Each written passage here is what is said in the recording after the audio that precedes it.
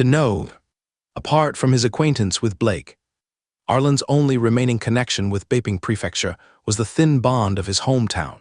He grew up in Baping City since he fled to Baping Prefecture at the age of 8 to escape famine, but the trajectory of his fate quietly changed the moment he joined the Daning Border Army. As Elijah and Aubrey followed here, the family settled down in Daning, and the past connection with Baping Prefecture naturally became nothing. Daniel, what on earth are the people coming from his palace for? Arlen thought to himself. A hint of surprise flashed in his eyes. However, after a brief moment of thought, he didn't hesitate too much. He straightened his expression and calmly ordered, "Go and welcome the people into the mansion. I'll be waiting in the outer hall." "Yes." After hearing this, Elijah quickly turned around and left. Soon in the lobby of the mansion, a young man about 18 years old, dressed in a gray-black robe, walked in slowly with steady and powerful steps. Every step he took was firm, his back was straight like a javelin, and he exuded an indescribable heroic spirit. Arlen looked up and immediately came to a conclusion. This man must be from the military.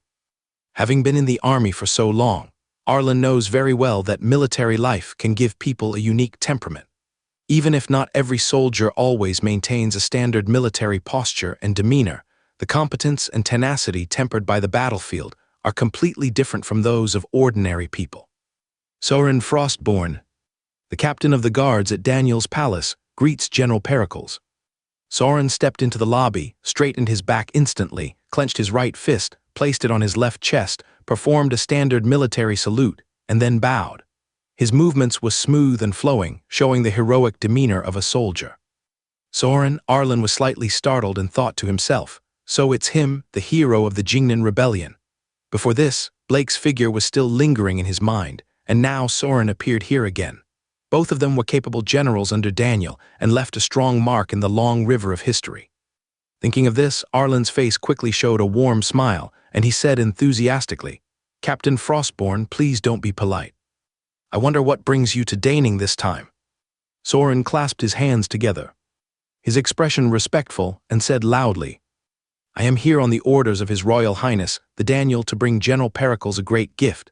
Your Highness, the Daniel wants to give me a big gift." Arlen's face was filled with astonishment, with a look of great surprise in his eyes. He thought for a moment, as if he wanted to say something, but was speechless for a moment, and the doubts in his heart became stronger. Seeing this, Soren smiled meaningfully and asked, "Excuse me, General Pericles, is your hometown in Baping Prefecture?" Arlen nodded and answered truthfully, "That's right, my hometown is Baping." Soren nodded slightly, then said, "The Ming Dynasty's military recruitment regulations stipulate that young and strong men who join the army are given priority in being enlisted in their place of origin. If the quota of soldiers in the Arlen where your native place is located is full, they will be deployed to other prefectures. General Pericles enlisted in the army in the 20th year of the Hongwu reign. At that time, the Baping army garrison was recruiting new soldiers. According to common sense, General Pericles should have been reorganized into the Baping army." As he spoke, Soren sighed softly, his tone full of regret. Arlen understood the reason in his heart, but he just smiled calmly, his expression calm, as if he was talking about a trivial matter that had nothing to do with him. Perhaps this is all a coincidence. But Soren said so much here, naturally he also wanted to find out Arlen's hometown and the reason for his coming here.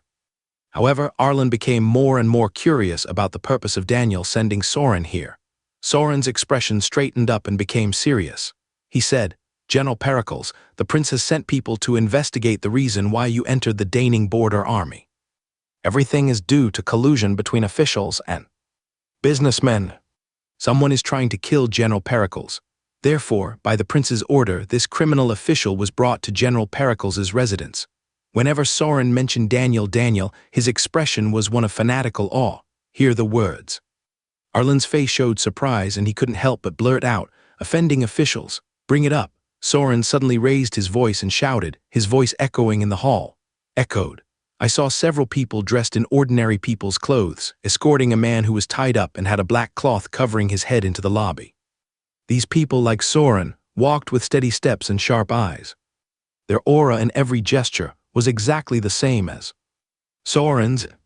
Anyone with a discerning eye could tell that they were from the military and were most likely the guards of Daniel's palace. They walked in unison, each step was very rhythmic, and it was obvious that they were well trained. This person is the mastermind behind colluding with others to bring General Pericles to Daning Prefecture, attempting to use the bandits in Daning Prefecture and the war in the Border Prefecture to take General Pericles' life. Soren pointed at the hooded man, a hint of disgust flashing in his eyes.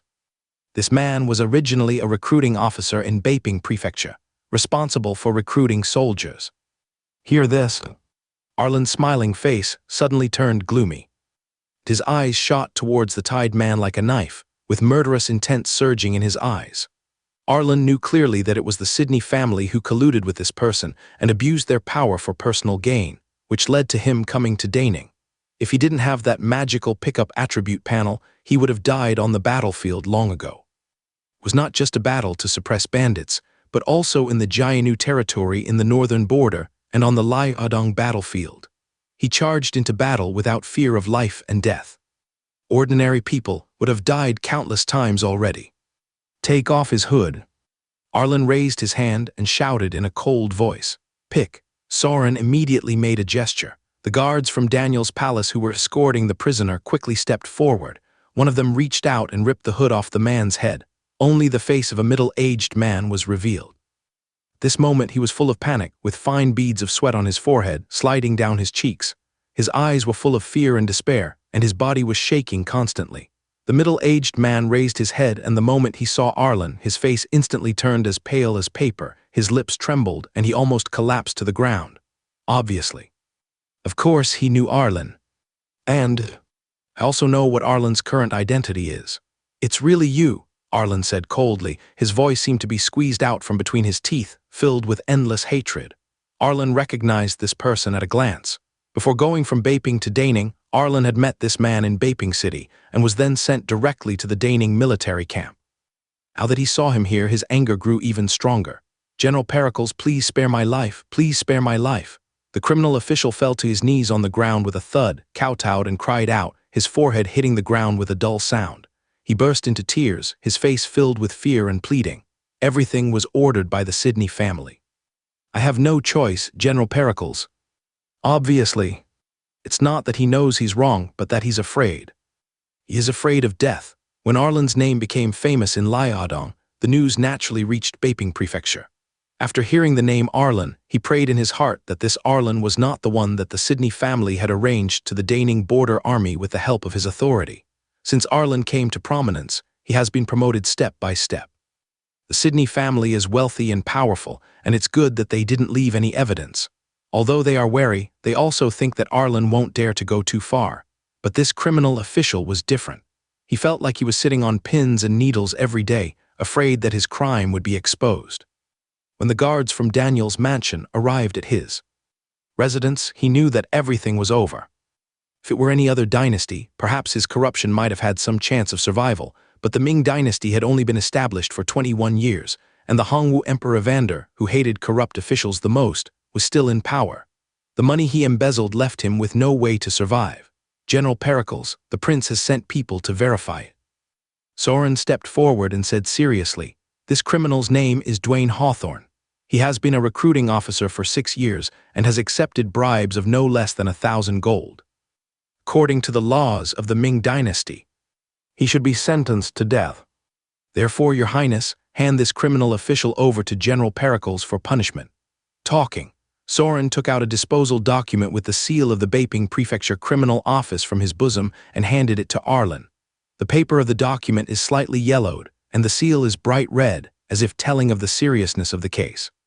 Arlen's expression changed slightly, and a complex emotion surged in his heart. He also didn't expect that Daniel would do him such a favor. Arlen's gaze lingered on the document for a moment, then he raised his head, saluted Soren with a serious expression, and said, Please, Captain Frostborn, take this message to His Royal Highness the Daniel. I will remember this favor. Arlen's voice was solemn, and his face showed gratitude. I will definitely convey General Pericles' words. Soren responded with a smile, also showing a relieved smile. Obviously, this is what King Willowbrook wants. Soren naturally understood why the prince asked him to travel thousands of miles to Daning Prefecture. It was to gain Arlen's favor and make friends with him. Using the life of a convicted official to make friends with Arlen is naturally a great achievement. and it also brings Dwayne's value to the extreme. Arlen pondered for a moment, then looked at Soren and asked, "Since we found this person, I wonder if we found the Sydney family as well." Obviously, Arlen was also curious about what Daniel had found out. "General Pericles, this is the complete document we found. Please review it." Soren immediately took out a booklet from his arms and handed it to Arlen with both hands. Arlen took it and quickly opened it to read. As he looked at her, his expression grew colder. "The Sydney family is extremely secretive, and the people who came into contact with this criminal official have disappeared," Soren explained. "Therefore, there is no conclusive evidence at present." Upon hearing this, Arlen didn't say much, but simply said in a deep voice, "In short, thank you, Your Highness the Daniel. Sending this person to me is a great gift, and I am grateful for it." Arlen was not at all surprised that the Sydney family got away with this matter. Pericles Yink knew very well what kind of old fox Sylvan was. The fact that he was able to become a wealthy man in the Ming dynasty and that he had become wealthy during the Yuan dynasty is enough to prove his skills and ability. If he had failed in such a small matter, he would not be Sylvan. But one thing that the Sydney family cannot control is that Arlen is no longer the Arlen of the past. Soren was very satisfied with Arlen's attitude and said with a smile, "As long as General Pericles is satisfied, the mission assigned by the prince has been completed, and it is time for me to return to Beiping to report." Soren saluted and said, "General Pericles, I hope to see you again in Peking one day. If I have the chance to return to Beiping City one day, I will definitely visit His Royal Highness the Daniel." Arlen immediately clasped his fists in return and said politely, "Farewell." Soren didn't stay for long. He turned around and strode away, quickly leaving the lobby with a group of guards, leaving Dwayne collapsed in the lobby like a lamb to be slaughtered. After Soren and the others left, Marvin immediately advanced with several personal guards, without Arlen's orders. With swift and deft movements, he subdued Dwayne.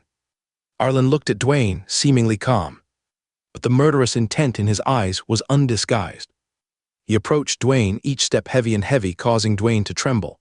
"How much money did the Sydney family give you to buy your life?" Arlen asked coldly. The whole lobby seemed to become depressing. "General Pericles, please spare my life. I won't dare to do that again. Please spare my life."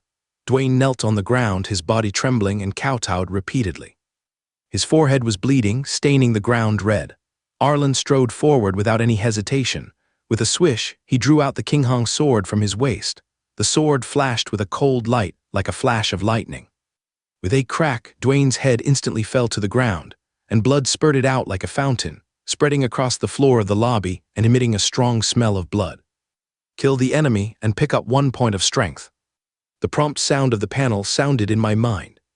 For death, for killing. Several personal guards were already accustomed to this, and they watched it all with indifference, their expressions showing no emotion at all. Only Elijah felt a tingling sensation on his scalp and a slightly pale face. This was the first time he had seen his young master kill someone, and he couldn't help but feel a chill in his heart. It also made him understand what his young master had experienced on the battlefield over the past year, and how much suffering he had endured to remain so calm. Marvin arranged for a few people to clean up and throw the body directly into the mass grave. Arlen said in a deep voice, without a trace of emotion, as if what had just happened was just a trivial matter. "Yes." Marvin respectfully accepted the order and waved his hand. 2 bodyguards quickly stepped forward, lifted up Dwayne's body and walked out. The body left a long trail of blood on the ground. Then several more guards came in with brooms and buckets and began to carefully clean the bloodstains in the lobby. "Master, is this the man who tricked you into joining the Daning army?" Elijah walked up to Arlen and asked with a grim expression. He did not feel uncomfortable because Arlen killed this man. But when he thought about his young master being harmed by this man, his heart was filled with anger, and there was a hint of ruthlessness in his eyes. "He's just a pawn that has been bought." Arlen's expression was extremely cold, and he said in a deep voice, "The real culprit is the Sydney family. Once the Sydney family is eliminated, that will be the real revenge. Master, although the Sydney family is a merchant family, they are extremely wealthy and are said to be as rich as a country. There must be many people in the court and government who are in collusion with them. It is inevitable that he will take revenge on the Sydney family one day, but young master must also be cautious," Elijah said with a serious face and earnest words. Arlen turned his head and looked at Elijah. He smiled slightly and said gently, "Uncle Mossgrove, don't worry. I have a plan in mind on how to deal with the Sydney family. Isn't training death squads just one part of the process? As soon as the assassins are formed, the first target will be the Sydney family. Arlen cannot kill people openly, but who can find out secretly? This is Arlen's character. He will never give up until the slightest grudge is taken. Since the Sydney family is already at war with him, Arlen will never give up his revenge. It's good that the young master has an idea in mind. After hearing this, Elijah nodded with relief, and the worry on his face gradually faded away. By the way, Uncle Mossgrove. Arlen's eyes softened as he said, "Let's go buy some wedding supplies later, like the phoenix coronet, bridal veil, and other items." As he spoke, Arlen's mouth corners slightly raised, revealing a hint of longing. "Master, what are you doing?" Elijah was stunned for a moment, then he reacted, his face showing joy, his eyes instantly lit up. "Master, are you going to marry Jemima? Jemima followed me here from afar and gave up everything for me." Arlen's eyes were full of tenderness. "Of course I have to give her a name." "Then, young master, do you want to make some invitations to invite guests?" Elijah asked immediately. "Except for Prefect Percival Abner, there's no need to send invitations to anyone else." Arlen thought for a moment and said, "This time I plan to marry Jemima in the presence of my fellow soldiers. Firstly, I want to properly entertain these brothers who have shared life and death with me. Secondly, it is also in line with my status as a military commander. I don't like the cliched banquets in official circles. Holding a wedding banquet in a military camp is quite unique." Elijah said with a smile, "I'll listen to you, young master. I have put several thousand gold coins into the treasury and asked the personal guards to buy more wine and meat. As for the wedding date, let's choose a good day nearby." Arlen said with a smile, "Don't worry, young master. I will definitely take care of it." Elijah nodded immediately, his face full of smiles. He was so excited that he almost trotted out of the hall. Even his steps became lighter, as if he was 10 years younger. His heart was full of joy and anticipation for Pericles Yingcheng's family. Wait until Elijah leaves. Arlen also had a thoughtful look on his face. Daniel, Emperor Yongle after the Jingnan rebellion. He's trying to show me his affection. Now he has already tried to win over the generals for a purpose. Zachary is not dead yet. Or perhaps this was instigated by Doran, who was known in history as a dragon-slaying warrior. Looking at the bloodstains on the ground that were gradually clearing away, Arlen was also thinking about the purpose of Daniel's show of goodwill. Daniel Doran, even if others don't know, how could Arlen not know? Who cares? Evander is still alive and well. The same goes for Zachary. There are still so many years before the Jingnan rebellion begins. Let Daniel make his plans, it's none of my business. But I'll have to find a chance to repay his favor later. Killing Dwayne can be considered as a way to relieve some of my hatred. Arlen thought secretly in his heart, after the bloodstains in the lobby were cleaned up. "General, I just received the news." Marvin came running over again, his expression respectful. "The troops returning from Liaodong have already been divided into groups and have returned to their respective camps. The Daning City camp will be back in a day at the latest. Pass on my orders." Arlen's expression straightened. "Tell Otis, Dustin, Todd, and other generals above the rank of deputy commander to arrange the military affairs of each camp and then rush to Daning City. The battle is over. It's time to reward people based on their merits. When they come back, they will be rewarded in full. Hear the words. I will send someone to pass the message immediately."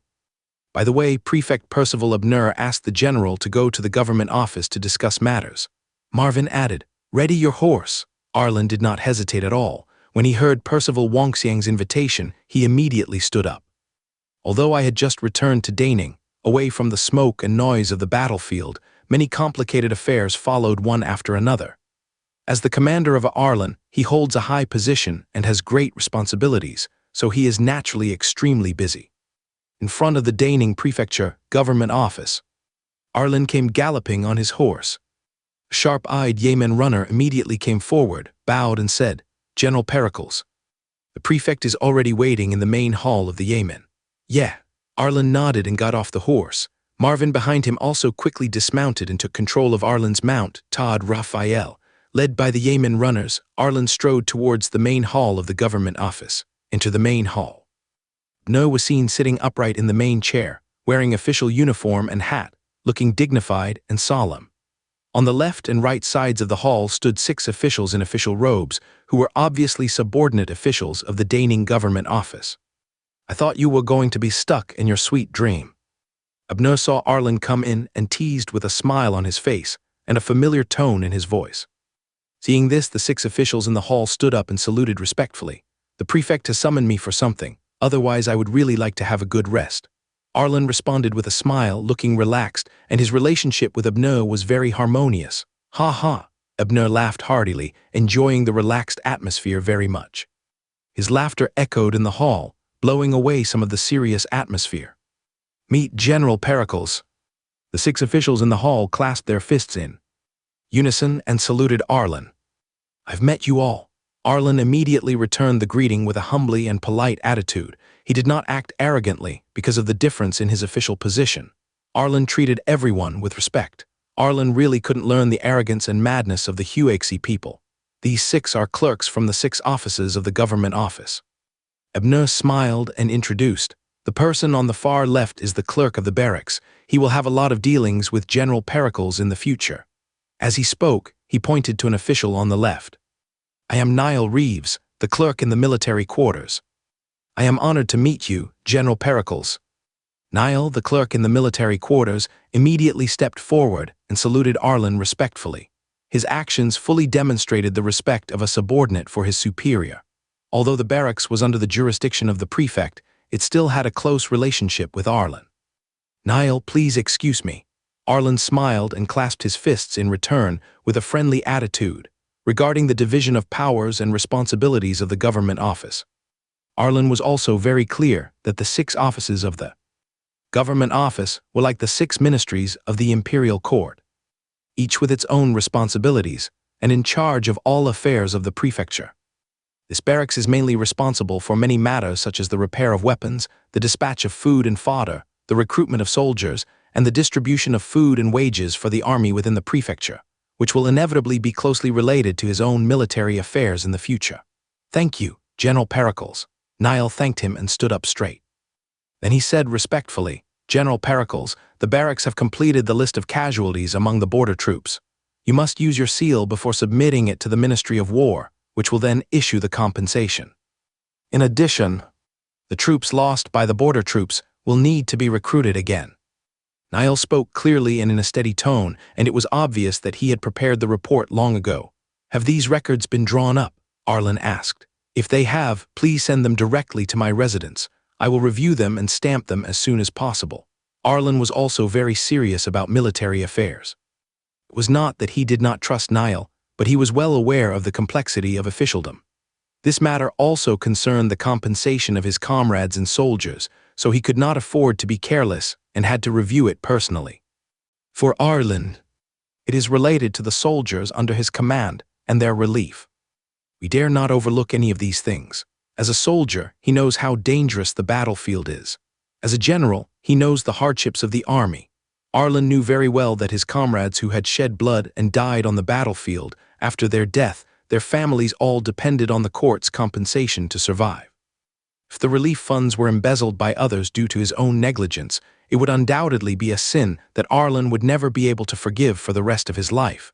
At this time, Abner slowly stood up, his eyes fixed on the golden imperial edict on the table. He walked forward and held it up with both hands. Then he turned around and walked towards Arlen with a serious expression. "General Pericles, the Imperial Court's Ministry of War recently sent an imperial edict." As he spoke, Abner had already walked up to Arlen and solemnly handed the imperial edict to Arlen with both hands. "Is there something important?"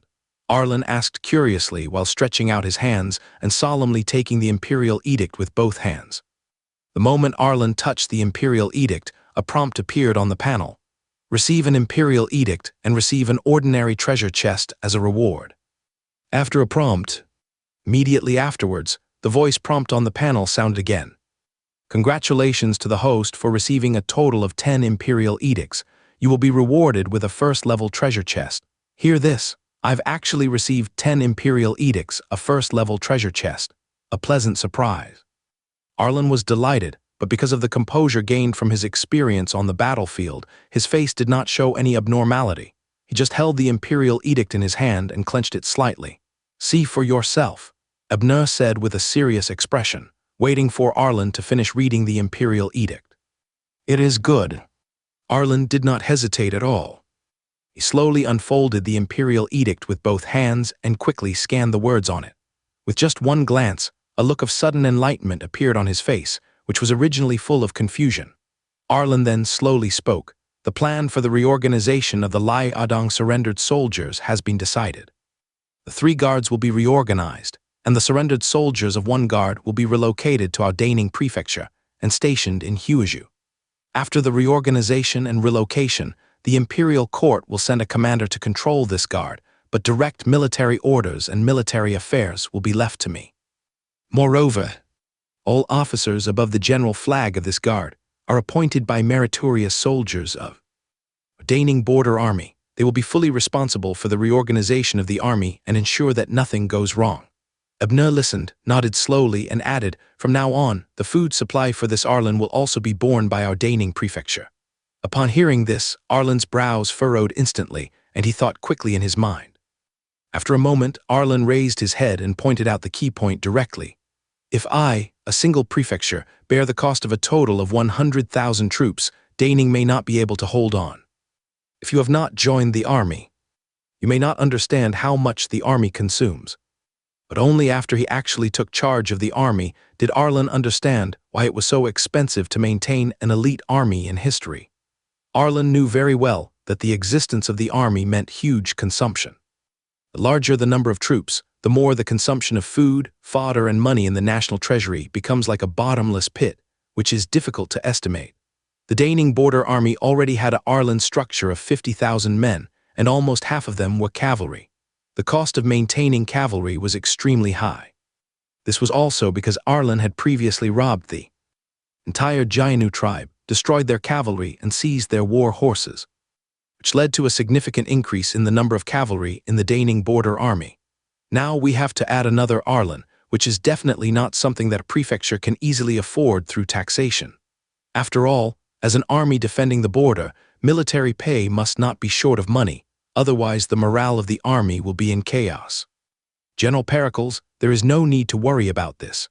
Seeing Arlen's face full of worry, Abner quickly said with a reassuring smile, Your Highness the Crown Prince has already made plans for this. Our Daning Prefecture only needs to support our Daning Border Army. As for the money and food expenses of this reorganized Arlen, the imperial court will directly provide them. That's good. After hearing this, Arlen's worries immediately dissipated and he nodded with relief. Reality, Arlen had his own thoughts in his heart.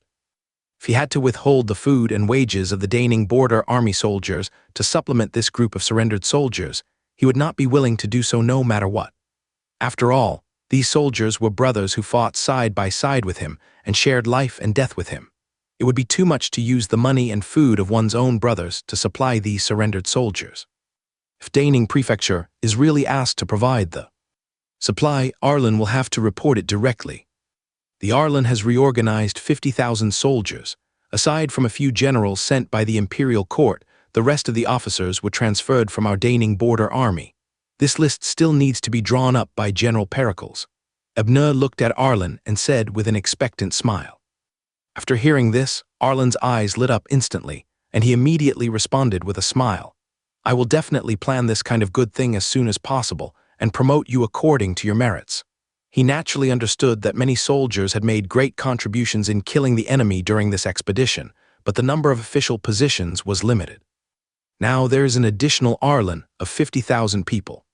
Except for the generals, the rest are transferred and promoted from the border troops. This undoubtedly provides an excellent promotion opportunity for the soldiers under his command, and he must not waste it. This time, it will certainly allow those soldiers on the border who have made military achievements to receive the rewards they deserve. General Pericles. At this time, Niall stood up from the side, holding a list in both hands. He walked to Arlen with a respectful look, bowed slightly, and presented the list, saying, This is the promotion list of border troops determined by Vincent Carter based on military merit. Please take a look, General. Arlen reached out to take it and quickly scanned the list.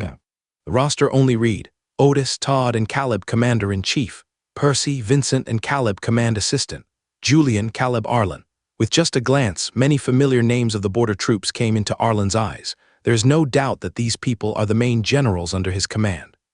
Each of them is a brother who has been through life and death with him on the battlefield and is very convinced of him. Promotion based on merit. I have no objection. Submit this list to the Ministry of War. Arlen closed the roster, looked serious and solemn, and said to Niall, I obey your command. Niall also nodded immediately. Proceedings continue. Next, Arlen paid full attention to all military affairs, responding and deciding them one by one. After all, as the commander-in-chief of Daning, Daning is naturally led by him in military affairs. For these military affairs, Arlen sometimes looked thoughtful and sometimes discussed with Abner. Every decision was related to the future of the Daning border army and the peace of the border. Afterwards, everyone discussed many military affairs, such as the promotion of generals, rewards according to merit, etc. These matters were complicated and trivial and needed to be carefully sorted out. In this way, a morning passed quietly, and these things were basically concluded. That's all for today's discussion. Abner spoke to the clerk of the 6th house, his voice carrying a hint of fatigue but more of a sense of relief at having accomplished the task. The matters just decided should be reported to the Ministry of Revenue and the Ministry of War in turn. You all go down and deal with it first.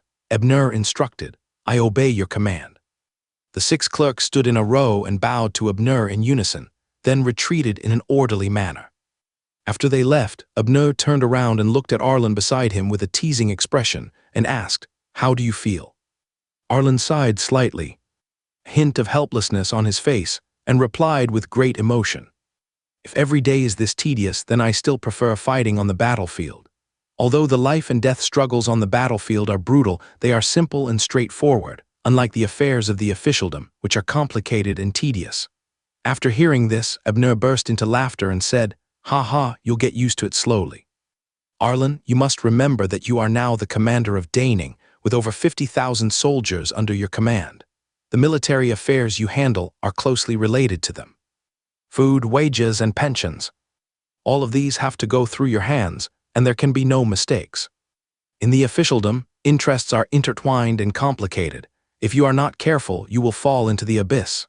But since you have been appointed to this position, you must shoulder this responsibility. You must act with a clear conscience in everything you do. Abner's tone was very serious, and his eyes revealed concern and expectation, as if an elder was advising a younger generation. Arlen listened to this and nodded solemnly. No doubt, Arlen knew very well that Abner really treated him as his junior and taught him carefully. Subsequently, Arlen smiled and said, Master Percival, I plan to get married soon. When the time comes, please do me the honor of visiting. Master Percival. When Abner heard this, a smile immediately appeared on his face and he asked, Is it that Miss Sidney Jemima? Arlen smiled and nodded and replied, Yes. The joy on his face was unconcealed. Abner quickly said, Okay, I'll definitely go. But getting married is very complicated with 3 letters and 6 engagements. Can you prepare all of this so quickly? Abner looked at Arlen with a puzzled look on his face, his eyes full of curiosity. To be honest, sir, my parents died while fleeing famine when I was young, and my grandmother also passed away a few years ago. Now, the only one left in my family is the housekeeper, Uncle Mossgrove. Arlen said this with a hint of helplessness.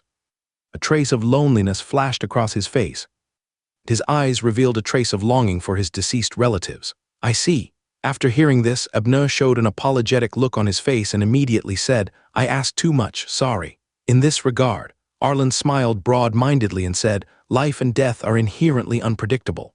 I've gotten used to it over the years. Once the wedding date is set, I'll come and give you the invitation.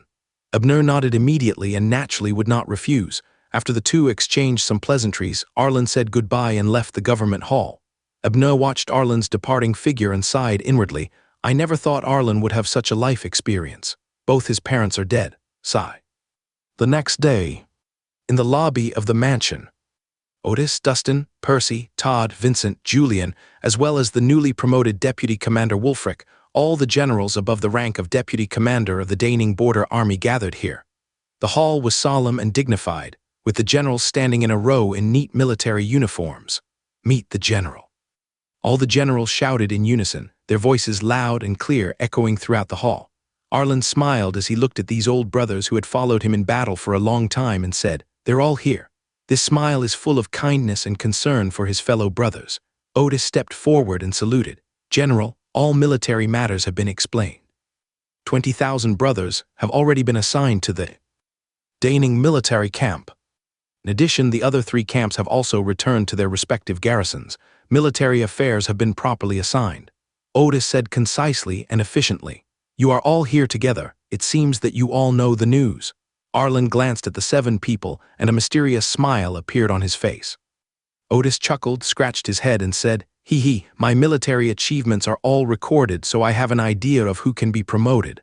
Of course, there was a hint of anticipation in Otis's smile. Not only him, but others as well.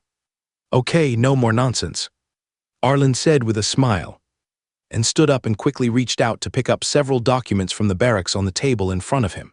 Subsequently, Arlen cleared his throat and read aloud. "After consultation between me, the military office, and the governor of Vincent, this has been decided based on military merit. Otis, promoted 1 rank to Commander-in-Chief. Todd has been promoted 1 rank to Commander-in-Chief. Percy, promoted 1 rank to Commander-in-Chief." Arlen spoke in a loud voice, and every time he read out a name, someone's face showed excitement and joy. Of course, there was one person who did not get promoted, and that was Dustin. In the Battle of Lyodong, he was the last one to follow Arlen into battle. For that, because the Daning border army had been excluded by Huaxi, he had not achieved many military achievements. Todd, Percy, Vincent, Wulfric, and others have always been under Arlen's command, so naturally they have had many opportunities to make military achievements. In the army during the Hongwu period, military merit was the basis for promotion. There was no such corruption and injustice as in the post-Ming Dynasty era. Everything was based on ability and was fair and just. These documents have been submitted through the Daning military office. Once they are entered into the Ministry of War, you will receive the corresponding salary for your promotion. From now on, you will also fulfill your respective duties." Arlen looked at the generals and spoke seriously, his eyes revealing his trust and expectations for them. "I understand." The generals replied in unison, their voices revealing uncontrollable excitement. This feeling is particularly evident to Percy, Todd, and others because they really followed Arlen step by step to rise up. They were only 1,000 households before, but now they have become generals, especially Todd, who used to be just a deputy captain, but now has become a commander-in-chief. All of this was achieved by following Arlen. They were full of gratitude and respect for Arlen, and secretly vowed in their hearts to follow Arlen for the rest of their lives. "I will hold a wedding banquet in a few days. You all should stay in Daning City first. Drink the wedding wine and then return to your respective camps," Arlen said with a smile. Upon hearing this, the generals' eyes lit up with excitement, and they all clasped their fists and shouted in congratulations. "Congratulations, General." The sound was even more deafening and was filled with blessings for Arlen. "Come on, we are brothers in life and death. Don't say these polite words. Go back to the barracks and tell the brothers that my wedding banquet will be held in the barracks. I have already asked someone to buy the wine and meat. Then we can celebrate together with the brothers in the barracks." Pericles Yingyi waved his hand with a smile on his face. He hoped to share this joy with all his brothers. A wedding reception was held in the military camp. The general is truly unconventional. That's great. Compared to the rules outside, the military camp is more lively. Good. Haha, I didn't expect that I could drink directly from the general's wedding wine this time. That's great. General, we must celebrate for you with great fanfare. When the generals heard that Arlen was going to hold a wedding banquet in the military camp, they became more excited and excited. They talked one after another, and the hall was filled with laughter and was very lively. "Okay, you just returned not long ago, so take a good rest for a few days. There are still many military affairs waiting for you," Arlen said with a smile. "We will obey your orders," the generals said in unison, demonstrating their absolute obedience to Arlen's orders. Time passed quietly, and soon, 5 days later, outside Daning City at the military camp, the military training grounds were exceptionally lively today. Nearly 20,000 soldiers, all stripped of their armor and weapons, dressed in neat uniforms, gathered around bonfires that blazed brightly across the parade grounds. The flames danced joyfully, illuminating the soldiers' faces and sending sparks flying, as if cheering for a wedding banquet. The entire parade ground was like a sea of joy. Extremely lively, just like the bonfire parties in later generations. Or even more lively, filled with a strong festive atmosphere. Newcomer enters. Abner, the prefect of Daning, took off his usual official robes today and put on a set of gorgeous clothes, looking particularly energetic. He stood on the high platform and announced loudly that he would personally preside over the wedding banquet for Arlen. Among the officials in the government office, apart from Abner, the only one who came here was Niall from the barracks. Niall stood quietly by with a smile on his face, witnessing this important moment. Following Abner's loud shout, Arlen, wearing a bright red wedding dress, appeared on the platform that had been built in the center of the parade ground. His long hair fell softly on his back, and he wore a crown on his head that symbolized adulthood. He looked heroic and had an extraordinary temperament. Next to Arlen, he was holding a red cloth hydrangea in his hand, and Aubrey was also gently holding the other end of the hydrangea. Today, Aubrey was also dressed in red, with a phoenix crown and a red headscarf. Although her face was obscured by the headscarf, her every move revealed an amazing temperament.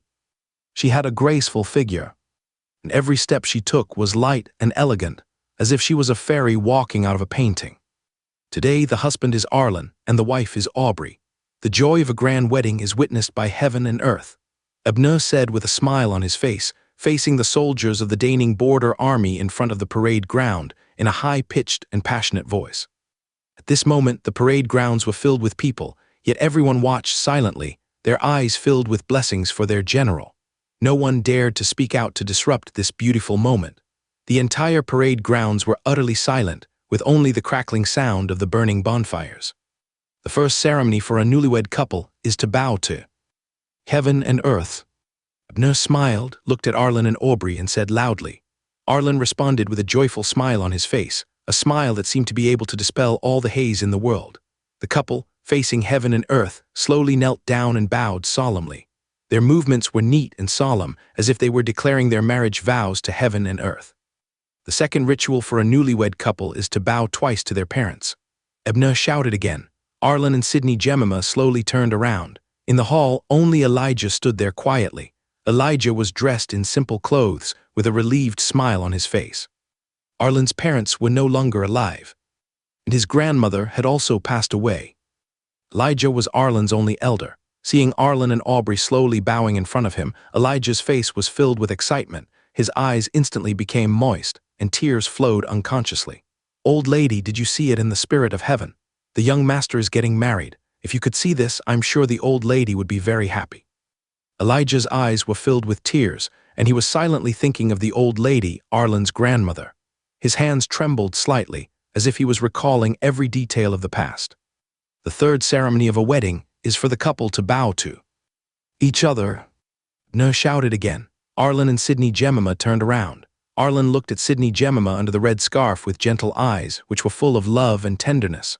Aubrey also seemed to feel his gaze. Although she couldn't see her face clearly, she could feel the affection on her face. Witnessed by 20,000 border troops, the couple slowly bowed to each other. Their movements were gentle and slow, as if time had stopped for them. The ceremony is over. The newlyweds are served tea in the hall. Abner said loudly. Two maids came over with tea and light steps. They were dressed in uniform, with smiles on their faces, and respectfully handed the tea to Arlen and Aubrey. Arlen and Aubrey walked forward slowly and picked up the teacup gently. "Uncle Mossgrove, please have some tea."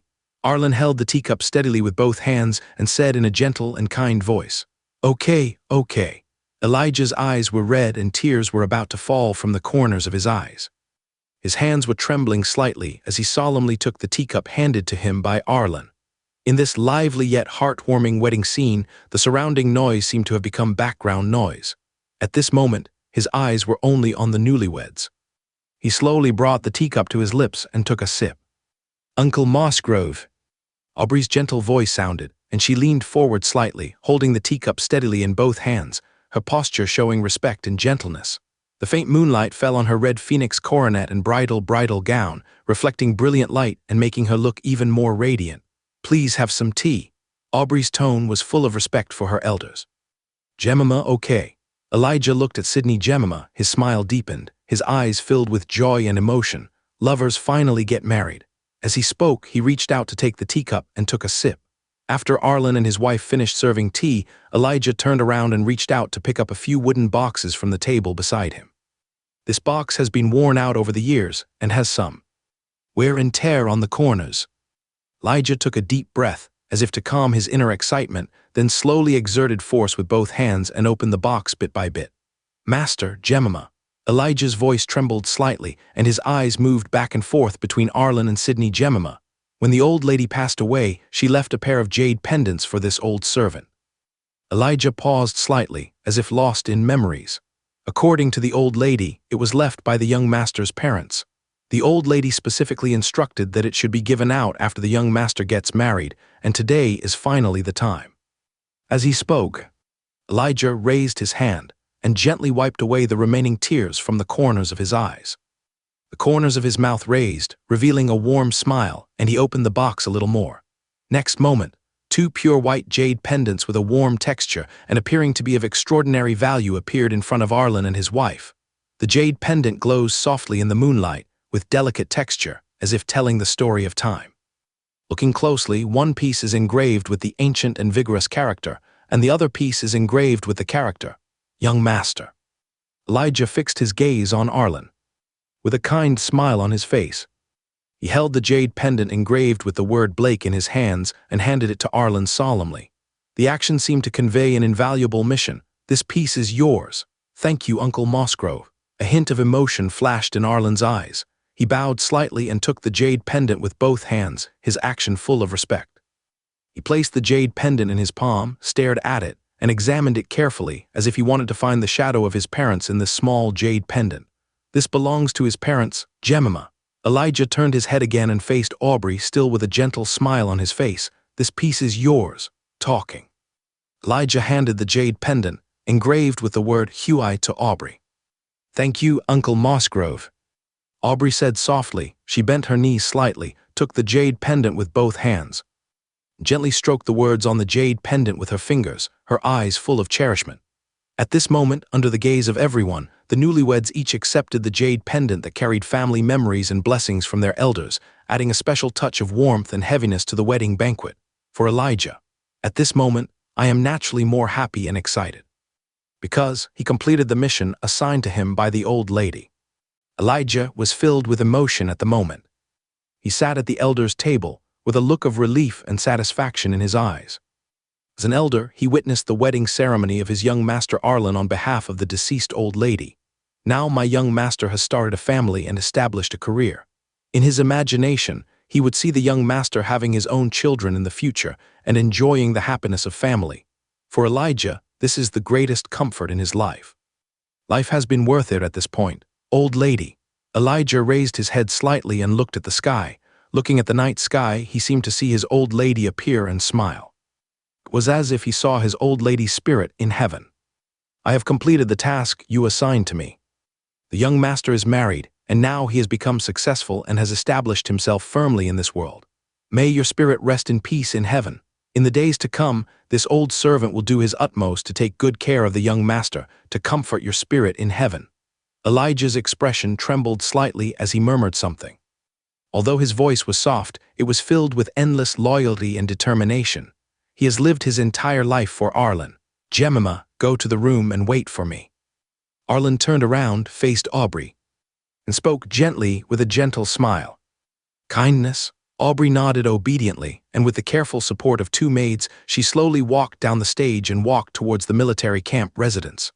Arlen turned to face Abner, full of solemnity and gratitude. He nodded slightly and nodded to Abner, his eyes conveying gratitude. Percival Wands responded with a smile, with the blessing of an elder to a younger person. Subsequently, Arlen strode to the edge of the platform. At this time, the training ground was brightly lit, just like daytime.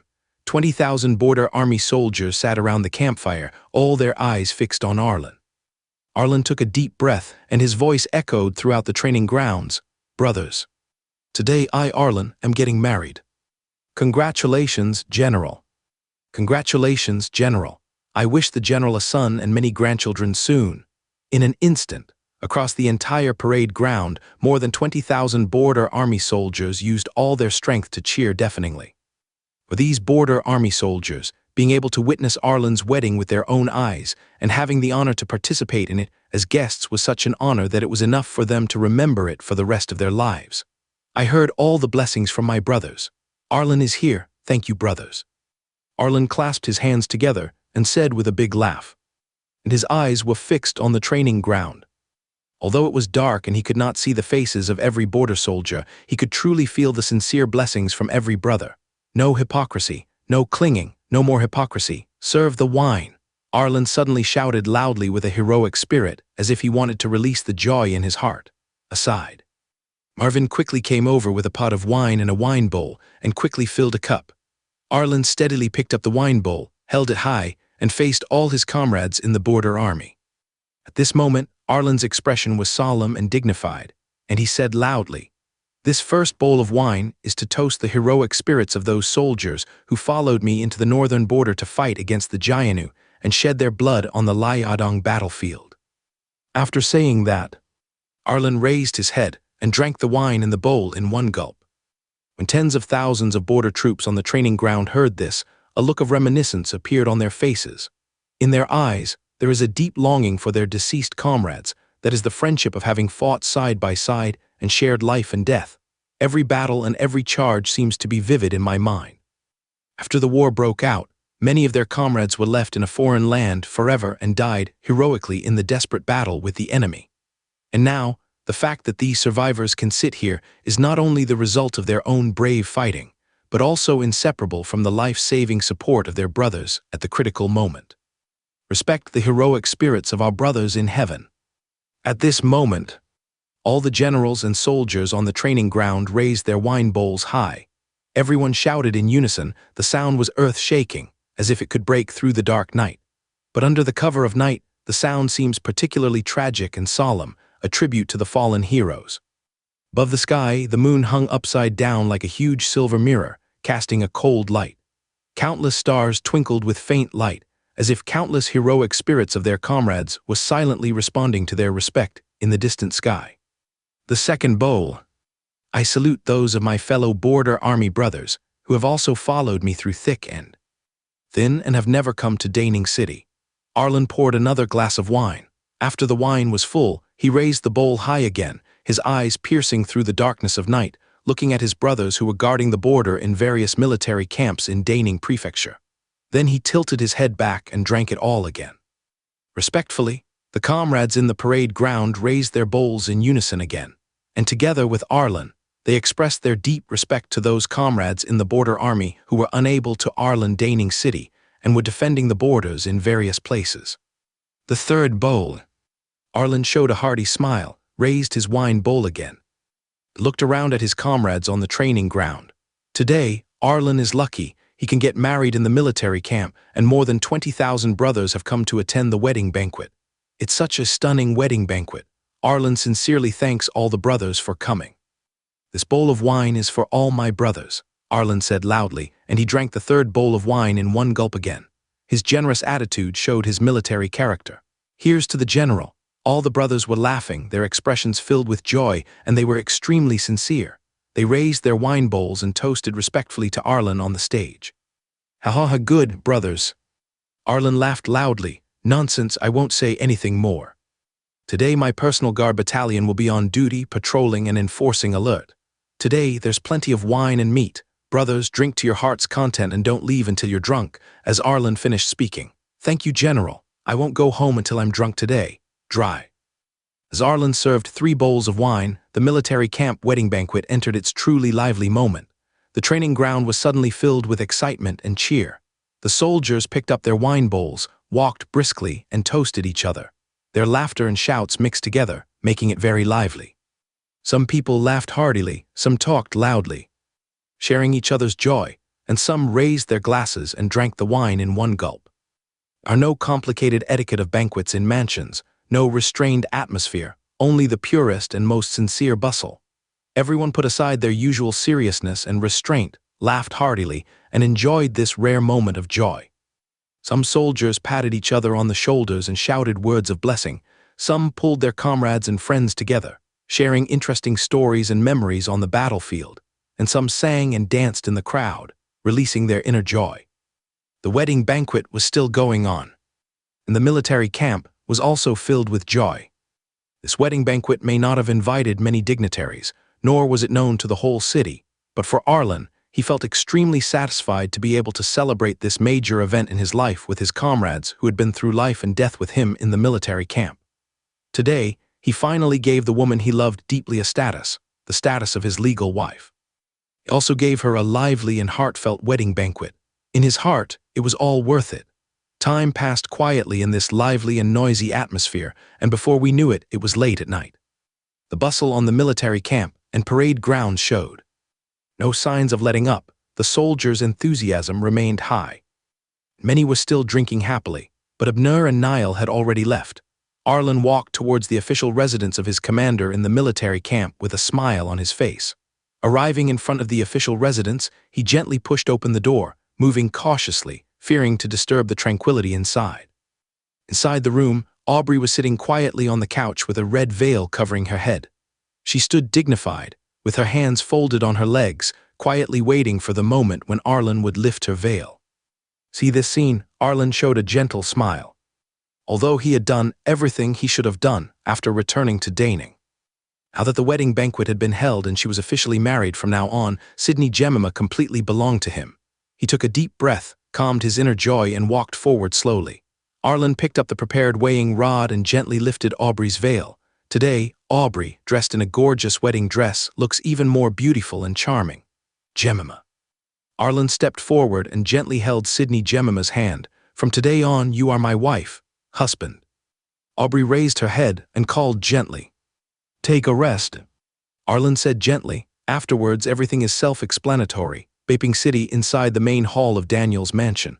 I am here to pay my respects to your highness. Blake was dressed in armor and military uniform. He looked a little tired as he had just returned. He bowed and saluted Daniel. Ha ha, General Farley. Daniel walked down from his high seat with a smile on his face. He walked over to Blake, extended his hand, and patted Blake's shoulder firmly, appearing very friendly. It's good to be back. I've already had wine and meat prepared in the barracks, waiting for the soldiers to return and reward them. I have disappointed the prince. Blake raised his head, his face full of shame. Of the 50,000 soldiers of our Baping army who went to Lyradong this time, less than 30,000 returned, and many of them were wounded. When he said this, there was a hint of guilt in Blake's voice. Looking at Blake, who was lowering his head with a look of shame on his face, Daniel did not show any anger on his face. On the contrary, Daniel patted Blake's shoulder again with a comforting smile and then comforted him. General Farley, I already know the cause and effect of the Battle of Tiling. Nahatchu's tactics were ruthless, setting an ambush with the lives of an entire city. Even Rufus couldn't see through it, let alone you. It's a blessing that you were able to come back alive from this battle, and that you were able to bring back nearly 30,000 brothers. Daniel's eyes were full of understanding and tolerance, without any anger at all. Although Daniel was in Peking, he was well aware of the situation on the Lyadong battlefield. Even many important military events that Yingshan was still unaware of were already known to him in advance. This is Daniel's method. His intelligence network is like an invisible net, spreading all over the place and keeping all the information in sight. For the Battle of Tiling, Nahatchu planned with ruthlessness. Even if Daniel encountered it, he might not be able to see through the murderous intent at a glance. Although Rufus was ambushed and his entire army was almost wiped out, Daniel did not underestimate Rufus at all. On the contrary, Daniel had a kind of respect for Rufus from the bottom of his heart. This respect had nothing to do with his character, but was a sincere recognition of Rufus's ability to command troops. In Daniel's eyes, the military wisdom and command ability displayed by Rufus on the battlefield were worth learning from. Thank you for your forgiveness, Your Majesty. Blake raised his head, his eyes full of gratitude. Arlen, you should have met him, right? Daniel asked with a smile. There was a hint of curiosity in his eyes, full of desire to explore Arlen. Your Highness, Blake replied immediately, I've seen him many times, and on our return journey I also traveled with General Arlen for several days. Then tell me, what kind of person is Arlen?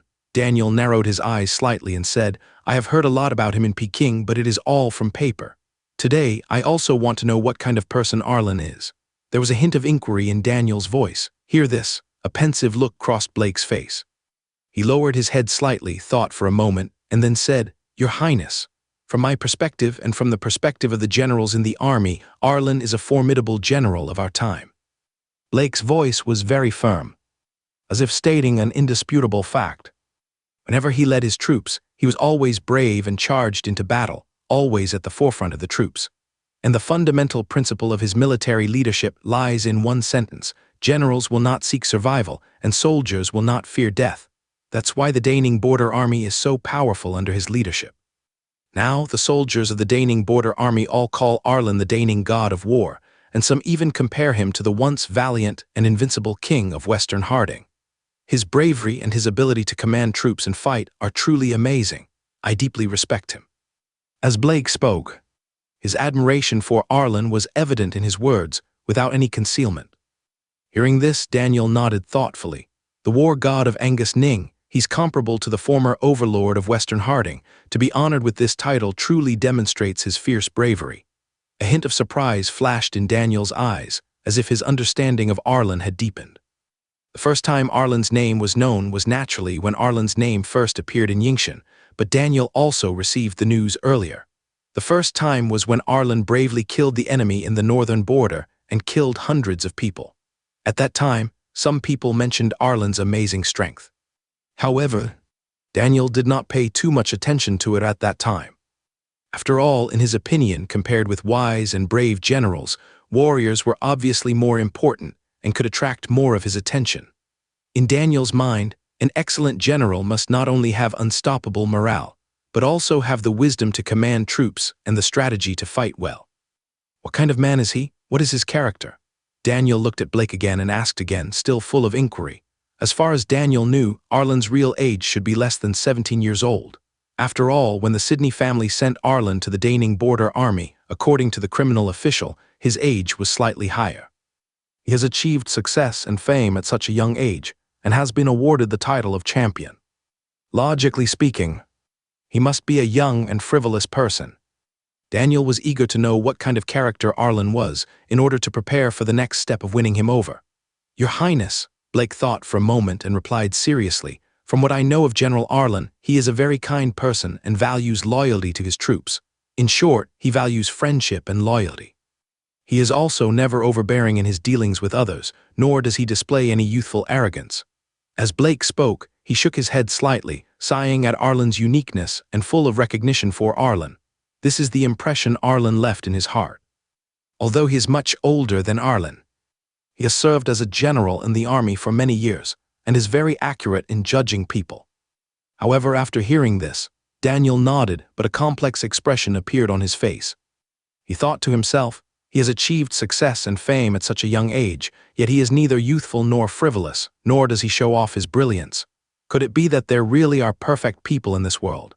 There was a hint of doubt and confusion in Daniel's eyes, which was completely different from what he expected.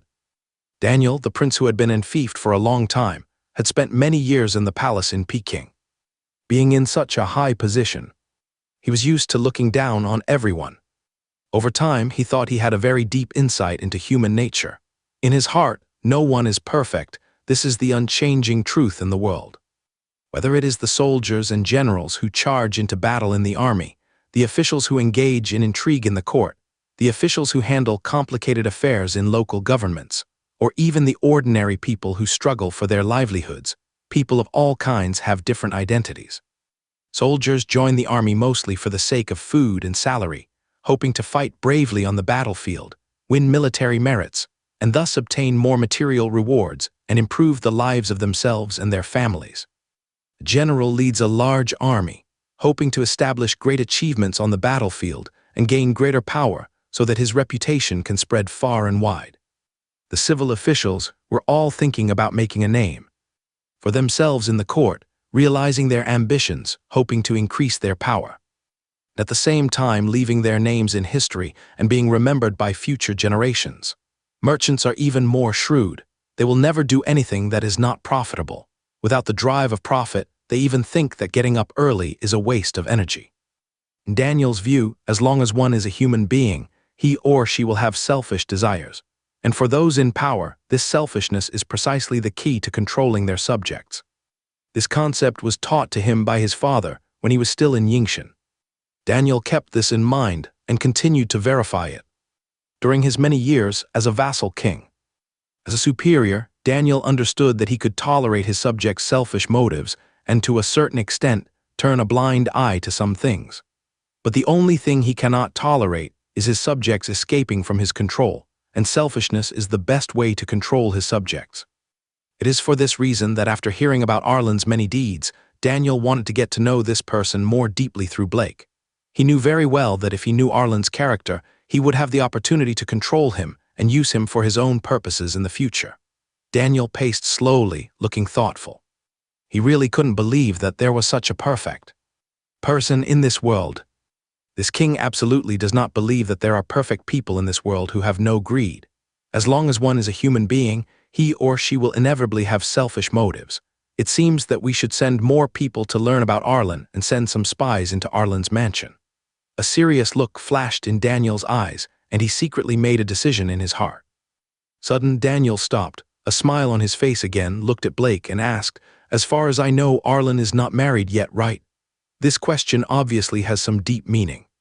"He's definitely not married," Blake replied immediately. "But I learned while traveling with General Pericles that he seems to have a childhood. Sweetheart, it's normal for a man to have a wife and concubines. With Arlen's current status, he should marry a lady with an equal family background." Daniel raised his head slightly and said meaningfully. Upon hearing this, Blake's eyes lit up, as if he instantly understood Daniel's intention. He hurriedly asked, "Your Highness, are you planning to arrange a marriage for Arlen?" Daniel smiled slightly, a smile that was filled with a bit of pride, and said, "This prince does know many ladies from noble families, and it is not difficult to find a few who are worthy of Arlen." Daniel thought that once the marriage through his introduction was successful, Arlen would naturally become someone he could win over and could be used by him in the future. However, just as Daniel was secretly calculating in his heart, report, Bertrand hurried to the main hall of Daniel's mansion, bowed, and reported to Daniel, "Your Highness, there is news from Daning. Arlen, the commander of Daning, has gotten married." As soon as these words were spoken, the smile on Daniel's face disappeared instantly and his expression became gloomy. He stood up suddenly, his hands unconsciously clenched into fists, thinking to himself, "The plan I worked so hard to come up with to win them over has been ruined just like that." But, on the surface, Daniel remained very calm. "Pericles should get married." Daniel asked calmly, "Marry a wife or a concubine?" "Your Highness," Bertrand replied immediately, "General Arlen is marrying his first wife." "Legal wife?" Daniel frowned and continued to ask, "Which family is she from?" "Your Highness," Bertrand said cautiously, "it's a girl named Sydney Jemima. She seems to be a daughter of the Sydney family in Peking. It's just that it seems to have severed ties with the Sydney family. When General Arlen got married, he neither proposed nor sent a letter to the Sydney family." Bertrand told everything he knew. After hearing this, Daniel frowned even more tightly, and his face showed obvious displeasure. "They actually got married like this? She's also a merchant's daughter." Daniel's face turned slightly ugly. "I was actually a little annoyed. The opportunity to win over Arlen, which I had finally seen, was gone just like that, and in the capital of the Ming dynasty, Yingshan, inside Hall of Literary Profundity, Evander and his son Zachary were sitting in the middle, and the atmosphere seemed a little solemn. At this time they also received the news that Arlen was getting married. Evander gently stroked his beard, as if thinking about something, while Zachary frowned slightly, also showing a thoughtful expression. The father and son's reactions to the news were hidden beneath their calm faces, making it difficult to read. Inside Hall of Literary Profundity, Evander was dressed in a gorgeous bright yellow dragon robe.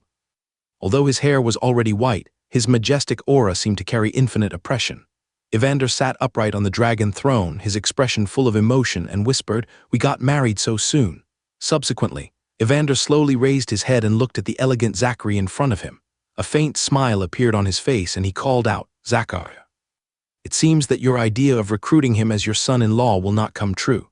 Hearing this, Zachary frowned slightly. A trace of imperceptible disappointment flashed in his eyes. He shook his head gently and said with a bit of jealousy, "The Liaodong War ended less than a month ago, and Arlen got married. This is indeed too fast. Could the process of 3 letters and 6 engagements be so quick for Arlen?" Zachary was undoubtedly very optimistic about him. At that time, he even looked forward to marrying his daughter to this promising general and completely winning him over to become an arm of the royal family. But now, all this has come to nothing. After Arlen got married, he reported the matter to the Daning government office as per custom, and solemnly included Aubrey, whom he had married, as his wife. In today's era, although the phenomenon of having 3 wives and 4 concubines is common in society, under the strict regulations of the law, there can only be 1 wife, and the rest are concubines. Unless Arlen chooses to divorce his wife. Her position as the legal wife has been determined and cannot be changed.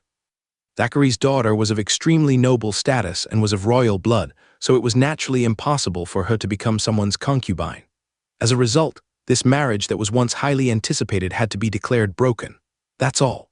Evander waved his hand gently, a broad-minded smile appeared on his old face, and his expression was indifferent. It's probably just fate, Evander said calmly. In his mind, although Arlen was a promising talent with a natural talent for commanding troops, he was ultimately just a minister of the Ming dynasty. There were many ways to win over ministers, and marriage was not an indispensable method. He is still alive, and Zachary is so capable, how could he not have any means? Father. Zachary also smiled with relief, his expression respectful and gentle, and said, "Since Arlen is getting married, this is also a happy event. My royal family should send a generous gift to show the royal family's generosity." Evander nodded slightly, his eyes revealing his approval of his son, and said casually, "You can arrange this matter as you see fit." Zachary bowed slightly, put on a humble smile, and replied, "Son, I understand. Also, the reorganization plan has been issued."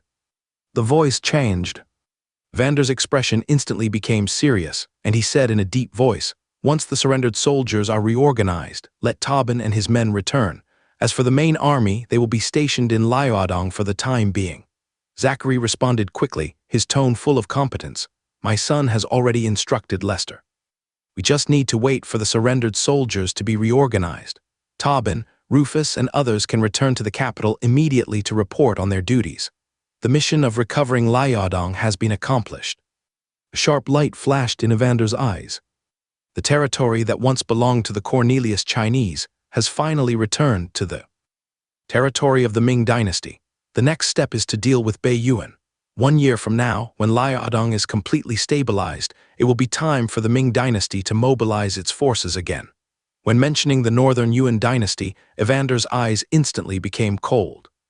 The Northern Yuan dynasty was like a thorn deeply embedded in his heart, and was a major threat to the northern border of the Ming dynasty. If the Northern Yuan dynasty is not completely defeated, they will always covet the opportunity to move south to the Central Plains, dreaming of destroying the Ming dynasty and re-enslaving the Cornelius people. The northern border of the Ming dynasty will never have peace. The recovery of Liaodong this time achieved a phased victory, and Evander naturally wanted to press on and further expand the results. "Father," Zachary looked serious, his eyes fixed on Evander, his concern for the military deployment revealed in his eyes. He asked in a deep voice, "Who should lead the troops in the next expedition?" Upon hearing this, Evander looked at Zachary's serious expression and smiled slightly, full of understanding and trust in his son. And he smiled and asked, "Zachary, it seems you have a suitable candidate in mind."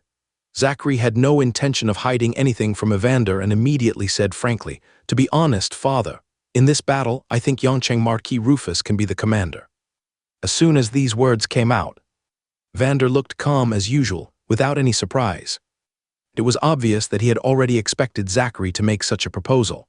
He raised his hand slightly and made a gesture of "please continue," indicating Zachary to continue. "Ever since following my father, Rufus has fought in countless battles, fought on countless battlefields, and achieved remarkable military exploits. Although we have made some mistakes overall, our achievements outweigh our faults. Given his qualifications and outstanding military abilities, if it weren't for his past mistakes, he might have been granted the title of Duke long ago." Zachary said solemnly that he obviously trusted and valued Rufus. "Rufus, Lord Lun, is one of the outstanding generals of the Ming dynasty who is good at commanding troops. Personally, he is also my son's uncle. My son hopes that his father can give him another chance to show his talent and prove himself on this battlefield once again. It is also to win the title of Duke and allow him to take a step forward." Evander nodded slightly, a pleased smile on his face, his eyes full of admiration for his son's ability to judge people. "Zachary, actually, you and Dad have the same idea. Over the years, many of our old brothers have passed away and some have retired and returned home. In the court, apart from those who inherited the title, there are only a few available dukes. Although Rufus has a somewhat domineering personality, he does possess extraordinary talent in commanding troops and fighting battles. My Ming dynasty is in urgent need of such talents. Now that the old dukes have retired, it is time for Rufus to rise to the fore and take on more important responsibilities. After hearing this, Zachary was sincerely convinced. He clasped his hands together and bowed respectfully, his tone full of admiration. "Father, your majesty is wise, your son pays homage, but—" Vander's face darkened slightly, revealing a worry.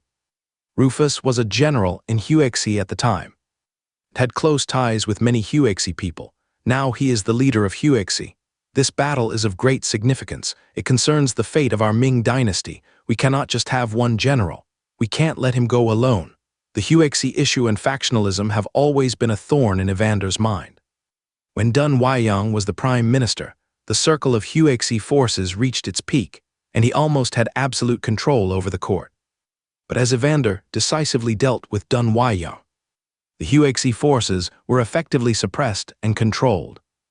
Everything was under his control. Even though there were occasionally domineering generals, under Evander's iron-fisted rule, without the cooperation of powerful officials in the court, the Huexi forces, although holding military power, could not mobilize the army at will. This fully demonstrated Evander's absolute control over the army. But as for Huexi, Evander could use it and suppress it. There is also a meaning revealed in these words, that is, we cannot be biased towards one person or one side. Zachariah, do you understand what your father means? Evander stared at Zachary with expectation in his eyes. I understand what Dad means. Huexi is a minister, Rufus is a minister. It has to be usable but also pressed. In the future, our Ming army must allow 100 flowers to bloom, not just Huexi. Everything needs to be controlled by my son. Zachary replied immediately, his eyes full of understanding. Hear this? Evander smiled and said, Haha, I'm glad you understand. A ruler should control his officials and use them for his own benefit. You must keep this in mind. Once you reach this position, although you may have selfish motives, you must prioritize the public interest. Zachary replied solemnly, My son will be well advised.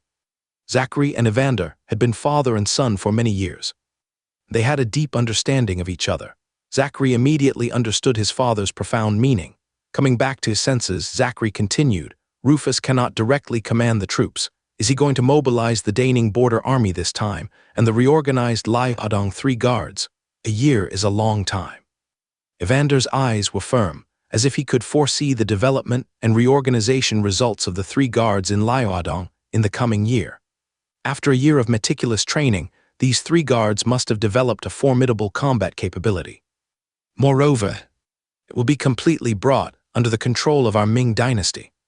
Since we are going to attack the northern Yuan, we must concentrate an overwhelmingly superior force.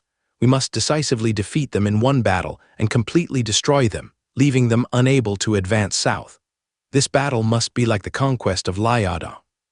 We need a highly respected general who can control the situation and serve as a check and balance for the other generals. This person must be Samson. Rufus can only be deputy, Evander said in a deep voice, revealing unquestionable confidence. Although the attack on the northern Yuan dynasty was not launched until a year later, he had already planned it over and over in his mind and thought carefully about every detail. Should we continue with the military system from the Liaodong expedition? Zachary continued, his mind carefully considering the military deployment. Under the Grand General, there will be 2 commanders. Rufus can be one. As for the second commander, does your majesty have a suitable candidate in mind? Tell me more. Evander looked at Zachary with a smile, his eyes full of expectations and encouragement for his son, and he also expected Zachary to come up with better insights. He could also use this to teach Zachary and help him grow. Zachary's government affairs were impeccable, and he would surely be a benevolent ruler in the future, but in military affairs, Evander still wanted Zachary to be good at what he did and know how to use people and generals. That's enough. My son recommended my 4th brother. Zachary smiled and expressed his thoughts without hesitation, his eyes showing trust and expectations for Daniel. Let 4th brother serve as the chief general and accompany the army to attack northern Yuan. However, as the chief general, he will mainly be responsible for providing advice and strategies and will not be able to directly command the troops. A capable deputy general will also be dispatched to assist him. After all, although fourth brother has been guarding Peking for many years, he still needs more training. Upon hearing this, Vander immediately revealed a pleased smile, his eyes filled with admiration and satisfaction. Zachariah, you are indeed our good son, with the aura of an emperor. Indeed, your brothers have received the best education and have achieved considerable accomplishments in both civil and military affairs, but they all need to be constantly honed in actual combat. The fourth brother guards Beiping Prefecture, which is a key location in the northern border of the Ming Dynasty. In the future, it will be an important barrier to protect the Ming Dynasty. Use this opportunity to attack the northern Yuan Dynasty and train the fourth brother well. He will surely be able to firmly defend this northern border for you in the future. The reason we divided your brothers into different places in the Ming Dynasty is to ensure the longevity of the Ming Dynasty, and even more so, to ensure the eternal stability of your dynasty. We have bestowed great honor upon these brothers, but their existence is ultimately to assist you. You must make good use of them. Zachary nodded solemnly. Please rest assured, father, I understand. Ha. Evander laughed heartily, and his laughter echoed in hall of literary profundity, full of relief. Seeing you doing so well, I feel relieved. Evander knew very well that his son had grown up fully, whether in terms of his ability to govern the country or his vision in employing and judging people. He already possessed the style of a great monarch. He had no worries about Zachary taking charge of state affairs in the future. Firmly believed that the future Ming Dynasty would become more prosperous under Zachary's governance and usher in a more glorious era. At this moment, a steady and rhythmic sound of footsteps was heard outside the hall of literary profundity hall. Then, a loud and respectful voice sounded. Your Majesty, I, Amos Walton, request an audience with the Emperor. Come in. Evander responded casually, his smile faded, and what followed was an imperial majesty and solemnity. One could feel the pressure of imperial power from his voice. He was only kind and friendly in front of Zachary. In front of his ministers, Evander was still the cold and majestic Evander. A figure dressed in a Feiyu suit strode into the hall. The Feiyu suit was very tight, revealing a solemn and murderous aura. The man wore a 1,000 householder certificate and had a stern look on his face. He was none other than Amos, the commander of the Jinyue, who frightened all the officials in the Ming court and even the officials all over the world. See this person coming? The smile on Zachary's face disappeared instantly, replaced by a look of majesty and indifference. Look at this person. Zachary's eyes revealed his dissatisfaction and disgust. Towards the Jinyue. He always firmly opposed the existence of the Jinyue. He believed that although the Jinyue could exercise the power of supervision over all officials in the world, its power should not be excessively expanded, otherwise it would become a sharp blade that would damage the foundation of the court. However, the Jinyue was directly under the command of Evander. Since the founding of the Ming Dynasty, countless people have died at the hands of the Jinyue, who executed people without authorization. Zachary hated this, but he could do nothing about it. Many times, Zachary directly advised to abolish the Jinyue's power to execute first and report later, so that the Jinyue's status would not be so transcendent, and even more so, the Jinyue should not be allowed to sneak into the residences of court ministers like spies. But this was rejected by Evander. Let's start playing, Your Majesty. Amos bowed respectfully, straightened his body, clasped his hands together, and looked at Evander with a look of awe. Angus Ning Commander Arlen is getting married. All relevant information has been thoroughly investigated. Your Majesty, please take a look. As he spoke, Amos held high with both hands a letter that had been carefully investigated by the Jinyue. When Arlen got married, although the Daning government office had already reported the matter, the Jinyue, with its huge and sharp intelligence network, had already known about it in advance and quickly reported it. After Evander learned the news, he immediately ordered the Jinyue to secretly investigate Aubrey's background. He was always cautious about the marriage of his ministers, especially when it came to important generals, and he had to ensure that there was no room for error. Just get to the point. Evander looked calm, and his tone revealed unquestionable majesty. He seemed to have no interest in reading the record himself. He was more accustomed to quickly obtaining key information from the reports of his subordinates. Amos immediately bowed, lowered his head slightly, and said slowly, Your Majesty, the wife of Arlen, the commander of Daning, is from Beiping City, Beiping Prefecture. She is the daughter of Sylvan of the Sydney family and comes from a merchant family. However, Although she is nominally the daughter of Sylvan, she actually has no status in the Sidney family and has always been a slave in the Sidney family.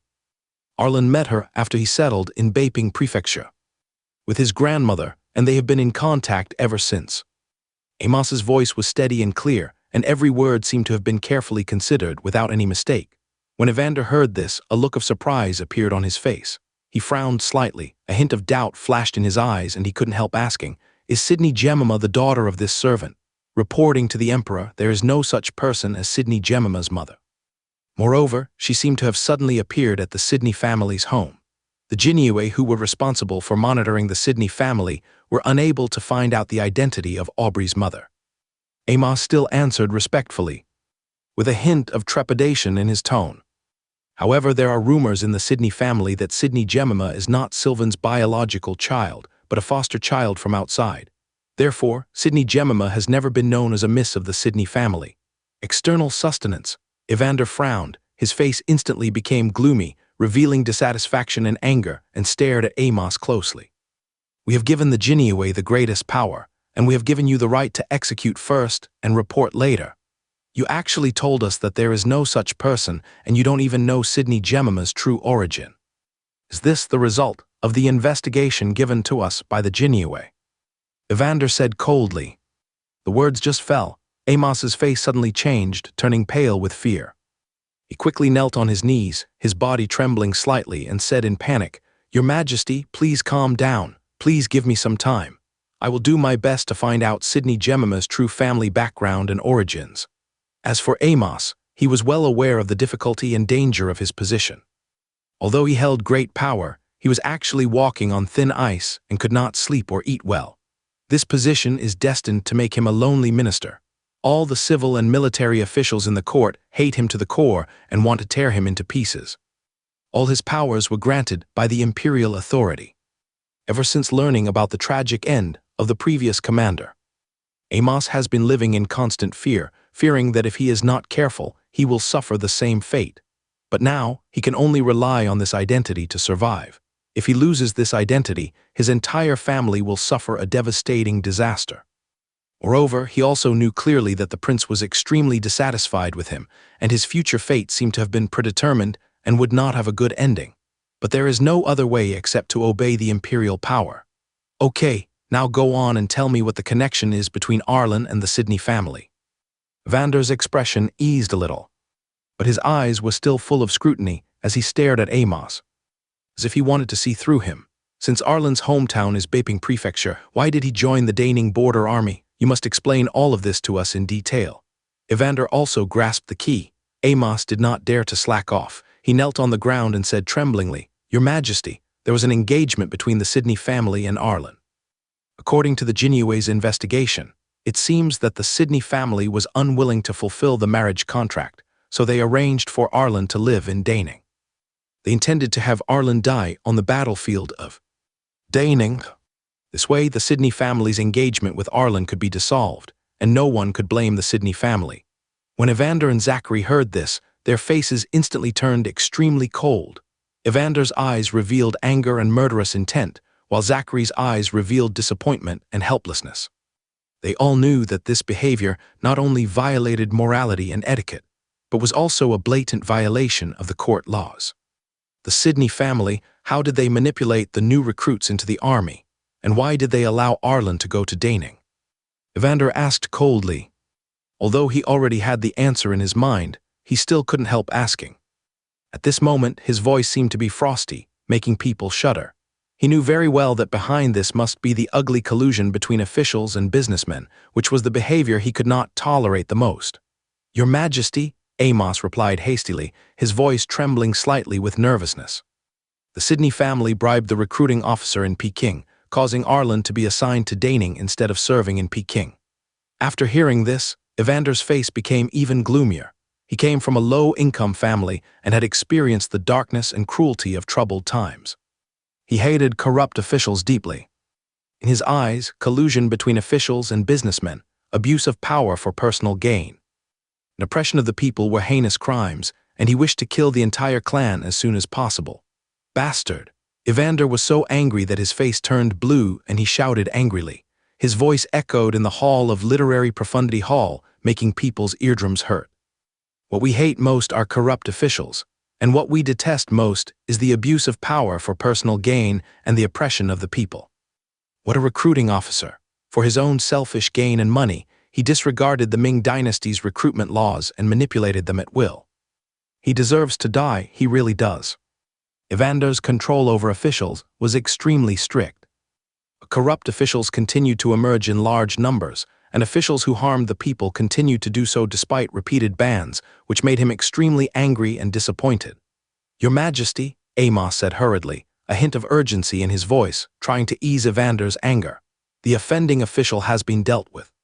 His Royal Highness the Daniel personally investigated and dealt with the case, and a report has been submitted to the Ministry of Justice." Hearing the name Daniel, Evander's expression relaxed slightly. He frowned slightly, a hint of surprise flashed in his eyes, and then asked, "What does this have to do with the fourth brother?" "Your Majesty," Amos replied respectfully, his tone full of respect for the Daniel. "His Royal Highness learned from Blake, the commander of his Baping army, that General Arlen was from Baping. He became puzzled as to why Arlen, who was originally from Baping, had moved to Daning. He subsequently dispatched an investigation and ultimately identified this recruiting officer and the Sydney family. After uncovering the truth, His Royal Highness the Daniel, in accordance with the laws of the Ming dynasty, sentenced this criminal official to death and implicated his entire family, reducing them all to slavery." "Where's the Sydney family?" Evander asked coldly. At this moment, he had already developed murderous intentions towards the Sydney family.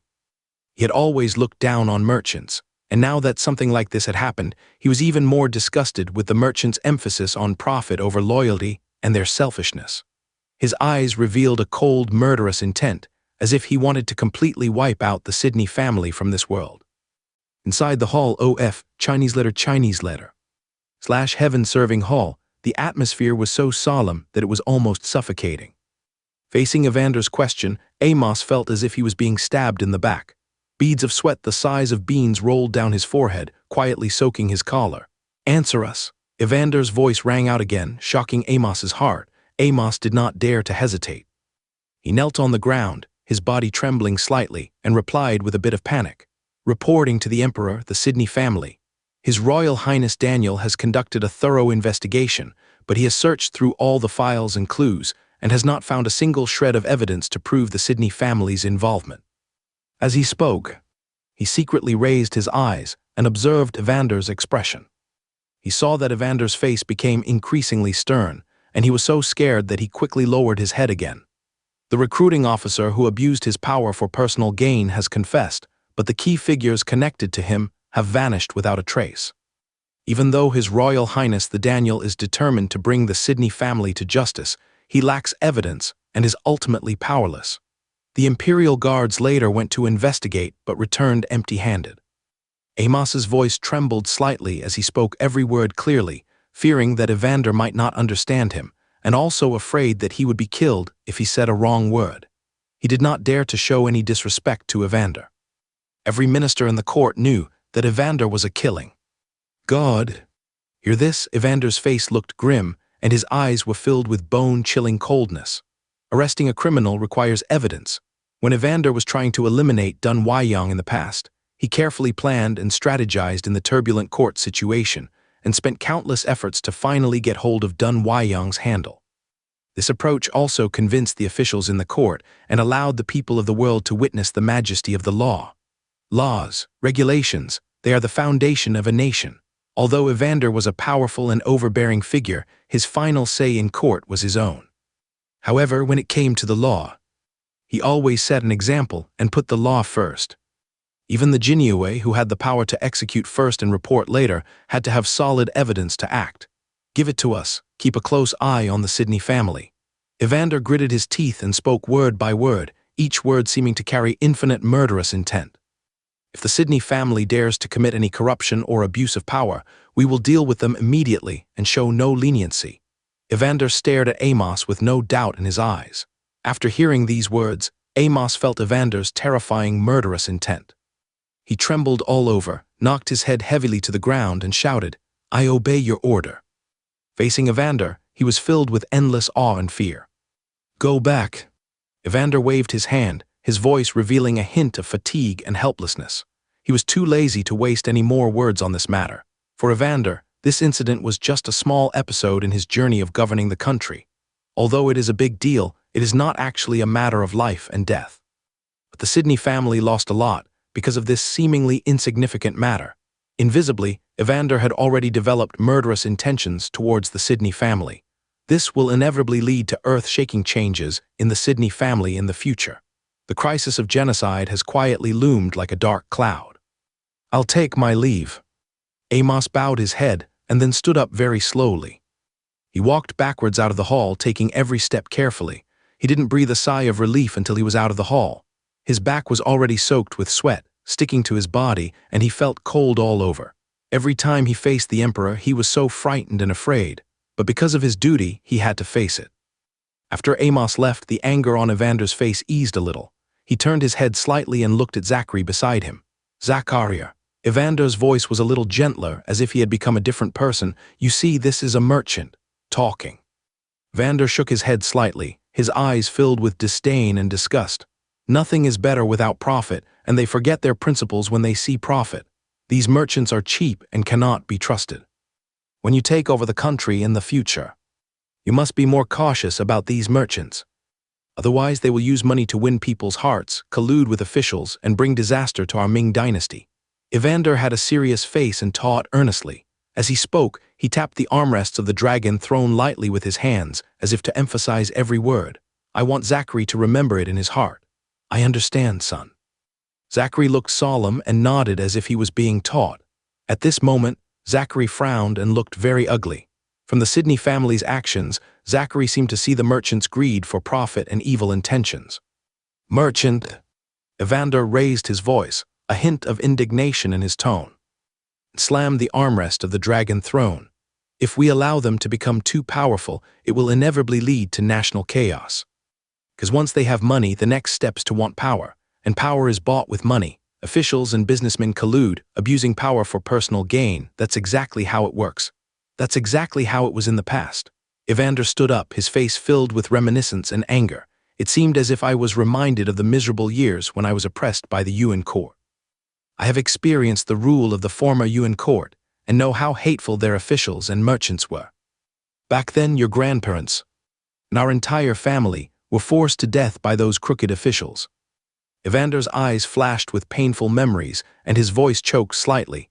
"You must remember, officials must be kept under close watch, and merchants must be prevented from doing anything. This is why we set up the Jinyue. You must hold a knife in your hand and use it to check and balance them."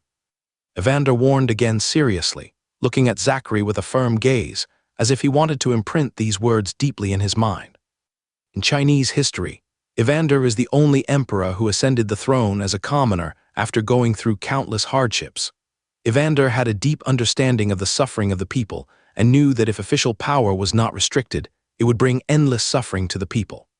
Fundamentally, it is to prevent the occurrence of these phenomena. Secondly, merchants were often suppressed because he had witnessed how profit-driven and ruthless merchants were. The old days, merchants hoarded grain in order to make huge profits. Even if there were starving people and corpses everywhere in front of their stores, they would not care and would not lower the price. They would rather let the grain rot and stink than give it away. These things were echoing in Evander's mind. Official, business, right, money, these are all interrelated and have their own influence. He knew very well what kind of harm would be caused if these things expanded and were out of control. Wasn't that what happened in the Yuan court in the past?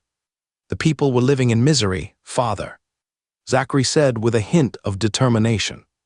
He took 2 steps forward and stood in front of Evander. "You are right, but I still think that the sword of the Jinyue is too sharp and affects people's hearts. In the future, my son will still have some changes in his attitude towards the Jinyue," Zachary said in a deep voice.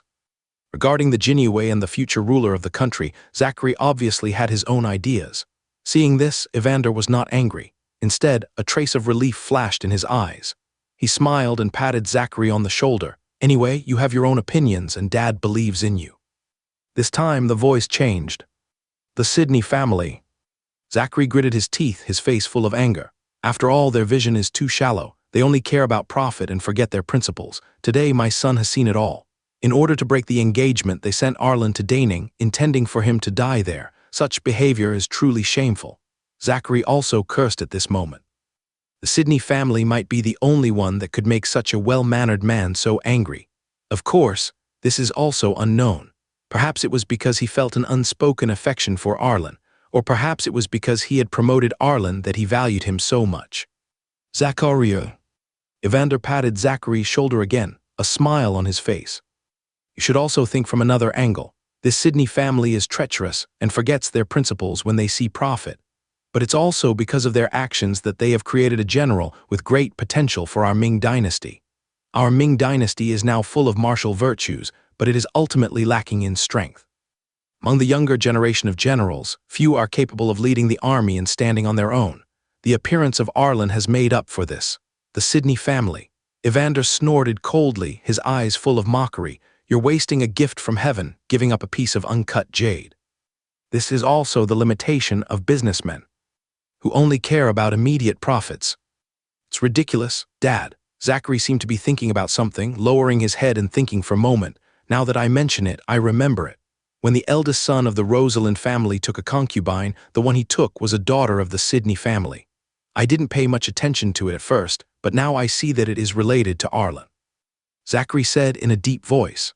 After hearing what Amos said, Zachary also recalled that a year ago, his concubine Rosalind's elder brother took a concubine.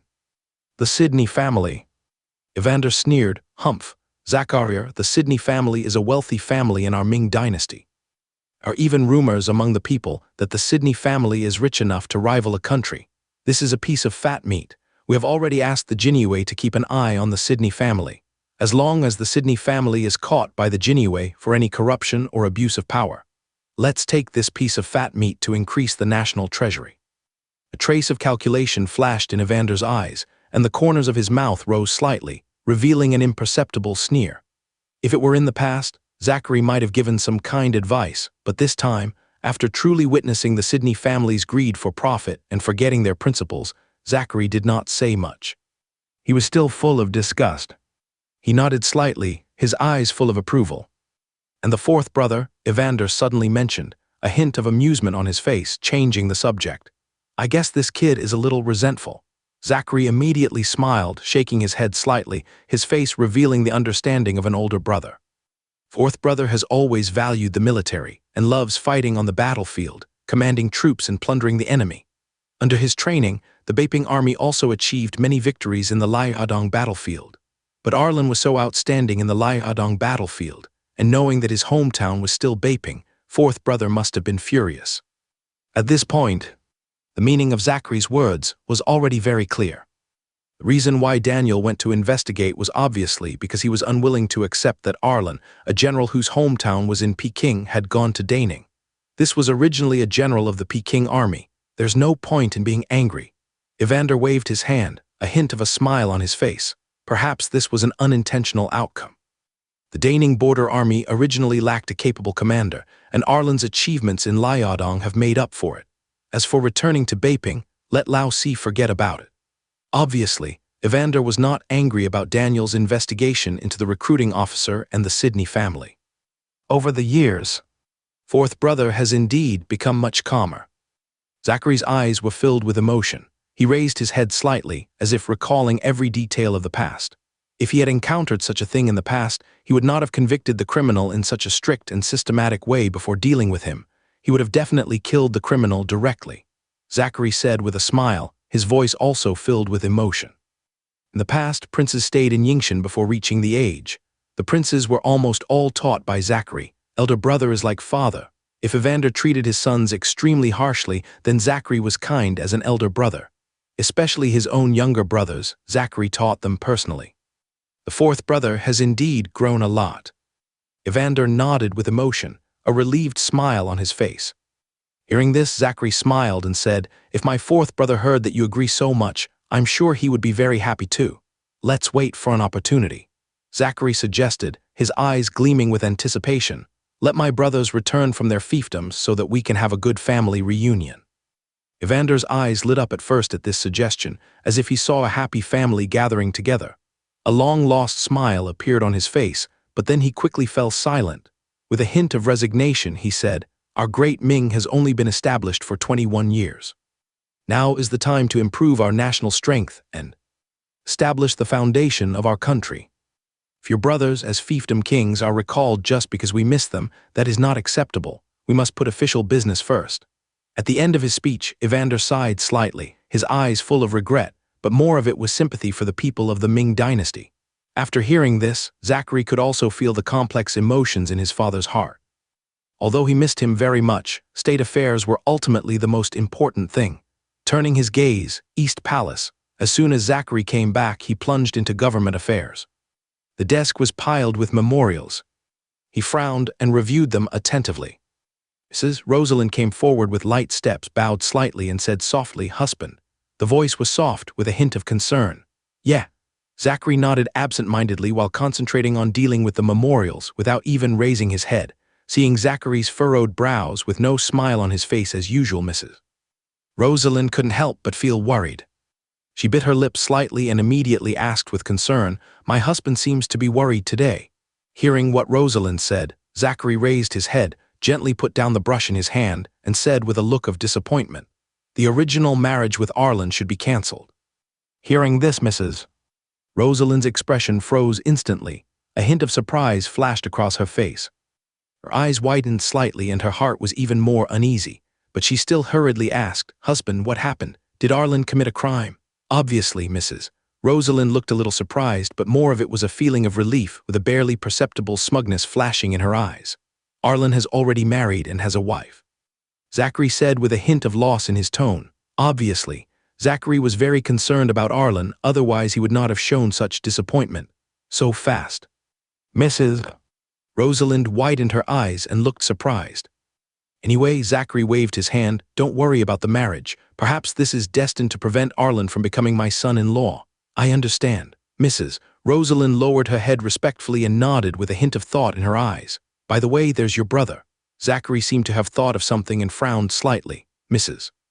Rosalind was startled. A trace of panic flashed across her face, and her hands unconsciously clenched the corners of her clothes. She hurriedly said, "Husband, what happened to my brother?" But after thinking for a moment, Zachary remembered that the Jinyue had already set their sights on the Sidney family. If he took action to suppress them now, it would only make the Sidney family behave themselves. How could he confiscate their property in the future? Zachary immediately waved his hand. "Nothing, you can go down." "Yes." Mrs. Rosalind did not dare to ask more questions. She bowed respectfully and slowly retreated in small steps. Although she was in charge of the Eastern Palace, Rosalind behaved extremely docile and sensible in front of Zachary within the Eastern Palace. Rosalind knew what to say and what to ask. After Rosalind left and returned to her own bedroom, "Yvonne," Rosalind called softly, her voice carrying a hint of anxiety, echoing in the bedroom. "I'm here." Rosalind's trusted palace maid immediately came over from the corner and bowed respectfully. "Go back to the Rosalind mansion and tell my father to ask my eldest brother to be more restrained in his recent behavior. Say that the Crown Prince suddenly mentioned my eldest brother, but didn't explain why." Mrs. Rosalind lowered her voice and said solemnly, looking around vigilantly as she spoke, fearing that someone would overhear her, "There must be something going on here." For the sake of her son's position and to compete for future power, Rosalind was extremely cautious in every step. Even within the family, Rosalind was doing his best to restrain it. "I obey your command." The palace maid bowed immediately, then turned around and hurriedly retreated with quick steps. After the maid left, a thoughtful look crossed Madame Rosalind's face. "Arlen, although the marriage didn't work out, those two are both daughters of that bitch. If they had ulterior motives, it would be uncontrollable. Now that the marriage has been cancelled, it's actually a good thing for Thornton Malachi. But Arlen is just unlucky. If he could marry the princess, his future would be even more prosperous." Mrs. Rosalind shook her head slightly, a hint of joy on her face, but now that he's married, he naturally has no chance. "Perhaps in the future, I can arrange for Arlen to marry off another young lady from my Rosalind family." There was a hint of calculation in Rosalind's eyes, and the corners of his mouth rose slightly, revealing an imperceptible smile. "Even if I have to be a concubine, it's worth it as long as I can win him over. Military power, this is the real key." Rosalind thought secretly, planning for the future, with determination and ambition in her eyes. Ancient city, Rosalind Mansion. The sky gradually darkened, and the Inkai night enveloped the entire Yingshan city. The door of Rosalind's mansion was closed. Master Yvonne, the palace maid beside Mrs. Rosalind stood respectfully in front of Manfred and conveyed to him everything Mrs. Rosalind said word for word. Go back and tell them that I know about this matter. Manfred looked serious, his brows furrowed, and he nodded, then spoke to Yvonne in a low and powerful voice. Yes.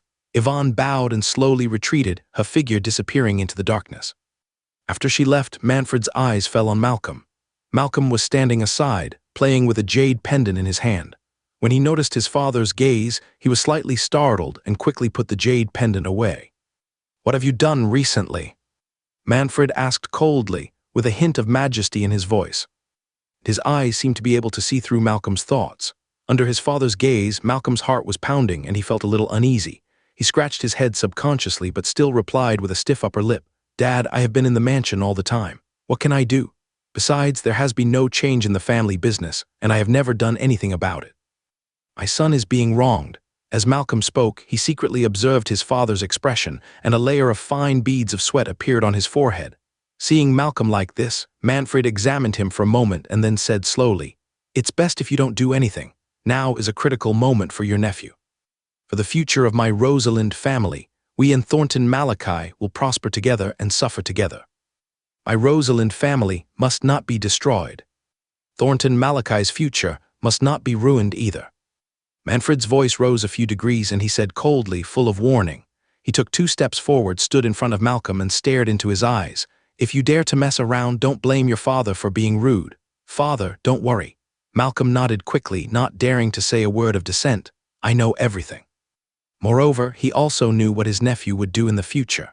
Once he succeeded, his Rosalind family would become a true royal family, and not only their status, but also their power would reach the peak. Malcolm is very clear about this. Oh, right.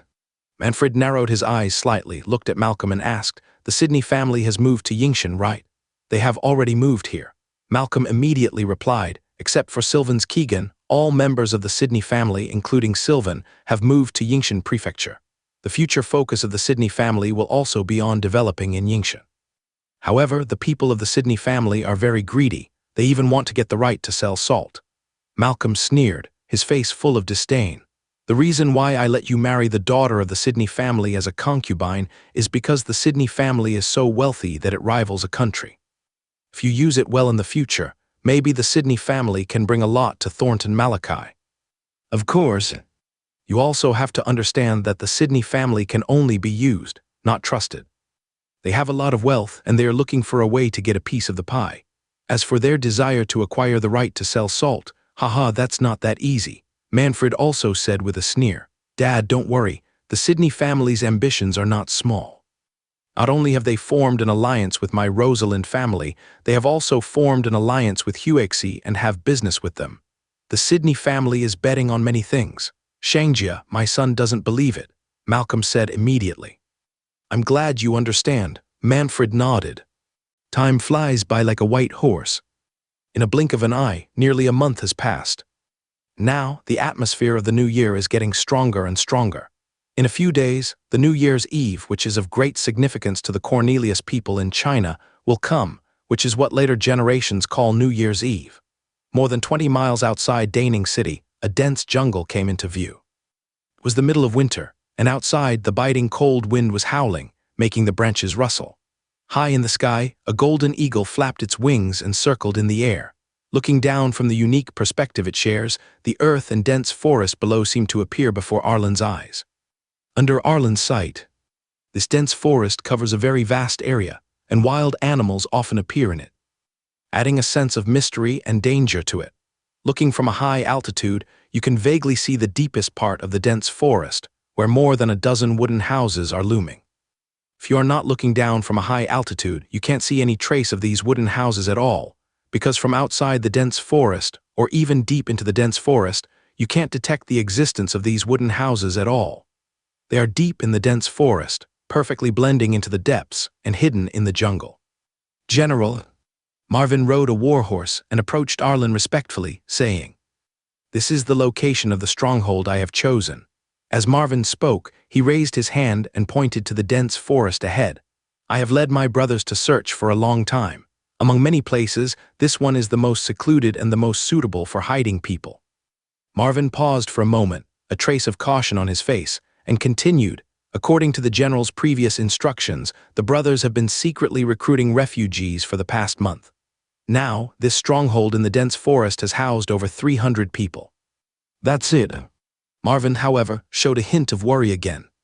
However, as the number of people continues to increase, the amount of money and food consumed every day is also becoming increasingly huge. If we continue recruiting on this scale, the money and food we'll spend will almost catch up to the government's expenses. Hear this? Money, don't worry about it. Arlen sat on horseback with a calm expression. He looked at Marvin and said in a deep voice, "No matter how many people we recruit or how much money and food we consume, I will do my best to provide them." The words paused. Arlen narrowed his eyes slightly, a sharp light flashing in his eyes. However, Daning Prefecture is vast, and what I want is not limited to Daning City. You should understand what I mean, right? Upon hearing this, Marvin immediately straightened his back, clasped his fists and saluted, and replied respectfully, "Please rest assured, General, I will search carefully in other cities to find more suitable hiding places." And more. Arlen nodded slightly, his eyes sweeping over the guards around him, and then he said, "Select those brothers from the guards who are good at close combat and training soldiers, and have them be responsible for training these new recruits." Then, he emphasized each word carefully. "I want to train death warriors. Loyalty to me must come first, and ability comes second. As for the specific training matters, let the brothers in charge of training make flexible arrangements based on the actual situation. In half a year I will come here in person to inspect the results of the training. Please rest assured, General." Marvin clasped his fists and saluted again. "I have arranged for Cornelius to personally lead 20 brothers in the training of the Death Squad. In 6 months, I will definitely present a satisfactory result to you, General." "Yeah." Arlen nodded gently, saying no more. After glancing at the dense forest, he didn't go in and said, "Let's go back to Daning." The end of the year is approaching. Daning City was already immersed in a festive and peaceful atmosphere. Most people had red lanterns hanging high on both sides of their doors, and couplets were posted on the doors. In the shops in the city, vendors stood in front of their stalls, shouting enthusiastically. The hawking sounds coming one after another interweave together, playing a lively melody of the market. This is a grand annual festival of the Cornelius Chinese, which naturally attracts many people to go to the streets to buy various New Year goods such as wine, meat, etc. Even in the many small towns and villages outside Daning City, many people were driving ox carts, bumping along the way towards the city. The end of the year is approaching. Everyone's face is filled with anticipation for the new year. They are happily purchasing various New Year's goods in preparation for this important festival. No matter what era it is, the New Year's Eve of the Chinese Cornelius people is always so lively and full of the strong smell of fireworks. In the Pericles mansion, Arlen slowly returned on horseback, surrounded by a group of personal guards. "Master," Elijah had been waiting anxiously at the gate of the mansion. When he saw Arlen, he immediately hurried forward, his expression hurried and his tone anxious. "An angel from Yingshan has come to announce the decree. Young master, please go to the hall to receive it as soon as possible." "Angel?" Arlen was slightly stunned. A hint of doubt flashed in his eyes, but he quickly reacted. He nodded immediately, his expression becoming serious. "Okay." After saying that, Arlen strode towards the mansion. When Arlen arrived outside the lobby and looked up, he saw hundreds of soldiers wearing bright red cloaks standing in an orderly manner outside the lobby. They stood straight, each of them was strong and sturdy, wearing swords and armor and exuding an awe-inspiring aura of majesty. Arlen immediately recognized them as the Jinwu Guards. Their attire was quite similar to that of the Imperial Guards, but upon closer inspection, subtle differences could be detected. The Jinwu Guards are the guards of the Crown Prince's Eastern Palace. It seems to be Zachary's will. Arlen pondered in his heart, and a look of anticipation appeared on his face. Every time the will comes, it brings good things. Afterwards, Arlen quickened his pace and walked quickly into the lobby. Step into the lobby. What came into view was a Jinwu guard also wearing a red cloak. Judging from the style and sophistication of his armor, he was obviously a captain. The captain of the Jinwu Guards, as a close attendant of the Crown Prince of the Eastern Palace, Although only a captain, his actual status is much higher than that of an ordinary commander. Your servant Arlen respectfully welcomes the angel. After Arlen stepped into the hall, he immediately bowed and saluted, showing the courtesy of a subject. The captain of the Jinwu guards showed a kind smile on his face, then raised the imperial edict in his hand high and said, "Deigning Commander Arlen, listen to the order. Your Majesty, I respectfully listen to your command." Arlen bowed again, his voice just as loud. Because of his title, according to convention, he could meet the emperor without bowing, which was also a special honor bestowed by the title. The many personal guards behind Arlen knelt on the ground in an orderly manner, and the atmosphere was solemn and dignified. The Crown Prince, by the order of heaven and the mandate of heaven, declares. The voice of the captain of the Jinwu guards echoed loudly in the hall. I heard that Mr. Pericles got married in Deigning and took home a beautiful wife. I would like to express my congratulations to Mr. Pericles on his wedding. In consideration of Mr. Pericles' unwavering loyalty to the country and his hard work and contributions, I bestow upon you a gift of 1,000 gold and 1,000 silver, 100 pieces of jade, 100 pieces of brocade, 50 servants, and 10 plants each of ginseng and Polygonum multiflorum. Appreciate this. The words fell. Your servant Arlen thanks the Crown Prince for his grace. Arlen responded loudly immediately. The captain of the Jinwu guard smiled, walked up to Arlen, held the imperial edict high in both hands, and handed it to Arlen solemnly. Arlen also raised his hands and took the imperial edict solemnly. At the same time, a prompt sounded in Arlen's mind. Receive an imperial edict and receive an ordinary treasure chest as a reward. General Pericles. The captain of the Jinwu guard smiled and said, "The commander's name is Bernard Aldridge, and he is the commander of the Eastern Palace Jinwu Guard." Hearing the joy of General Pericles' wedding, His Royal Highness the Crown Prince was also extremely happy. He specially sent troops down to congratulate General Pericles and bestow this generous royal gift. After saying that, Bernard clapped his hands lightly and ordered loudly, "Carry them all into the hall." As soon as he finished speaking, a group of Jinwu guards quickly took action, carrying a dozen boxes and filing into the lobby. Each box is affixed with a conspicuous seal with a clearly visible mark, which is obviously to prevent anyone from opening it privately during transportation. General Pericles. Bernard smiled and said in a very casual manner, "These are the gifts from His Royal Highness the Crown Prince to General Pericles on his wedding." As a close minister serving Crown Prince Zachary, Bernard naturally had an extraordinary status and position, but when facing Arlen, he behaved very easygoing. Perhaps this was because Zachary valued Arlen very much.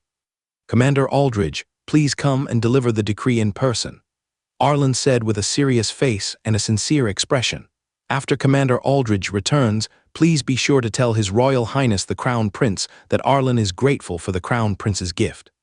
We will fulfill our duties conscientiously, defend Deigning for the Ming dynasty, and protect the peace of the region. We will never allow the enemy in the northern border to take advantage of us. I will convey General Pericles' words to Your Highness word for word." Bernard smiled and said, "The mission Your Highness has assigned me has been completed. I will return to report." "Thank you, Commander Aldridge." Arlen immediately clasped his fists in return, behaving very humbly. Afterwards, Arlen personally escorted Bernard and a group of Jinwu guards out of the mansion gate. Standing at the door, I watched their departing backs until they disappeared at the end of the street in the distance. "Master," Elijah, standing by, looked worried and couldn't help asking, "Why don't you give out some money to bribe these people? After all, they are from the Yingshan East Palace. If we don't bribe them this time, won't they resent the young master? As for the matter of arranging things, it depends on the person." Arlen explained calmly with a calm expression, "If it's a eunuch, perhaps we can consider offering money to him. But the Jinwu guards are different. As the Crown Prince's personal guards, their ways of doing things are very different from those of the eunuchs. If I rashly use money to bribe them, they might report me." Although Arlen did not have a deep understanding of the specific style of the Jinwu guard, he was quite familiar with Zachary through his research on history. According to historical records, Zachary was regarded as Evander's most recognized successor. He was capable and kind, but at the same time he hated evil. If he used money to bribe the Jinwu guards around him, it would only leave a bad impression on Zachary. By the way, Uncle Mossgrove. Arlen came back to his senses, smiled with concern, and asked, How are the preparations for the winery going? Preparations are almost complete, Elijah replied immediately. Most of our craftsmen have already arrived. Once the new year is over, we can officially start brewing wine. That's great, Arlen nodded slightly, very satisfied. This time the winery will focus on brewing wine. After the wine is brewed, we will start preparing to open a restaurant. Arlen fell into a brief moment of contemplation. Arlen already has his own plans for the future. In addition to the power gained by relying on the Ming dynasty, wealth is also crucial. These two are the key to becoming strong. Although Arlen obtained Nahatchu's treasure house, the wealth in it was limited after all. If he just kept consuming it, it would be exhausted sooner or later. What Arlen pursued was a method to acquire wealth in a sustainable and stable manner. After careful consideration, it is better to stick to the old ways.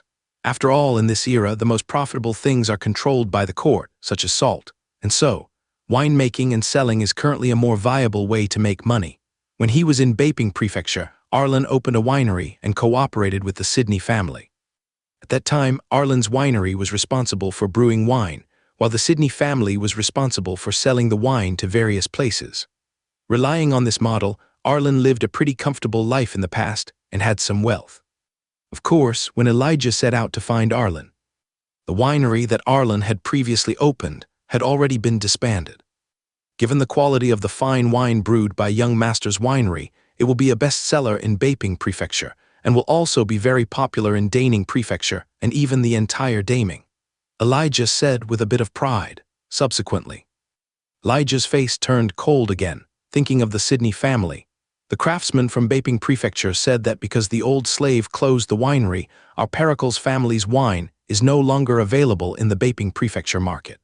Now the Sydney family's restaurant business has been greatly affected. Young Master was very thoughtful. The winemaking method is completely in our own hands. Even if the Sydney family wants to win over those winemakers, it will be useless. Technology is the foundation, Arlen said seriously, then emphasized, from now on, Uncle Mossgrove will still be personally responsible for protecting the wine. You must ensure that everything is safe and sound. Please rest assured, Young Master. Elijah promised solemnly, this old servant will definitely keep the wine recipe safe for you, Young Master, and will never let it leak out in the slightest. The winery and wine recipe are important foundations for the Young Master's future. Elijah knows their importance very well and will naturally do his best to protect them. Also, Arlen continued, the winery can start brewing after the new year. The restaurant also needs to be sited and decorated in advance. You have to personally inquire about this matter. All cities in Daning Prefecture can be considered as locations. As for places outside Daning Prefecture, we will make plans later. In later generations, each industry will have local tyrants and be divided by regions, especially in this era. Now Arlen is the commander of Daning and is considered a top figure in Daning. He is capable of protecting the industries under his command, but that may not be the case in other places. Therefore, Daning should be the primary focus of management. I understand. Elijah nodded seriously and kept Arlen's instructions in mind. Then, Elijah remembered something and said, Master, according to your instructions, the mansion has accepted more than 300 servants who meet the age requirements this month. What do you think about their next arrangements? I'll let Marvin screen them. Arlen said calmly, those who are suitable will be taken away and assigned to other places. Those who are not suitable will be assigned to work in wineries or restaurants. After a slight sigh, he said, also, if there are still suitable candidates among the refugees, we can continue to recruit them. Saving one more person is a good deed. Arlen was well aware that the times were difficult. Even though the imperial court had made some arrangements and formulated relief measures, it was ultimately only a temporary solution and not a fundamental solution. Especially after the Liaodong War, countless people were displaced by the war, and fleeing crowds could be seen everywhere. These wounds will take a long time to heal. Even though the imperial court had allocated relief supplies, it could only guarantee basic food and clothing for the people. Those with weak constitutions still could not escape the fate of death. Because of this, Pericles Yingrang sent people from the government office to screen suitable people from the refugees. This was not only to reserve strength for himself, but also to save people from danger, killing two birds with one stone. At this moment, a maid from the mansion came running over, her steps hurried, her face filled with uncontrollable joy. Arlen and Elijah immediately turned their eyes to her. "Master." The maid ran to Arlen, panting slightly, and said excitedly, "The lady is pregnant." "Are you pregnant?" Arlen was suddenly startled. A look of disbelief flashed across his face, and then a look of ecstasy suddenly surged up and his eyes lit up instantly. "Uncle Mossgrove, let's go." Arlen shouted excitedly and ran towards where Aubrey was impatiently. "Watch and enjoy." Elijah first said something to the maid, then quickly took out a tael of silver from his pocket and handed it to the maid. Then his face was full of excitement, and he ran quickly behind Arlen. In the inner palace, Sydney Jemima sat dignifiedly on a chair, her face also filled with excitement and happiness that were difficult to conceal, and her eyes were full of tenderness and expectation. "Husband." Seeing Arlen rushing over, Sydney Jemima immediately said gently, her voice soft, "I am pregnant with your child." Okay. Arlen walked quickly to Aubrey, his face full of smiles and his eyes full of concern. "Aubrey, you must have a good rest and take good care of yourself and the child." In his 2 lifetimes, Arlen had never felt so excited as he did at this moment. His own blood, his own offspring, were already quietly growing in Aubrey's belly, which filled his heart with joy and an indescribable sense of responsibility. "You guys must take good care of the lady from now on." Elijah turned around and said to the maid serving beside him, with a hint of leer in his tone, "If anything goes wrong with Madam, I will definitely hold you responsible." "Yes." Several maids responded in unison. "This year is truly a very auspicious year for me, Arlen," Arlen said with deep emotion, his eyes full of joy and satisfaction. "This Lunar New Year is also the most comfortable and enjoyable one I have ever had." Looking at Aubrey with a happy face in front of him, Arlen felt a warm feeling in his heart. This year he fought his way up from an unknown person to become the commander of Daning, holding great power. This year, he successfully transformed from an ordinary person into a superhuman with 5,000 points in all attributes. This year, his bloodline was continued, and 9 months later, he would welcome his own offspring. With so many happy events happening just as the new year is approaching, it can be said that we are in great luck and good things are happening one after another. After comforting Aubrey, Arlen returned to the lobby where he usually handled military affairs. On weekdays, Arlen spent most of his time stationed in the military camp. Now, the end of the year is approaching, and the government has entered a period of rest. Arlen has returned to the government office to handle some military affairs. "Zachary." Arlen sat on the chair, his eyes fixed on the imperial edict on the table, and muttered to himself, "How considerate, such a generous gift for our wedding. If the course of history could be changed, with Zachary's ability, the Ming dynasty would surely be even more prosperous." Thinking of Zachary's tragic ending in history, Arlen sighed slightly, and a complicated look flashed in his eyes. But he also knew that he would not participate in changing the course of history and could only choose to watch.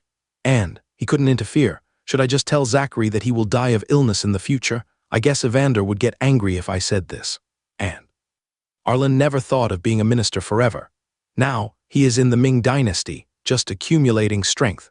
With his long lifespan and powerful strength that can defeat thousands of enemies, it is not an unattainable dream to create a country of his own in the future. If we say that Arlen's ambition in the past was merely due to his personal pursuit of kingship and hegemony, now that Aubrey is pregnant, this undoubtedly further arouses Arlen's ambition deep in his heart. Although he has a long life, if he wants to live longer and become stronger in the future, conquering all directions and expanding his sphere of influence is an indispensable way. If he really established a country in the future, Arlen could let his son take charge of the country, while he could devote himself to conquest without any worries and explore a wider world. Finally, I have collected all 3 treasure chests. Arlen came back to his senses, a look of anticipation on his face. 1 first-level treasure chest and 2 ordinary treasure chests. With so many happy events happening today, I must open them and take a look. Open all the treasure chests. Arlen immediately gave the order on the panel. Host's order has been issued. Open all treasure chests. Open 2 ordinary treasure chests. Obtain distillation method. Obtain recipe for brewing medicinal wine. Open the first-level treasure chest. Obtain the lower-grade yellow-rank Dragon Gate trapping and killing army formation. The panel prompted. Look at the 3 that were extracted from this panel. A strange look also appeared on Arlen's face. Distillation is faster than fermentation. There are also methods for brewing fine medicinal wine. These 2 treasure chests are really thoughtful. They know I'm going to open a winery and a restaurant. They actually open these 2 directly. This first-level treasure chest is not bad. Dragon Gate Formation. Dragon Gate Formation. See what is opened from this level of treasure chest. There was a hint of surprise and emotion in Arlen's voice. A battle formation from the Sui and Farnsworth dynasties. This formation has been lost for a long time. I didn't expect that I could actually get it out of the treasure chest. When I face the enemy in the future, this formation will surely play a big role, Arlen said with a smile. Looking at what came out of the 3 treasure chests, Arlen was very satisfied. Today is indeed an auspicious day. The items opened from these 3 treasure chests are worth far more than those from the usual 7 or 8 treasure chests. Now all we need to do is practice hard. Recuperate and train our troops. Arlen thought to himself, just wait for the Emperor to continue his military campaign against the Northern Yuan. 2 days passed in a flash. Inside the Pericles' mansion in the lobby. Outside the lobby, the spacious courtyard is paved with neatly arranged bluestones, which emit a faint, cold light in the sunlight. Throughout the palace, except for a few servants in charge of guarding the gate, Arlen's 700 personal guards gathered neatly, some sitting in the lobby and some scattered throughout the courtyard. The servants in the mansion walked hurriedly, holding wine jugs and trays full of food steadily in their hands, shuttling among the crowd. A busy scene, brothers. Arlen stood in front of the hall and said in a loud voice, "Today is New Year's Eve. Due to our duties, we are unable to return home. But at this moment, this Pericles mansion is the home of all of you brothers. I am here to offer a bowl to all my brothers." After saying that, Arlen raised the wine bowl in his hand high, with a sincere smile on his face. "Here's to the general." All the guards shouted in unison and raised their wine bowls in unison. Arlen laughed heartily. It's New Year's Eve in China, and today is about to be the new year. Brothers, don't be restrained, drink to your heart's content. There's plenty of wine and meat. After saying this, Arlen laughed and sat down steadily. For a moment, the entire Pericles mansion was bustling with activity. The sounds of laughter and clinking glasses were intertwined as the whole house celebrated the end of the year together, and the coldness of winter was somewhat dispelled. This warm and lively atmosphere is especially special for Arlen, Elijah, and Aubrey. In Daning Prefecture, far away from their hometown, they truly felt the peace and warmth of home at this moment. As time slowly passes, the last moment of New Year's Eve quietly approaches, and the new year is about to come. Throughout Daning City, many wealthy families purchased gorgeous fireworks early. When this moment arrives precisely, boom, boom, boom, fireworks shot like arrows from a bow whistling straight into the dark sky. They suddenly bloomed high in the sky, and the colorful fireworks instantly illuminated the dark night sky, making the sky look like a dream. This is also a kind of enjoyment of this era. Jemima. Arlen raised his head, the halo of fireworks shining on his face. He gently hugged Sydney Jemima and said in a gentle voice, "From now on, this will be our real home." Sydney Jemima raised her head slightly, her eyes full of tenderness, and said softly, "I will always be with my husband." The two stood leaning against each other. Their figures stretched very long under the illumination of the fireworks, which was particularly warm. Yingshan Prefecture, the capital of the Ming Dynasty, Yingshan. Inside Hall of Literary Profundity, Evander, wearing a bright yellow dragon robe, sat in the main seat, while Zachary, wearing gorgeous clothes, sat on the left side. Below, many princes who had not yet been enfeoffed were dressed in brocade clothes, and unmarried princesses wore pearls and jade on their heads, all gathered in the hall. "My son, I pay my respects to my father. Your humble servant greets you, elder brother." As the banquet began, more than a dozen princes and princesses in the hall stood up and knelt in unison. Their movements skillful and respectful, and bowed deeply to Evander and Zachary. Their voices were clear and in unison, echoing throughout the hall. "Ha ha!" Evander laughed heartily, and the wrinkles on his face was smoothed out by this smile. "Today is a family dinner, no need for formalities, everyone stand up." "Thank you, father." The princes and princesses in the hall shouted in unison, their voices full of vitality, then slowly stood up and took their seats. "My brothers and sisters." Zachary stood up, a gentle smile on his face. His eyes swept over each of the princes and princesses, filled with the kindness of a brother. "Today is New Year's Eve. We are about to officially enter the 21st year of the Hongwu Emperor of the Ming Dynasty, and also the 21st year of the founding of the Ming Dynasty. Today's family dinner is to share family time with my father. There is no need to be formal. Thank you, big brother," Everyone bowed again and saluted Zachary respectfully. Okay. Evander nodded slightly with a smile on his face and waved his hand, saying, "It's time, let's start the banquet." Then Gawain, who was serving beside him, shouted in a sharp and clear voice, "The banquet is about to begin." At a command, dozens of palace maids in uniform palace costumes entered one after another with light and orderly steps. They were holding all kinds of exquisite palace delicacies in their hands, and the aroma of the dishes instantly filled the entire hall. At the same time, there were palace maids holding the fine wine carefully brewed in the palace.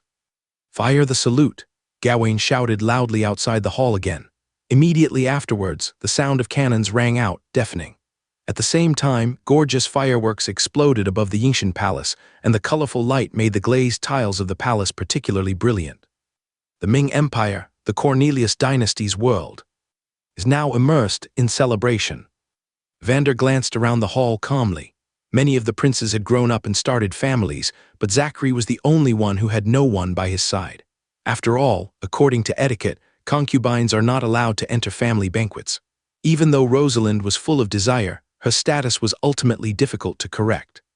Today's Evander would not rashly disregard the etiquette and make Rosalind the legitimate heir, because if this happens, it will cause an uproar in the court.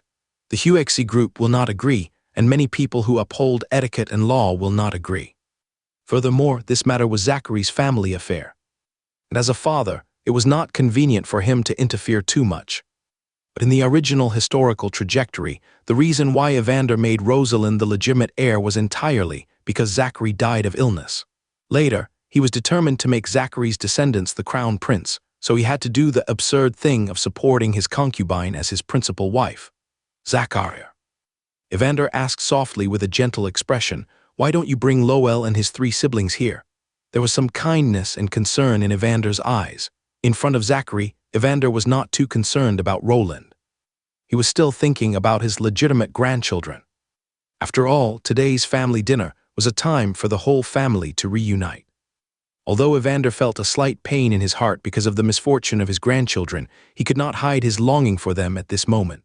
"Father," Zachary replied with a smile, "Thornton Hun and the others don't want to enter the palace. They feel more comfortable in the Eastern Palace, where there are fewer restrictions. So they are currently enjoying a family dinner in the East Palace. After the dinner is over, my son will go back to visit them." Evander nodded slightly, a hint of reminiscence flashing in his eyes. He slowly turned his head, looked left and right, and then his gaze fell on the empty seat next to Zachary. Once upon a time, it was this same hall. At that time, the hall was filled with constant laughter, and every corner was filled with warmth, making Evander truly feel the warmth of home. His thoughts drifted away, and scenes from the past emerged before Evander's eyes like a tide. It was the same hall, and it was also New Year's Eve dinner time. Evander sat steadily in his current position, and there was no one empty beside him. A woman dressed in gorgeous palace clothes, graceful and elegant, with a kind and gentle face, was sitting quietly beside him. This person was Empress Pierce.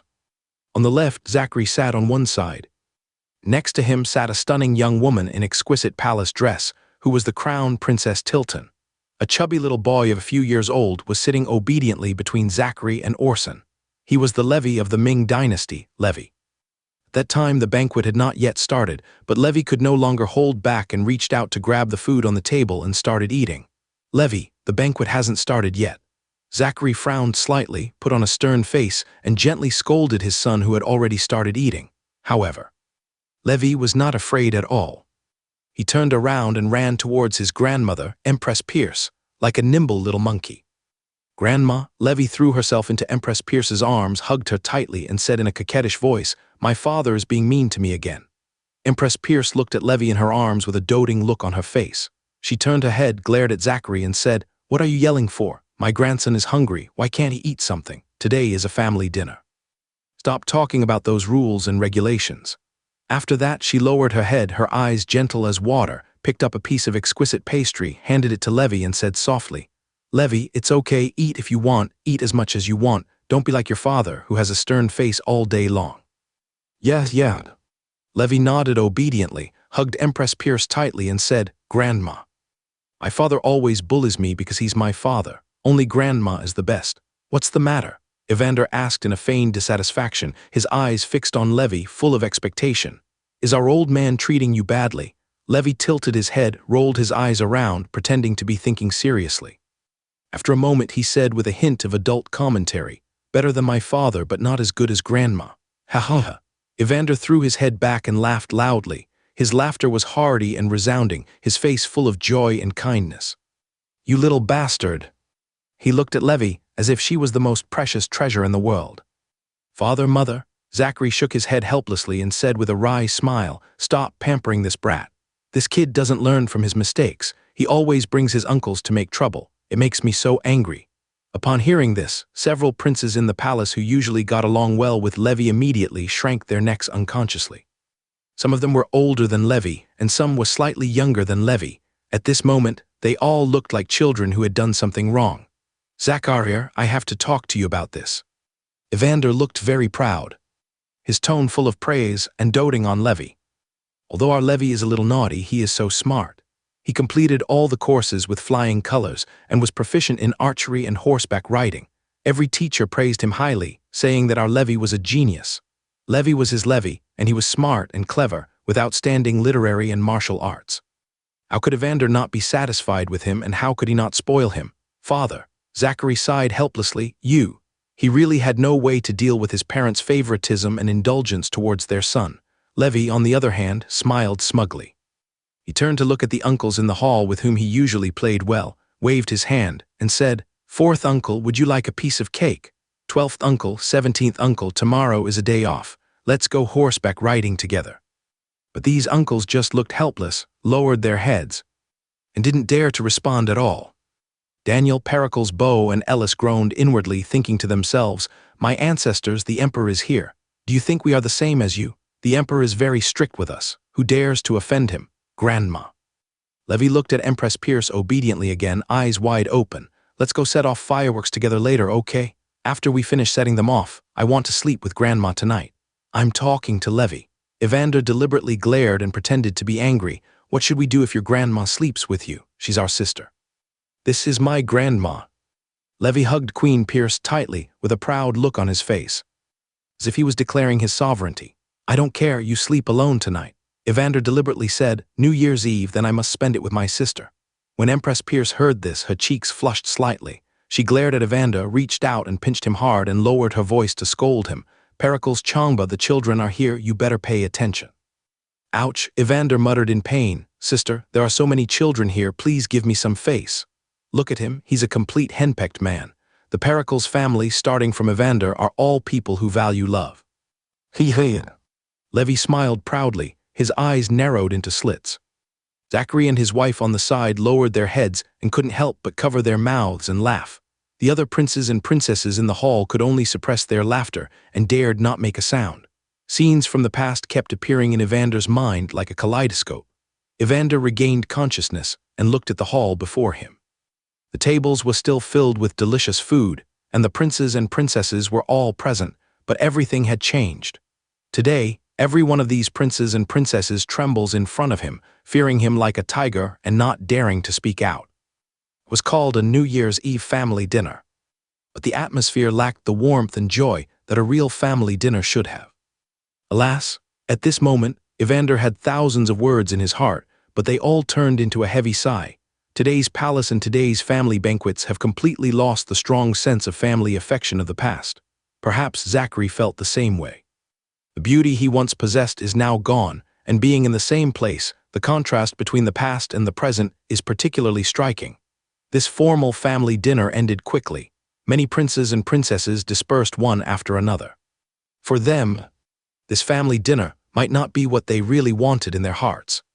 "Zachariah?" Evander looked at Zachary, who was the only one left in the hall, and asked gently, "Aren't you going back, Dad?" Zachary smiled, a hint of nostalgia in his eyes. "After the family dinner, shouldn't we go to worship, Mom? It's like this every year." "Yes." Evander sighed, his face full of sorrow, "to pay tribute to your mother and Levi." After saying this, he slowly turned around and walked towards the former palace of tranquil earth with heavy steps. Zachary followed silently behind without saying a word. The figures of the father and son were stretched very long in the dim palace road. Outside Palace of Tranquil Earth, Evander stood quietly outside the palace, his expression complicated and difficult to discern. Every time I come to this place, I miss it, but I'm also afraid, Evander said slowly, his voice low and hoarse. Many times I've stood at the gate of this palace, but I didn't dare to go in. Dad. Zachary stepped forward and comforted him softly. Everything is over now. However, there was also a sadness that was difficult to conceal in his eyes. Perhaps only Evander and his son could deeply understand. The true sorrow.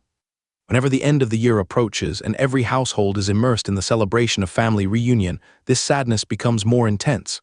Okay. Evander sighed, and that sigh seemed to carry endless vicissitudes and sadness. Then he raised his head slightly and looked at the palace of tranquil earth in front of him. Go into the palace and pay your respects. Say it. Evander walked towards palace of tranquil earth with slightly heavy steps. Zachary followed behind Evander quietly, looking at his father slightly hunched back, with mixed feelings in his heart. A trace of sadness flashed in his eyes, and then he nodded slightly. Inside palace of tranquil earth. Since the passing of Empress Pierce, all the furnishings and decorations have remained unchanged, as if they had been covered in dust by time.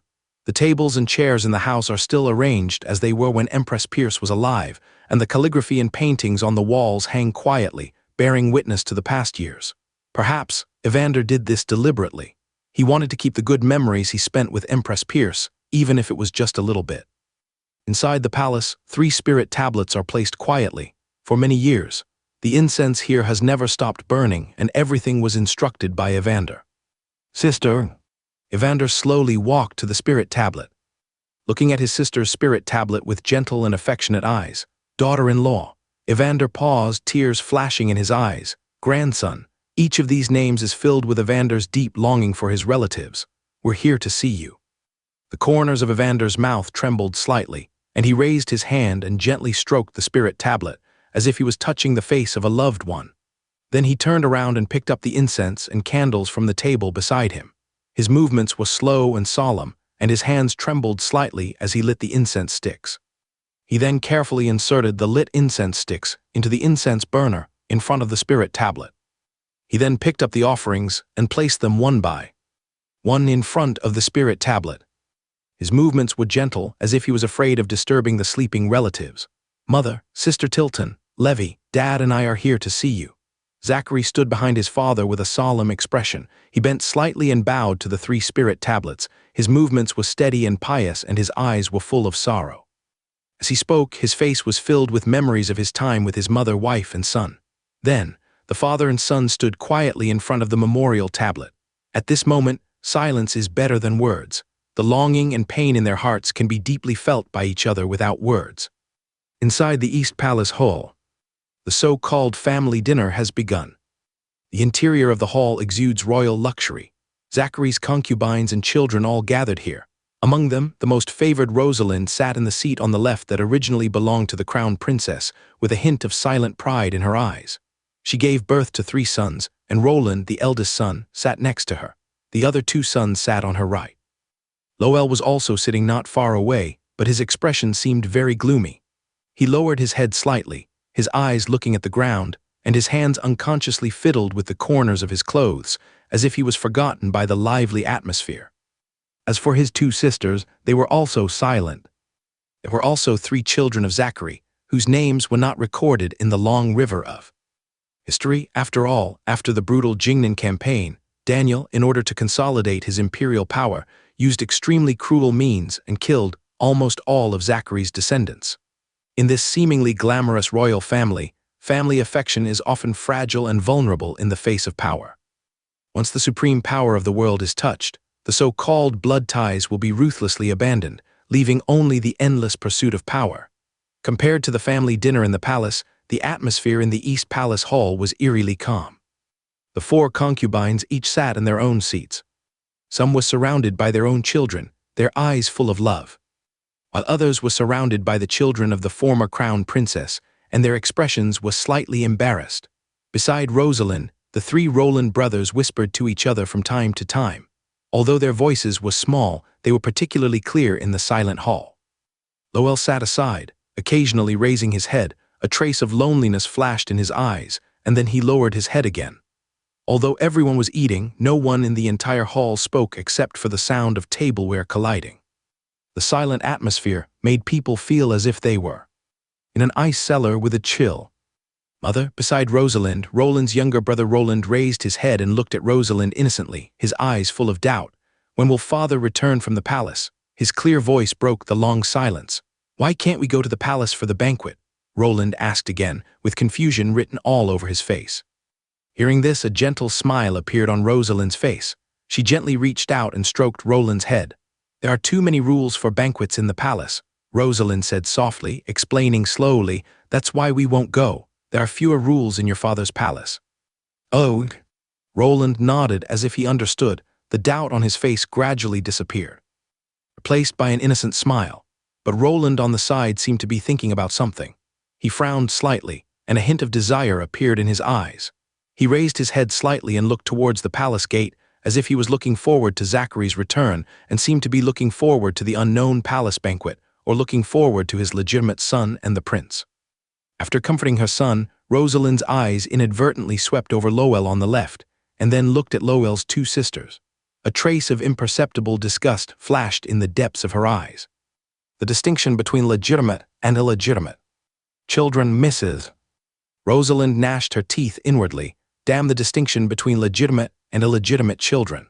If it weren't for this distinction between legitimate and illegitimate children, I could have gone to the palace with the crown prince for the family banquet. If it weren't for this damn distinction between legitimate and illegitimate children, I might have already become the crown princess, and Thornton Malachi would have already become the crown prince. Rosalind clenched her hands tightly, trying her best to calm the resentment in her heart. One day, I will become the crown princess and let Roland become the legitimate heir. At this time, Mrs. Rosalind still appeared calm on the surface, with a gentle smile on her face. But her heart was like a surging wave that could not calm down for a long time. Perhaps the speaker was unintentional, but the listener was intentional. When the other concubines in the hall heard what the two sons of the Rosalind family asked, they dared not breathe. They lowered their heads slightly, with a hint of fear in their eyes. Rosalind already holds great power in the Eastern Palace, and no one dares to defy her will. They could only sit in their seats silently, moving their chopsticks carefully, for fear that they would accidentally anger Mrs. Rosalind. Time passes quietly. Daning Prefecture, Huizhou City. 50,000 reorganized Yuan surrendered soldiers have been stationed in the military camp within Huizhou City. The military camp was surrounded by high walls with Ming Dynasty military flags flying on them, fluttering in the wind. Under the wall, the patrolling soldiers walked in step with alert eyes. On the parade ground, 50,000 surrendered soldiers wearing Ming Dynasty military uniforms were lined up in neat rows. Although their uniforms were brand new, they were not equipped with armor or weapons. Among them, all positions above the small flag were transferred from the border troops of the Ming Dynasty. All officers were soldiers of the Daning Border Army. Originally, the imperial court ordered that the small flags be allocated to the border troops. But after careful consideration, Arlen submitted a memorial to the Ministry of War, earnestly arguing that the small flags, as grassroots officers in the army, were of vital importance and should be completely controlled by the Ming Dynasty. Arlen wrote this memorial in a clear and well-organized manner with sufficient arguments. After Arlen submitted the memorial, it was personally reviewed by Crown Prince Zachary and approved for implementation. From the small flags onwards, all officers of the 50,000 surrendered soldiers were appointed from among the meritorious officers and soldiers of the Daning Border Army. Now, this reorganized army has been trained by Arlen himself for 8 months. During these 8 months, Arlen arrived at the training ground early every day to train with the soldiers. After 8 months of hard training, this surrendered army has initially formed combat effectiveness and has also completed the running in of the Ming Dynasty military system. On the platform, Arlen was wearing a Ming Dynasty military uniform, but no armor. His long hair was tied behind his head, making him look particularly energetic. After Arlen glanced at the troops on the parade ground, he suddenly waved his hand and shouted loudly, "Out for drill." The sound was like thunder, echoing throughout the training ground. The general has an order. Arlen's guards shouted in unison, their voices uniform, "Out for drill." Next moment, "Kill, kill, kill." The 50,000 troops simultaneously issued a deafening cry of killing. The sounds gathered together like thunder resounding through the sky. Afterwards, the army began to run around the parade ground in a very orderly and strict posture. Their steps were in unison, and the entire training ground shook with every step they took. Since Pericles Yingcheng became the commander of Daning and took charge of the army, he combined the original training methods of Daning Border Army and incorporated his own advanced training concepts that were known to later generations. First, focus on training the soldiers' physical strength, so that the soldiers have a strong physique through long-distance running, weight-bearing, and other training methods. Second, strengthen the training of fighting skills and teach soldiers various close combat techniques so that they can defeat the enemy on the battlefield. Third, we focus on cultivating the temperament of a soldier. From standing and sitting to saluting, every detail is strictly required, so that the soldiers can exude the majesty of a soldier from the inside out. After 8 months of training, the results are remarkable. The Angus Ning Border Army under Arlen's command was the first to implement Arlen's training methods, followed by the reorganization of the surrendered soldiers. As Arlen's new training method became popular in Daning, the temperament of the army under Arlen's command has now been completely renewed. If some soldiers used to look like ruffians, walking with hunched backs and no discipline at all, now every one of them has a straight posture and a firm look in their eyes, and they are obviously well-trained soldiers. Looking at the soldiers running for drill on the training ground, Arlen nodded slightly, a satisfied smile on his face, his eyes filled with relief and pride. This was all trained by Arlen himself, General. Marvin walked quickly to Arlen's side, his face brimming with excitement. My Daning Border Army and this surrendered army have greatly increased their combat effectiveness under the General's training. Compared to the past, the current combat capability has improved immensely. Sweat more in peacetime and bleed less in wartime. Arlen looked serious as he stared at the training ground. He said slowly, border troops are most likely to be exposed to combat. Although the training method I have prescribed is arduous, it has indeed improved my physical fitness. But, Arlen paused. But what? Marvin looked at Arlen with a puzzled look. The court said they would transfer him to be the commander of the Huiju Guard. It's been over 8 months. Why hasn't he been transferred yet? Arlen shook his head helplessly. Originally, Arlen only needed to control the Angus Ning Border Army under his command, and he did not need to pay too much attention to the training and military affairs of this surrendered army. However, things went against their wishes. Less than a month after the new year, the 50,000 reorganized surrendered troops had moved to Huiju. However, the commander had not yet arrived, and some generals assigned by the court had not yet arrived. For these reasons, Arlen was forced to control this group of surrendered soldiers and be responsible for their training and reorganization. For 8 months, Arlen submitted a memorial to the Ministry of War every month in order to urge the transfer of the commander. However, every time the memorials were reviewed, the Ministry of War's response was that the current emperor and the crown prince was still considering who would be the commander-in-chief, so it had been delayed until now. General. Marvin smiled. You, as the commander of the guards, are in charge of 100,000 troops. This is the power of a commander-in-chief. Others would love to have it, but the general despises it. If it's the position of the commander-in-chief, then of course there's nothing to say.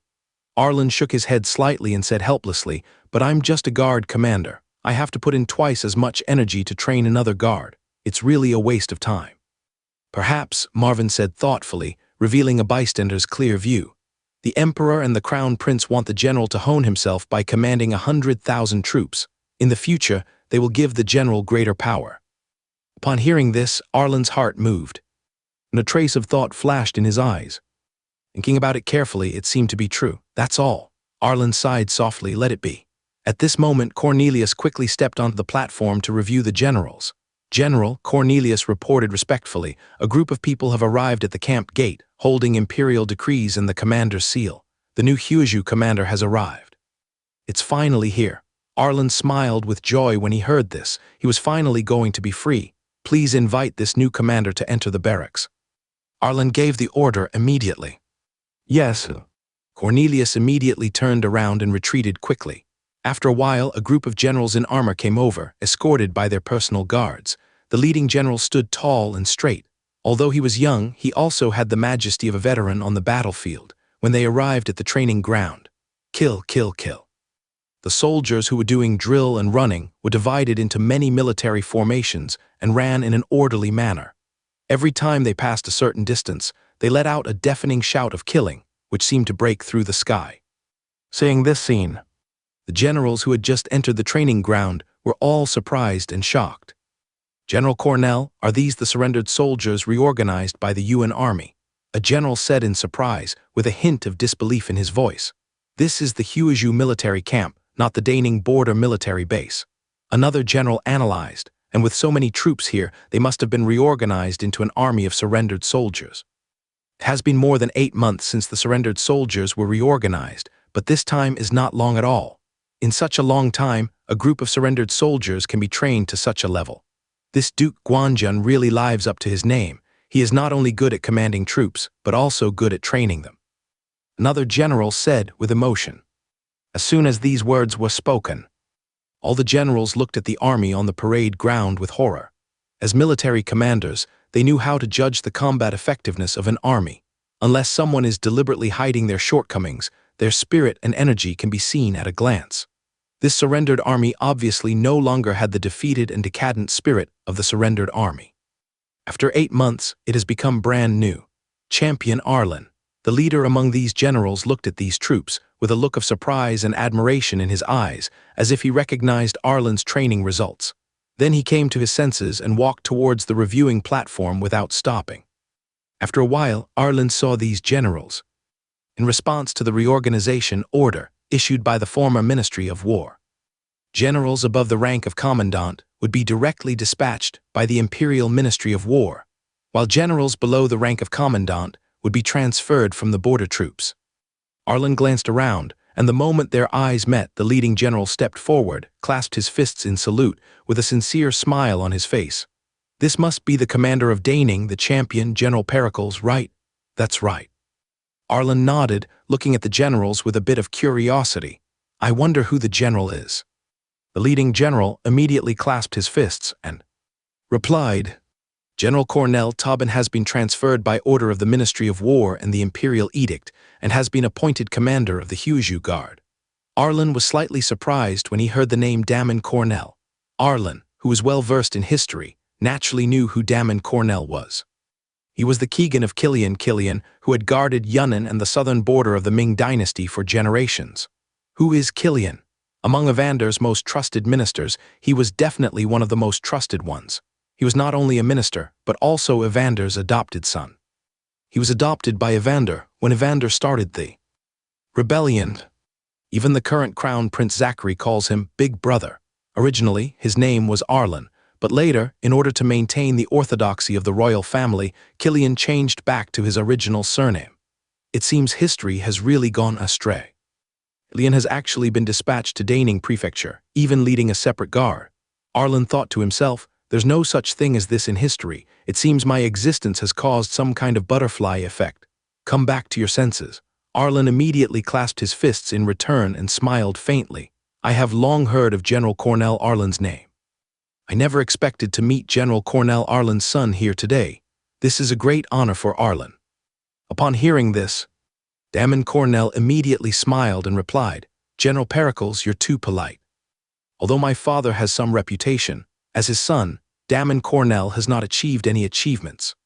I am able to come to Daning to serve as a general because I have long heard of General Pericles' reputation for galloping and killing enemies in the northern border and making great contributions to the country. Therefore, I have specially requested the order from the Ministry of War to come to the northern border to guard the border for the country. It is a great honor to meet General Pericles and Damon Cornell today." When Damon Cornell said these words, his expression was extremely solemn. His eyes were full of sincerity and excitement. It was obvious that they came from the heart. Arlen's military achievements have been recognized by many generals, and Damon Cornell is naturally one of them. In the battles against the Jainu in the northern border and the Liaodong War, Arlen led his troops to charge into battle, and his army was extremely powerful.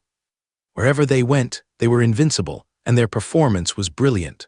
As the Battle of Liaodong came to an end, Arlen's military achievements quickly spread among the powerful and influential classes of the Ming dynasty. In the court, many ministers praised this up and coming general highly. Kilian, a general who had long been famous in the army and was deeply trusted by Evander, naturally also heard about Arlen's battle achievements. After all, such a dazzling record caused quite a stir in the Ming army, and it was hard not to be noticed. Otherwise, with Damon Cornell's identity, how could he travel thousands of miles and resolutely go to this northern border? Obviously for training. General Cornell, you are too kind. Arlen smiled slightly and looked at Damon Cornell gently. Then he slowly turned his head and looked at the army training on the parade ground. I have been waiting for General Cornell for a long time. Arlen sighed slightly, a sense of relief in his tone. Now that General Cornell has finally arrived, I can now safely hand over the State Guard to General Cornell. General Pericles is really good at training troops. Damon Cornell looked at the parade ground with a burning gaze, his eyes full of admiration, as if he was still amazed at the transformation of the army before him.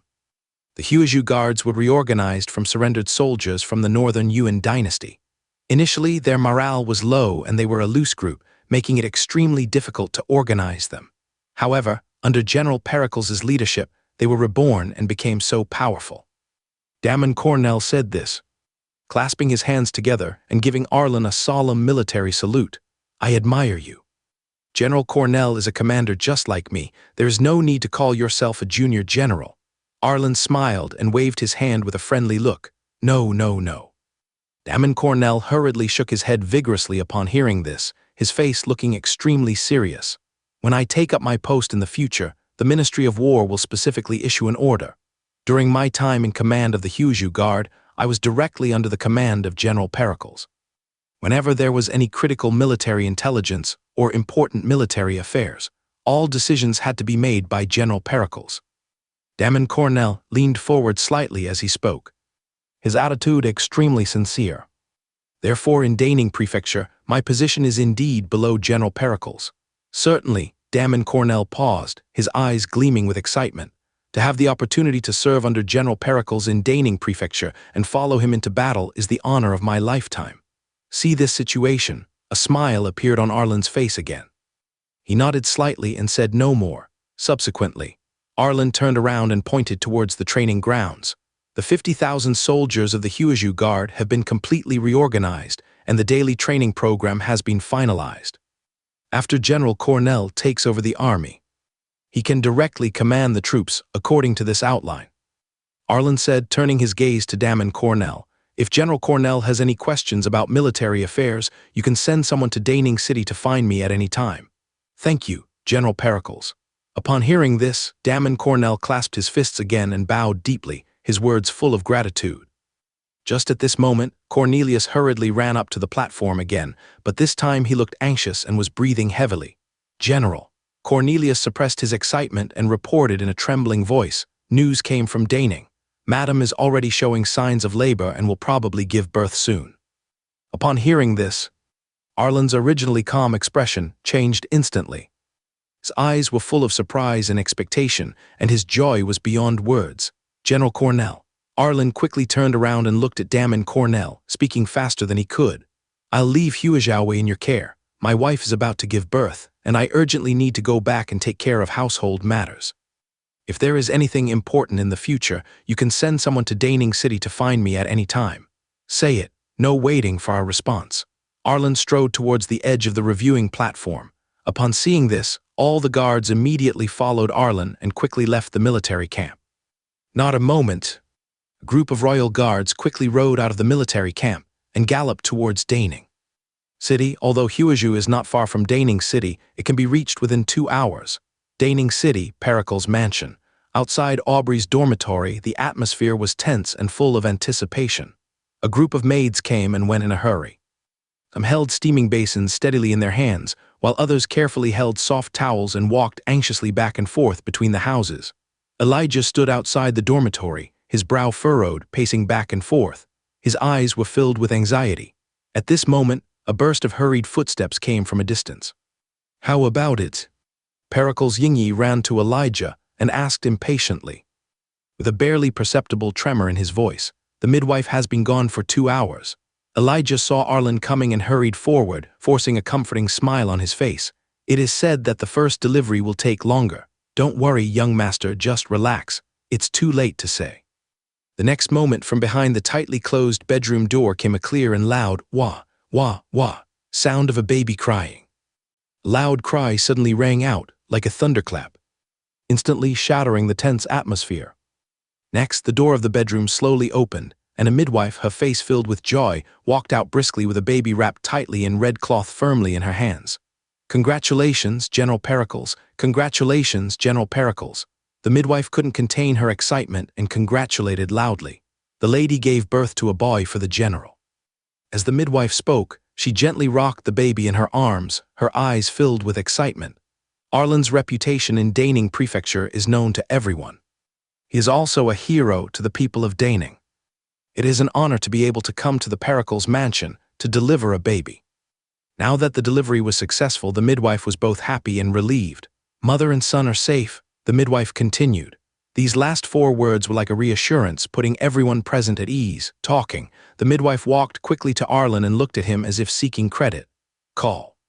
Upon hearing this, Arlen breathed a sigh of relief, and a joyful smile appeared on his originally nervous face, and he felt as if a burden had been lifted off his shoulders. In this era, childbirth is undoubtedly a daunting task. Mothers face great danger and may suffer an accident if they are not careful. Now that he heard that mother and child was safe, how could Arlen not feel relieved? "Come back to your senses." Arlen walked forward slowly and carefully took his son from the midwife's hands. At the moment of touch, Arlen's hands trembled slightly, which was the nervousness and excitement of being a first-time father. At first glance, the little guy's face was wrinkled and his eyes were tightly closed, which didn't look very good. But Arlen knew that this was what a newborn baby looked like, and everything had just begun. Life begins. "Congratulations, young master." Elijah walked forward with excitement on his face. He looked even happier than if he had a son, and tears of joy were sparkling in his eyes. "Congratulations, General, on having a son." Many personal guards gathered around, each of them showing excitement, and they all clasped their fists to congratulate Arlen. The voices rose and fell, filling the entire courtyard, all celebrating the birth of their general's son. "I have a son." Arlen hugged his son tightly, exerting a little force with his arms, trying to hold his son tightly in his arms. His eyes were fixed on his son's little face, and an indescribable complex emotion surged in his heart. The wonderful feeling of being connected by blood. The great significance of inheritance, all these feelings are so real. These feelings impact Arlen's heart. "Master," Elijah reminded him with a smile, his eyes narrowed into slits. "It's time to give the young master a name." "Ronald Frostborn." Arlen spoke with almost no hesitation in a firm and clear voice. He had already thought of the name. Not only the boy's name, but the girl's name had also been decided in his mind early on. After knowing that Aubrey was pregnant, Arlen had already decided that if it was a boy, he would name him Finn, which means brightness and prosperity. If it is a girl, then name her Gawain, which carries gentleness and beautiful expectations. "Ronald, what a great name." Elijah immediately gave a thumbs up and praised him with an indescribable excitement. "Old lady." Elijah raised his head and looked towards the sky, tears glistening in his eyes. He murmured to himself, "Did you see it in heaven? The young master was born. His name is Ronald Frostborn. The young master has an heir." At this moment, Elijah's heart was filled with emotion. This moment was more meaningful than his young master's wedding before. It was at that moment when Arlen named his son. Detected that the host has offspring. Opening the derivative panel, family panel. A first-level treasure chest as a reward. For every year of offspring's life, you will be rewarded with a first-level treasure chest. You can receive it until you reach the age of 20.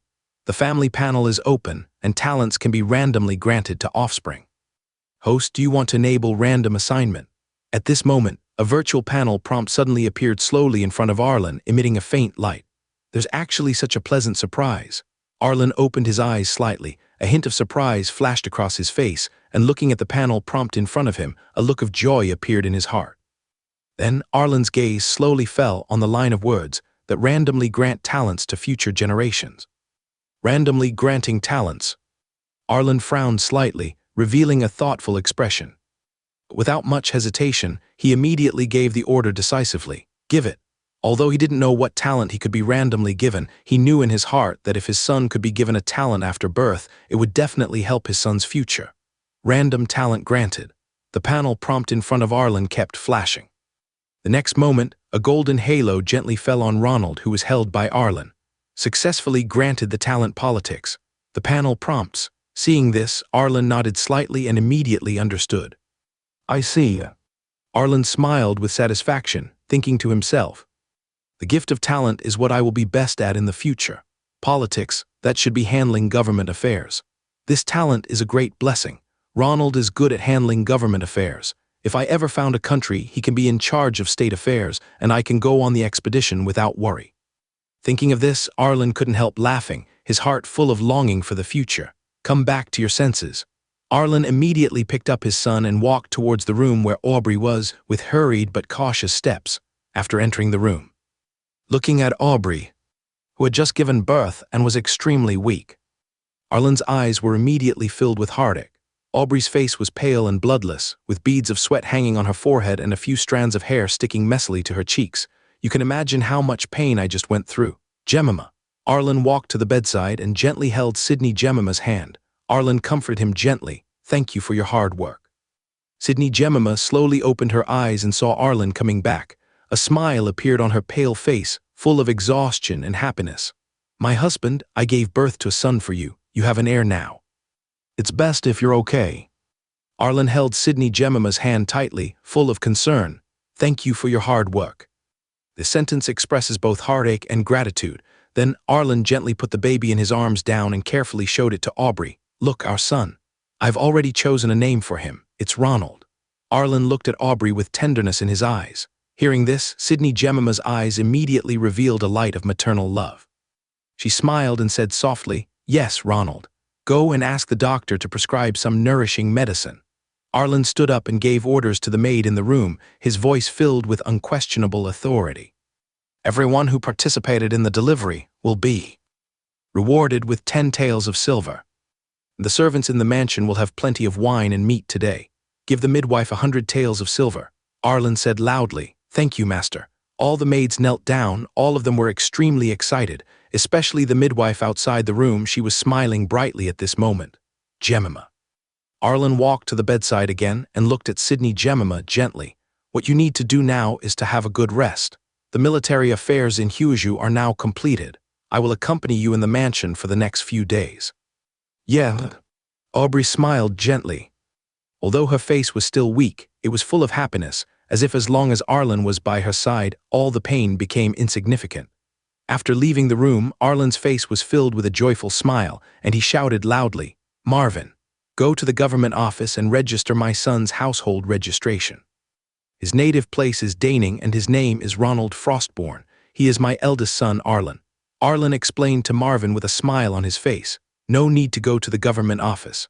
A hearty voice came from outside and Abner strode over. Behind Abner were several servants, each holding a brocade box. Uncle Percival. Seeing Abner coming, Arlen immediately walked up to him quickly, with a sincere smile.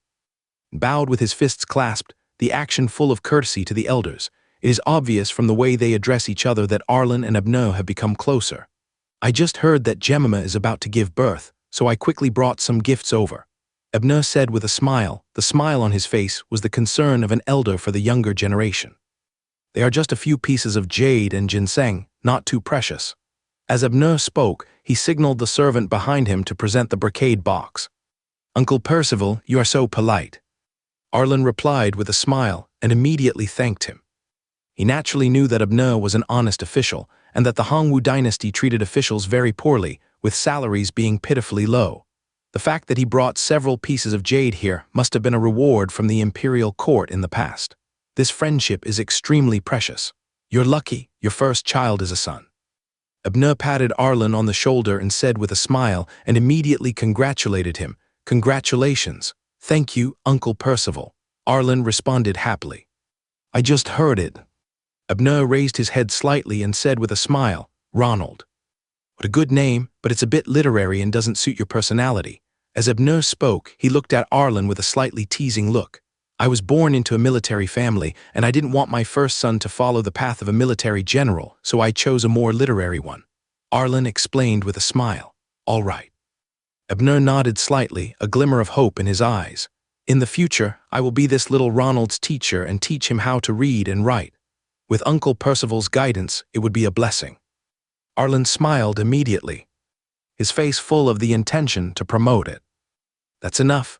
Abner waved his hand and said with a smile, "I've come to see you too. I won't delay your happiness. When the full moon comes, you must have my wine. Also, I'll give you a transfer book from the Ministry of Revenue. Please take a look at it yourself." As Abner spoke, he took out a letter from his bosom and handed it to Arlen. Then, fearing that he would delay Arlen's work, he turned and left. Seeing this, Arlen followed Abner out of the house and looked at Abner's departing back, his heart filled with gratitude. Then he opened the book and took a look. The Ministry of Revenue transferred grain to Daning and Baping. The food and fodder needed for the 300,000-man army for half a year will be delivered in 3 months. Looking at the information in the record, Arlen understood it instantly with just one glance. It seems that the imperial court is planning to launch a direct attack on the northern Yuan dynasty after the spring. There was also a look of anticipation in Arlen's eyes, as if he had already seen the upcoming battle. After all, the court's purpose can be clearly seen from this record. Obviously, the mobilization of these food and supplies was carried out in secret and was confidential. However, Abner gave it to Arlen because Arlen was the commander of Daning and had the right to know. Food and supplies were transported to Daning and Baping Prefecture. Arlen lowered his head slightly and continued to think, "My Daning Prefecture will also participate in this military expedition. I just don't know who will be the general." Historically, the great general who defeated the northern Yuan dynasty and caused it to fall apart was Rufus. However, after the Liaodong campaign, the imperial court probably wouldn't let Rufus lead the army alone, right? Looking at this record, Arlen fell into deep thought. However, after pondering for a moment, Arlen put the book away. "Who cares?" Arlen shook his head slightly, a carefree smile on his face. 3 months of planning time and the troops will not be mobilized until after the new year or the beginning of spring. It's still early. Think about it. Arlen's own son had just been born, so now all he had to do was spend time with Aubrey and her son. As for the war, let's wait for the court's order. Baping City, Daniel's mansion. Father. Gregor walked into the hall cautiously, holding a document in both hands, his face filled with respect. This is the document on the transfer of supplies that Prefect Ebenwood just sent over. As Gregor spoke, he held up the book high and handed it to Daniel. Daniel took the imperial edict and glanced at it quickly. Then he looked at Gregor and asked, "Have you read this imperial edict?" Replying to Father, Gregor immediately clasped his fists and replied with a crisp and clear gesture, "I have already seen it." "What do you think?" Daniel's eyes were filled with testing as he stared at Gregor closely, as if he wanted to see his true ability from his answer. "In my opinion," Gregor cleared his throat and replied methodically, "the imperial court is about to mobilize troops against the northern Yuan. The food and supplies allocated by the Ministry of Revenue are substantial, sufficient to sustain a 300,000-man army for half a year. They will be gradually delivered to Daning and Baping prefectures over a period of 3 months. It's clear that this time the troops will be mobilized together from Baping Prefecture, Daning Prefecture, even the Imperial Army stationed in Liaodong. And a 3-month period means the troops will be deployed after the Lunar New Year and the beginning of spring." Hearing Gregor's answer, Daniel nodded slightly, with a look of satisfaction on his face. Although his son was a little fat and weak, he was not good at martial arts or military affairs. However, he was extremely capable in government affairs. Many of the government affairs of the palace were handled by Gregor, and everything was handled smoothly and orderly. "Not bad," Daniel said approvingly. "Father," Gregor raised his head slightly, his eyes flickering with thought. "This mobilization of troops clearly shows the imperial court's determination to defeat the northern Yuan. However, the person who will command the troops has not yet been decided. From your son's perspective, since there is Baping Prefecture, then Father must be able to lead an army and become the main general in the campaign." As Gregor spoke, he looked at Daniel with affirmation. "Yeah," Daniel nodded. He had expected this, at this moment. "Report." Bertrand walked into the hall hurriedly with a serious look on his face and bowed to Daniel. "What's the matter?" Daniel raised his hand, motioning Bertrand to stand up, and then asked. "Your Highness reminded me to pay special attention to Arlen, the commander of Daning. I've received news about him," Bertrand replied respectfully. "Just a few days ago, Arlen's wife successfully gave birth to a child." Upon hearing this, Daniel nodded slightly and said, "Prepare a generous gift in the name of Daniel's mansion and send it to Daning to congratulate Arlen on the birth of his son on my behalf." "I obey your command." Bertrand bowed and retreated quickly and efficiently. As soon as he left, Gregor said with a smile, "Father has always had an extraordinary vision." Arlen is the only one who can be taken so seriously by Father. Talents should be treated in their own way. Daniel said calmly, his eyes deep. My Baping Prefecture is adjacent to Daning Prefecture. It's not a bad idea to be on good terms with Arlen. As for the deeper reasons, Daniel naturally would not reveal them. After all, his ambitions were too great to be spoken carelessly, even to his own son. I appreciate your advice. Gregor replied very politely, his face full of humility. He's not small anymore now. It's time to think about the issue of offspring. Daniel said with some concern, my son, this. Gregor looked at him awkwardly, not knowing how to answer. The capital of the Ming dynasty, Yingshan. The main hall of literary profundity. Ministers of the four ministries, namely the Ministry of War, the Ministry of Revenue, the Ministry of Personnel, and the Ministry of Justice, gathered here. The hall was solemn and the atmosphere was heavy. The expressions of all the ministers were very serious. Evander sat upright on the dragon throne, and even without speaking a word, he exuded majesty and dominance. Crown Prince Zachary stood quietly by with a gentle expression on his face. Your Majesty, Prince. Lester stood up, took a few steps forward, clasped his hands together, and respectfully began to speak. After 9 months, all the lost troops of the Daning Border Army, the Baping Border Army, and the Military Governor's Office Army have been replenished, and the army has been restored to its full strength. In addition, the Ministry of War and the Ministry of Revenue have communicated with each other. All pensions for the dead and disabled soldiers have been paid out without omission. Your Majesty and the Crown Prince, please review these detailed records. Gawain, who was standing by, immediately stepped forward, took the book with both hands, and respectfully presented it to Evander. Evander opened the book and quickly glanced through it. A look of satisfaction appeared on his face, and he nodded. Well done. Farnsworth Brooks is indeed a pillar of our Ming dynasty. Hearing this praise, Lester immediately bowed, his face full of gratitude. Thank you for the praise, Your Majesty. In his heart, Lester also breathed a sigh of relief. He dared not make any mistakes in such an important task. After all, Evander in front of him was a ruthless killer, but fortunately he passed. Your Majesty, Prince. Ragnar, the Minister of Revenue, stepped forward and equally respectfully began. After 9 months, the settlement of the civilians and refugees affected by the war in Liaodong has been finalized. Thanks to the joint efforts of Daning Prefecture and Liaodong Prefecture, many refugees have been properly resettled, and the registered population of Liaodong has also been counted. The population of Liaodong is still over 4.8 million, of which over 500,000 have fled and been resettled in Daning Prefecture. That's right. Evander nodded, and after a moment's contemplation he said, we should stick to the old rules. For Liaodong Prefecture, the priority is to keep the people safe. Now that winter has arrived, the food, charcoal, and other winter supplies needed by Liaodong Prefecture will be given priority.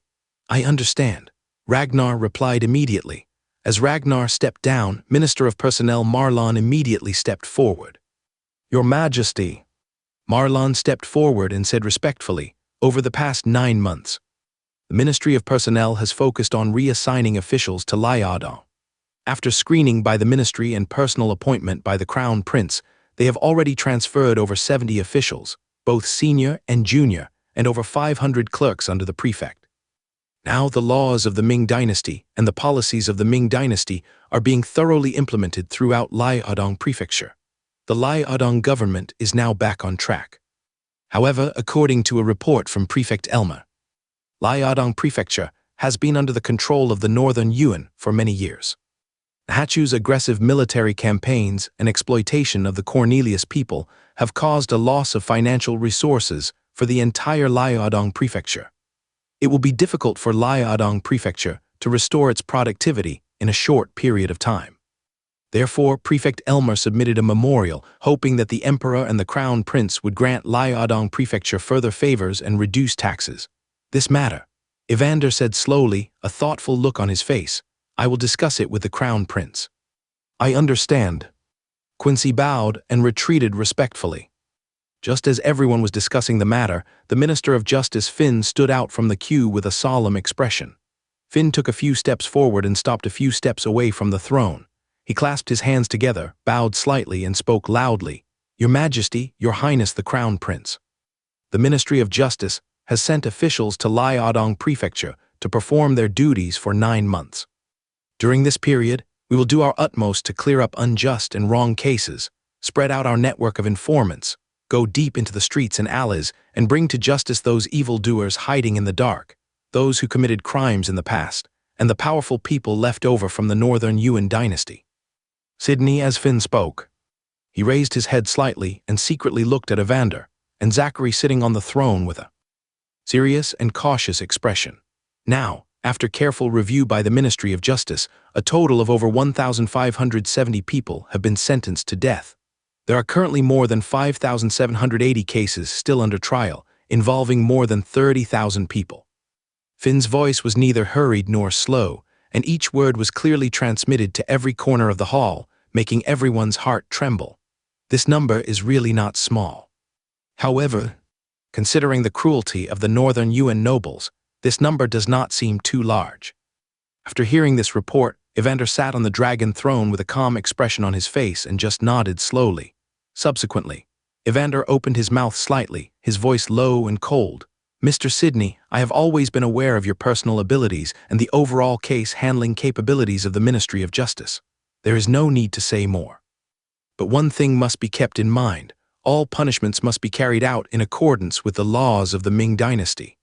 Those who have committed heinous crimes and deserve the death penalty will not be tolerated and will be sent to hell. As for those kind-hearted people who are doing their duty and have done nothing wrong, we must not target them without reason. As Evander spoke, his eyes were as sharp as an eagle, revealing his attitude towards the fair enforcement of the law. I understand. Upon hearing this, Finn immediately bowed and accepted the order. His actions were quick and decisive, as time flows.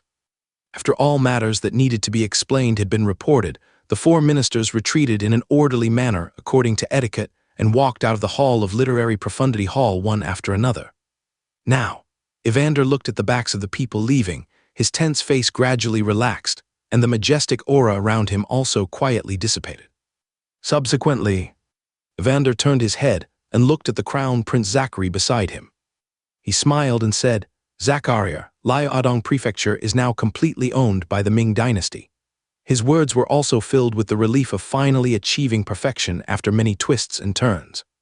Zachary bowed slightly, his usual gentle smile on his face, and responded, Father, you have combined grace and power, using both drastic measures and a benevolent heart. Naturally, Liaodong will wholeheartedly submit to you. When Zachary spoke, he was full of respect for Evander, and his tone was extremely humble. Oh, right. Evander seemed to suddenly remember something and smiled. I just received a message. Arland, you have a child. Hear this. Zachary's face showed a hint of surprise, and then he said in surprise, Pericles Yingcheng has been married for less than a year. How could it be so fast? This Arland is really blessed. They've been married for less than a year and already have a child. Zachary shook his head slightly, an expression of emotion appearing on his face. It's good to have a family, but it's even better to have children. Evander smiled, and there was a deep meaning on his old face that was difficult for others to understand. This said, Zachary also understood immediately. Indeed. Zachary nodded, his movements neither hurried nor slow, his expression calm. He knew very well that for the emperor, it would not be a good thing for a general commanding troops outside to have no wife or children. After all, without family ties, once they are wooed by the enemy, they may defect at any time. But having an offspring became his weakness and a way for the court to control him. This is imperial power. This is Blake Wildmore, father. Zachary bowed slightly, his expression respectful. When my wife gives birth to a child, I should give her a gift to show my royal grace. As he spoke, Zachary raised the corners of his mouth slightly, revealing a gentle smile. Hear this, ha-ha. Evander laughed heartily, his laughter echoing throughout the palace. Zachariah, after all, you really value Arland far more than others. In the past, for those officials to receive your grace, once, was like receiving a heavenly blessing. But for Arland, you have been very kind to him. As Evander spoke, he shook his head gently, his eyes full of love and emotion for Zachary. After all, in the entire Ming dynasty, the only person who could deserve Evander's attitude was Zachary. Since he is a talent, he should be given important positions. Zachary looked serious and spoke in a firm tone. And Zachary paused for a moment with a thoughtful look on his face and continued, Although my son has never met Arland, I don't know why I feel a sense of closeness to him. After all, my son is also very curious about what Arland is like. As Zachary spoke, his eyes were full of curiosity about Arland. Once the Northern Yuan dynasty is pacified, we will summon Arlan to Yingshan to report on his work. After Lai Adong is pacified, it's time to summon him to Yingshan. However, because things in Lai Adong are still unsettled, and there's a lot of work to do with the reorganization of the surrendered soldiers, we can only let him stay in Daning to perform his duties for the time being. Evander nodded slightly and spoke immediately, according to the report submitted by the Ministry of War. Arlan was not only good at commanding troops to fight, but also good at training them.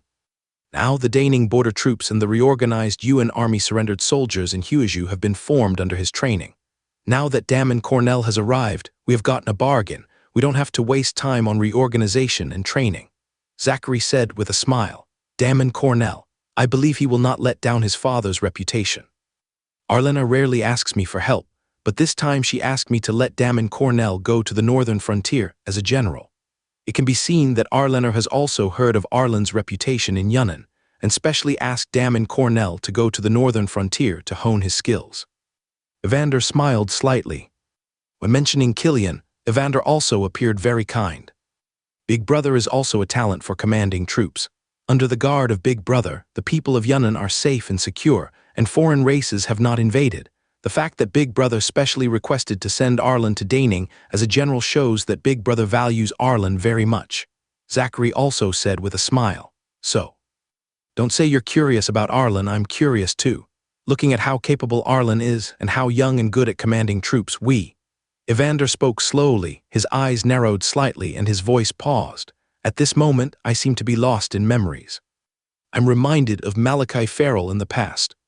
Speaking of this, there was a hint of loneliness in Evander's eyes. If Malachi Farrell wasn't so arrogant, so cruel and domineering and hadn't betrayed us. Evander sighed softly, a trace of sadness and a subtle sense of guilt on his face. Perhaps I wouldn't treat him like that. Lachlan Frostborn was once a powerful general under Evander and also Evander's nephew. Once upon a time, he was brave and fearless on the battlefield and made great military achievements for Evander. But later, because of his greed, he made a big mistake, which eventually forced Evander to punish him. However, so many years have passed, and it would be a lie for Evander to say that he doesn't miss her. After all, Lachlan has the same blood as him and is his nephew. No matter how cruel and ruthless Evander was, he still cared about his family. Dad. Zachary saw Evander lost in his memories, his expression somewhat gloomy, and immediately whispered to comfort him. The past is the past. What he did back then was actually his own fault. It's not Dad's fault. As Zachary spoke, he gently patted Evander's arm, trying to give him some comfort. Yeah.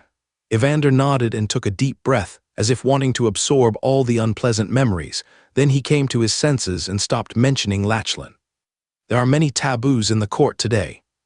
Empress Pierce, the levy of the Emperor Levy, and even the former Lachlan. These are people who cannot be mentioned casually. No one wanted to violate Evander's taboo. After all, no one could afford the consequences. Now only the father and son can say a few words. After the Northern Yuan dynasty is settled and Arlan returns to Yingshan to report on his duties, his family will remain in Yingshan. Evander looked serious, his eyes full of majesty. When a general is on the battlefield, he still needs to exercise some control. Military power has always been the root of disaster and chaos. You must keep this in mind, Zachary. As Evander spoke, he stared at Zachary, his eyes full of expectations and warnings. My son understands. Zachary nodded immediately with a serious expression. He always kept in mind every warning from Evander. There are still more than 3 months until the beginning of spring. All the food and supplies for the expedition to the Northern Yuan dynasty are under your control. Manpower, material resources, everything is up to you. Let's just leave it alone. Pericles Yuan looked at Zachary and said, in short, be steady and cautious. Done. Evander smiled, and that smile showed both his trust in Zachary and his expectations for this expedition. He was naturally very confident in Zachary. And in Evander's mind, Zachary's abilities had been honed over the years. So there was no need to say more. In the East Palace Hall, sunlight shines through the windows, illuminating the entire hall. Rufus, what are you doing in the East Palace? Mrs. Rosalind walked slowly out of the hall with small steps. She was dressed in gorgeous palace clothes and had delicate makeup on her face, but there was a hint of indifference in her eyes, especially when she looked at Rufus in the hall. Her voice was crisp, but with a hint of chillness. When Rufus heard the voice, he slowly turned around and glanced at Rosalind, as if he was looking at an insignificant little person. Then he withdrew his gaze with an undisguised contempt on his face. "How?" Rufus snorted coldly, her voice tinged with sarcasm. "As an uncle, I need the consent of a concubine like you to come to my nephew's husband's house. As a concubine, just take care of yourself." When Rufus spoke, the corners of his mouth were raised with a disdainful smile, without any scruples at all. If his niece was not dead now, given Rufus's hot temper, he would probably have slapped her in the face. Hearing Rufus's words, a hint of resentment flashed in Rosalind's eyes, and her eyes were like a poisonous snake. However, she hid it very well on the surface, and still had a faint smile on her face. The status of a concubine is the biggest thorn in Rosalind's heart. Because of this identity, even though she was in charge of the internal affairs of the Eastern Palace, her identity as a concubine prevented her from appearing in public. Normally, people in the East Palace and some ministers in the court all respect her and dare not offend her. There are very few people like Rufus who don't give face at all. "I am indeed a concubine, but now I am in charge of the internal affairs of the Eastern Palace by the order of the Crown Prince, temporarily taking over the position of the Crown Princess." "Mrs." Rosalind raised her head slightly and said with a hint of firmness in her tone, "Rufus, please don't go too far in your words and actions." As Rosalind spoke, she clutched the corner of her clothes tightly, suppressing the anger in her heart. "As a concubine, it's not your place to tell me what to do." Rufus's face was filled with disdain as he flicked his sleeves and said, "Go and call Thornton Dunn over to me." When Rufus spoke, his tone was full of unquestionable command. He came to the Eastern Palace to see his nephew and grandson, and also to meet Zachary for something. Facing Rufus's indifference and contemptuous attitude, Rosalind clenched his hands tightly in his sleeves, and his nails almost dug into his palms. She wanted to get angry, but she also knew that Rufus in front of her was a domineering person. If they really fell out completely, it would not be a good thing for her. Who was Zachary? Rosalind knew it very well. As the Crown Prince, Zachary was extremely benevolent and cherished old ties. Although the former Crown Princess Orson had passed away, Zachary still called Rufus Valemont his uncle and showed favoritism towards him. Whenever Rufus made a mistake, Zachary would always help him. If he really contradicted Rufus, it would be difficult to explain in front of Zachary. "Go and call Lowell over." Rosalind turned around and said to the palace maid serving beside her. As she spoke, she blinked slightly and winked at the palace maid. Seeing that Rosalind was so tactful, Rufus smiled with satisfaction, but the mocking look on his face remained unchanged. Then Rufus found a seat on the left side and sat down casually with his legs slightly apart, looking as if he was oblivious to the people around him. But seeing that there was no tea on the table, Rufus immediately turned to Rosalind Moonvale in dissatisfaction. "When this marquis entered the palace, didn't you know to order someone to serve tea? It seems that the Crown Prince was wrong to let you act as the Crown Princess. Since you are so ignorant of etiquette, the Marquis of Gabenon will propose to the Crown Prince that he replace his concubine with someone else to manage the Eastern Palace." As Rufus spoke, he tapped the table lightly with his fingers, making a crisp sound. "Hear this?" Listening to Rufus's increasingly outrageous words, Mrs. Rosalind's face turned ugly. Her lips trembled slightly, as if she wanted to refute, but she finally held back. In the Eastern Palace, she could indeed be said to have absolute power, and even Zachary did not know what was happening in the Eastern Palace. But outside, Rosalind's power was not that long. "Serve tea, Mrs." Rosalind could only bear it and shouted to the outside of the hall with a grim expression, with a hint of helplessness and unwillingness in her voice. Looking at Rosalind's expression, Rufus naturally saw her displeasure and resentment. Rufus didn't care at all. Because of his status, he was destined to be unable to walk with Rosalind, and Rosalind was now in charge of the Eastern Palace, and Rufus was also well aware of her ambitions. If that bastard really succeeds in the future, then Rufus and even the entire Huexi will not have a good ending. "Miss Rosalind." Rufus looked at her, his expression cold. "I remember you are the Crown Prince's favorite concubine. Since I'm here today, I'll remind you. As a concubine, any son you give birth to is also a bastard's son. It's best not to dwell on things that are not yours, lest you end up with nothing and ruin your entire family." As Rufus spoke, he stared into Rosalind's eyes with a warning in his eyes. Seeing that there was no one else in the hall, Rufus said to Rosalind with a cold face and a hint of sarcasm and threat, "Rufus, I don't understand what you mean." Mrs. Rosalind suppressed the anger in her heart and replied calmly. She lowered her head slightly, trying to hide the anger in her eyes. "Ha ha," Rufus sneered, his laughter full of disdain. "Miss Rosalind, you are a smart person. I am only telling you one thing. Whether you listen or not is your own business. In short, concubine, never think of getting what belongs to the legitimate wife. This is the way of the court. And it is also the way followed by the world.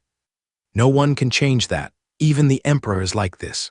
As Rufus spoke, he stood up, put his hands behind his back, and looked at Rosalind with a scrutinizing look. At this moment, footsteps were heard outside the hall. The footsteps were heavy and a little dragging. Rufus then withdrew his gaze from Rosalind. At first glance, Lowell, led by Rosalind's trusted palace maid, walked over with his head down and a look of fear. His body trembled slightly, and his hands were tightly clenched on the corners of his clothes. He took one step at a time, carefully. "Lowell." Seeing Lowell coming, Rufus immediately shouted loudly with a bit of anticipation in his voice. Hearing this, Lowell hurriedly raised his head and a look of joy appeared on his face. But when he felt Rosalind's cold gaze, Lowell, who was about to shout, immediately shut his mouth and dared not speak. Subsequently, Lowell walked towards Rufus with some trepidation and fear. "Every step I take feels like I'm under tremendous pressure."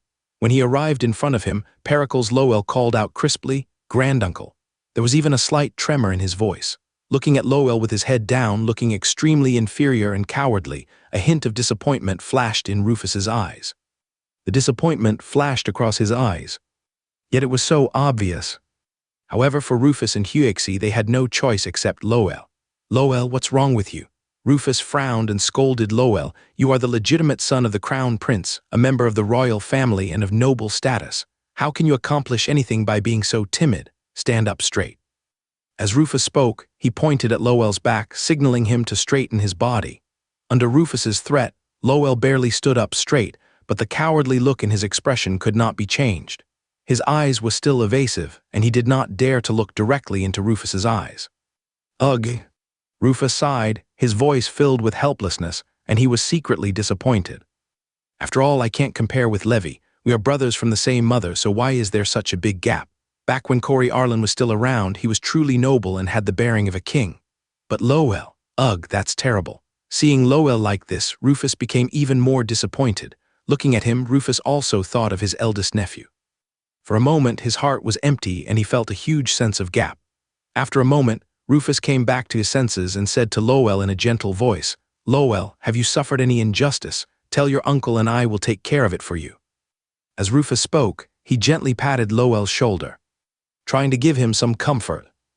"Listen to this." Rosalind looked at Lowell coldly, her eyes full of warnings and threats, but she avoided Rufus's sight. Lowell seemed to have sensed something as well, and his heart was filled with fear, but he did not dare to say anything to Rufus. "Uncle, I haven't suffered any injustice." Lowell lowered his head and replied in a low voice, I just haven't seen you for a long time." When he said this, Lowell's voice was choked with sobs. "Lowell." Rufus placed her hands on Lowell's shoulders, her gaze fixed on Lady Rosalind and the several palace maids who had just entered. She warned him, "You must always remember your status. Your mother is the crown princess, and you are the legitimate son of the current crown prince. In this eastern palace, your status is second only to His Royal Highness the Crown Prince. Apart from His Royal Highness the Crown Prince, you're the most powerful. No one can bully you. If anyone dares, tell your uncle. Not only your uncle, but also many of your uncles will seek justice for you." As Rufus spoke, he stared into Lowell's eyes, hoping that he could remember these words. Upon hearing this, Lowell nodded slightly. Having lived in the Eastern Palace for many years and been silently bullied by the Rosalind family, Lowell had become extremely cowardly. Otherwise, Roland would not have had the opportunity in history. After all, Lowell had a unique identity and naturally had the support of Huexi, but he was ultimately not up to the task. "When you meet your uncle, don't you have anything to say to him?" Seeing Lowell so cowardly that he didn't even dare to say anything, Rufus became a little anxious. With Rufus's insight, how could he not see that Lowell was being bullied by the Rosalind family?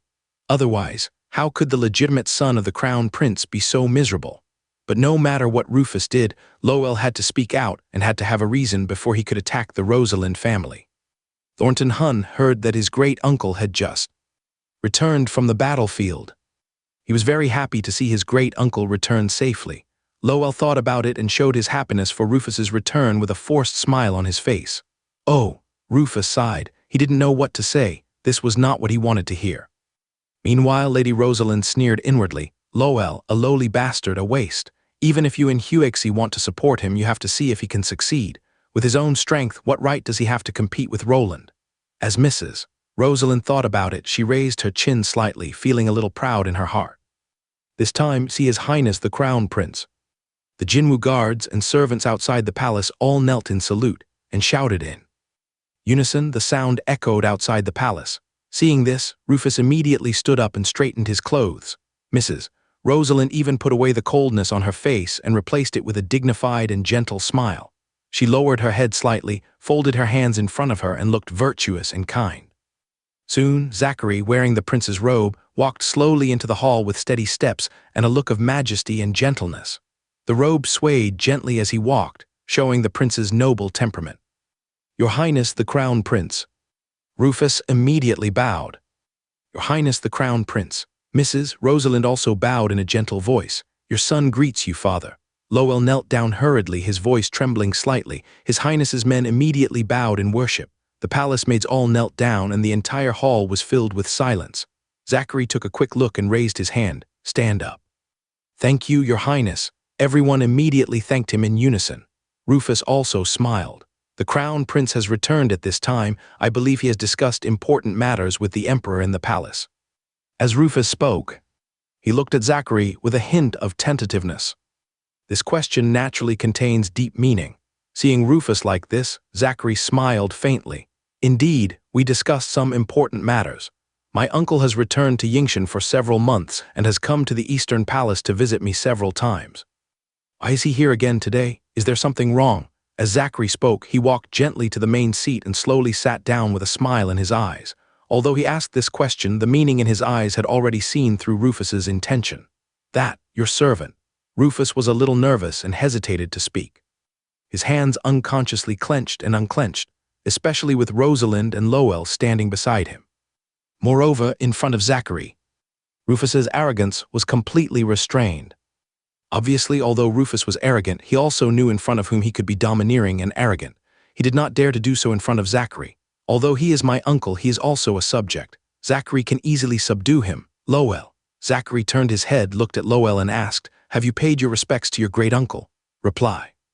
Reply to my father. Pericles. Lowell replied in a trembling voice, Your son greets you. Now that you've paid your respects, go back and study the documents. Zachary said sternly, Don't waste your time. Yes. Lowell didn't dare to refuse at all. He bowed respectfully and prepared to leave. This time, Rufus's eyes rolled, and he immediately said, Your Highness, Thornton Hun is now 11 years old and has grown up. I want to take Thornton Hun to the military camp to gain some experience so that Thornton Hun can develop a better physique. He should learn both literature and martial arts so that he can better help Your Highness in the future. As Rufus spoke, he observed Zachary's expression. Hear this. Zachary was stunned with a thoughtful look on his face. He was somewhat tempted, but he did not make a decision immediately. Instead, he looked thoughtful. But Mrs. Rosalind was anxious. Your Highness. Rosalind bowed slightly, a look of concern on her face, and said softly, The training in the army of the Rufus is too intense. Lowell is already weak. How can he withstand such harsh training? Furthermore, Master Carmichael also mentioned that Lowell has not yet passed many of his subjects and needs to concentrate on studying to make up for his shortcomings. What's more, Lowell is the legitimate son of His Royal Highness the Crown Prince, and his status is extremely noble. How can he go into the army to wield swords and guns and get involved in vulgar military affairs? Even if you want to learn martial arts, you should follow the rules of the royal family and have the East Palace carefully find a good teacher to teach you. As Rosalind spoke, her tone showed that she was thinking about Lowell. When Lowell heard Rufus mention going to the army for training, he couldn't help but feel a ripple in his heart. If he could use this opportunity to get rid of the various constraints of the Eastern Palace, it would undoubtedly be a great blessing for him. However, what Rosalind said next was like a bucket of cold water, instantly extinguishing the fire of hope in his heart. He knew too well how much his father doted on Rosalind. As long as Rosalind spoke, his father would definitely listen to her. After all, on the surface, there was nothing wrong with Rosalind's management of the Eastern Palace, and she did everything in line with Zachary's wishes. Perhaps his son's status in Zachary's heart was not as high as that of his concubine Rosalind. As predicted, After Zachary heard what Rosalind said, he immediately made a decision. Uncle, you don't need to worry about Lowell's teaching. The teachers in the main hall will teach you carefully and help Lowell achieve success in his studies. Zachary sat upright in the main seat, his expression calm but with unquestionable majesty, and his every move showed the demeanor of an emperor. A trace of imperceptible disappointment flashed across Rufus's eyes. Facing Zachary, although he was unwilling, he had no choice but to obey. I understand. Rufus bowed slightly with disappointment in his tone. Take Lowell away. I have something important to discuss with my uncle. Zachary said to Rosalind, his eyes as calm as water. I obey your command. Rosalind was secretly delighted in her heart, but she did not show it on her face. She walked lightly, pretending to be extremely concerned and close to Lowell. She walked to Lowell, gently took his hand very naturally, and then slowly walked out. Even though Lowell wanted to get rid of it, he didn't dare to do so. Even though Rufus was present, Lowell didn't dare to say anything more. After all, it was too cowardly. This woman is definitely not an ordinary person. Rufus looked at Rosalind's departing back. His brows furrowed, and a deep worry surged in his heart. From now on, I really have to pay more attention to her. Originally, Rufus wanted to bring Lowell to his side and teach him carefully, so as to plan the future of the Huexi forces. But Rosalind's deep scheming and clever methods really made him feel uneasy. Zachary has already completely believed in the Rosalind family. After Rosalind left, Zachary still sat steadily in the main seat, his expression calm, and he looked at Rufus with a peaceful gaze. Uncle, what brings you to the East Palace this time? Your Highness. Rufus bowed slightly, his expression respectful. I came here today because firstly I miss Lowell and came to visit him. Secondly, Rufus raised his head, a glint of anticipation flashing in his eyes. I wonder if the Emperor and His Highness have agreed on the war against the Northern Yuan dynasty. Upon hearing this, Zachary showed a faint smile. It was obvious that he had already seen through Rufus's fundamental purpose of coming to the Eastern Palace. Uncle, feel free to say whatever you want to say.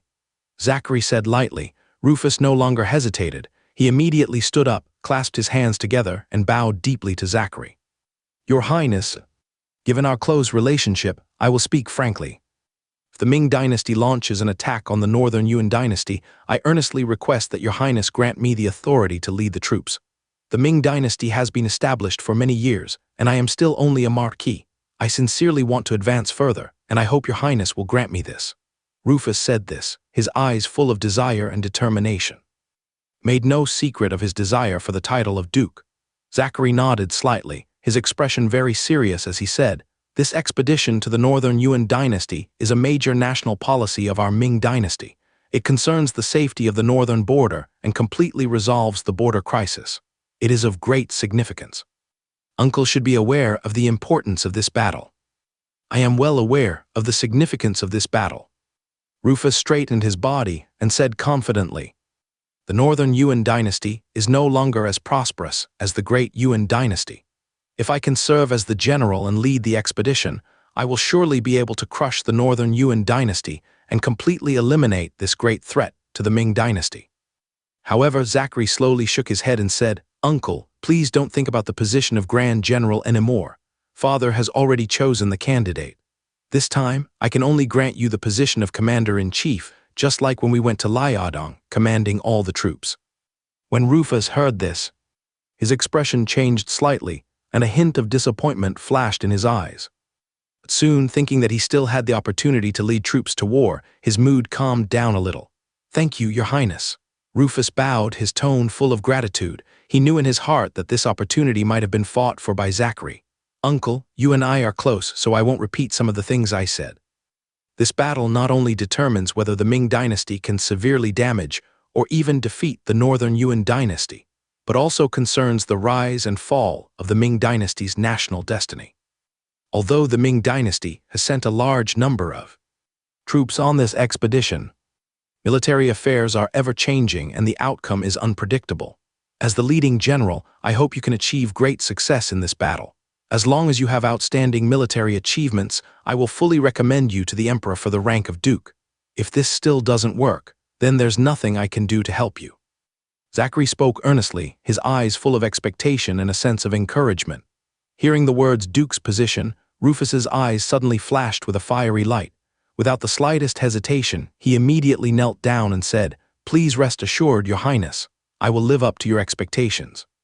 In this battle, I will surely wipe out the Northern Yuan army without a single survivor."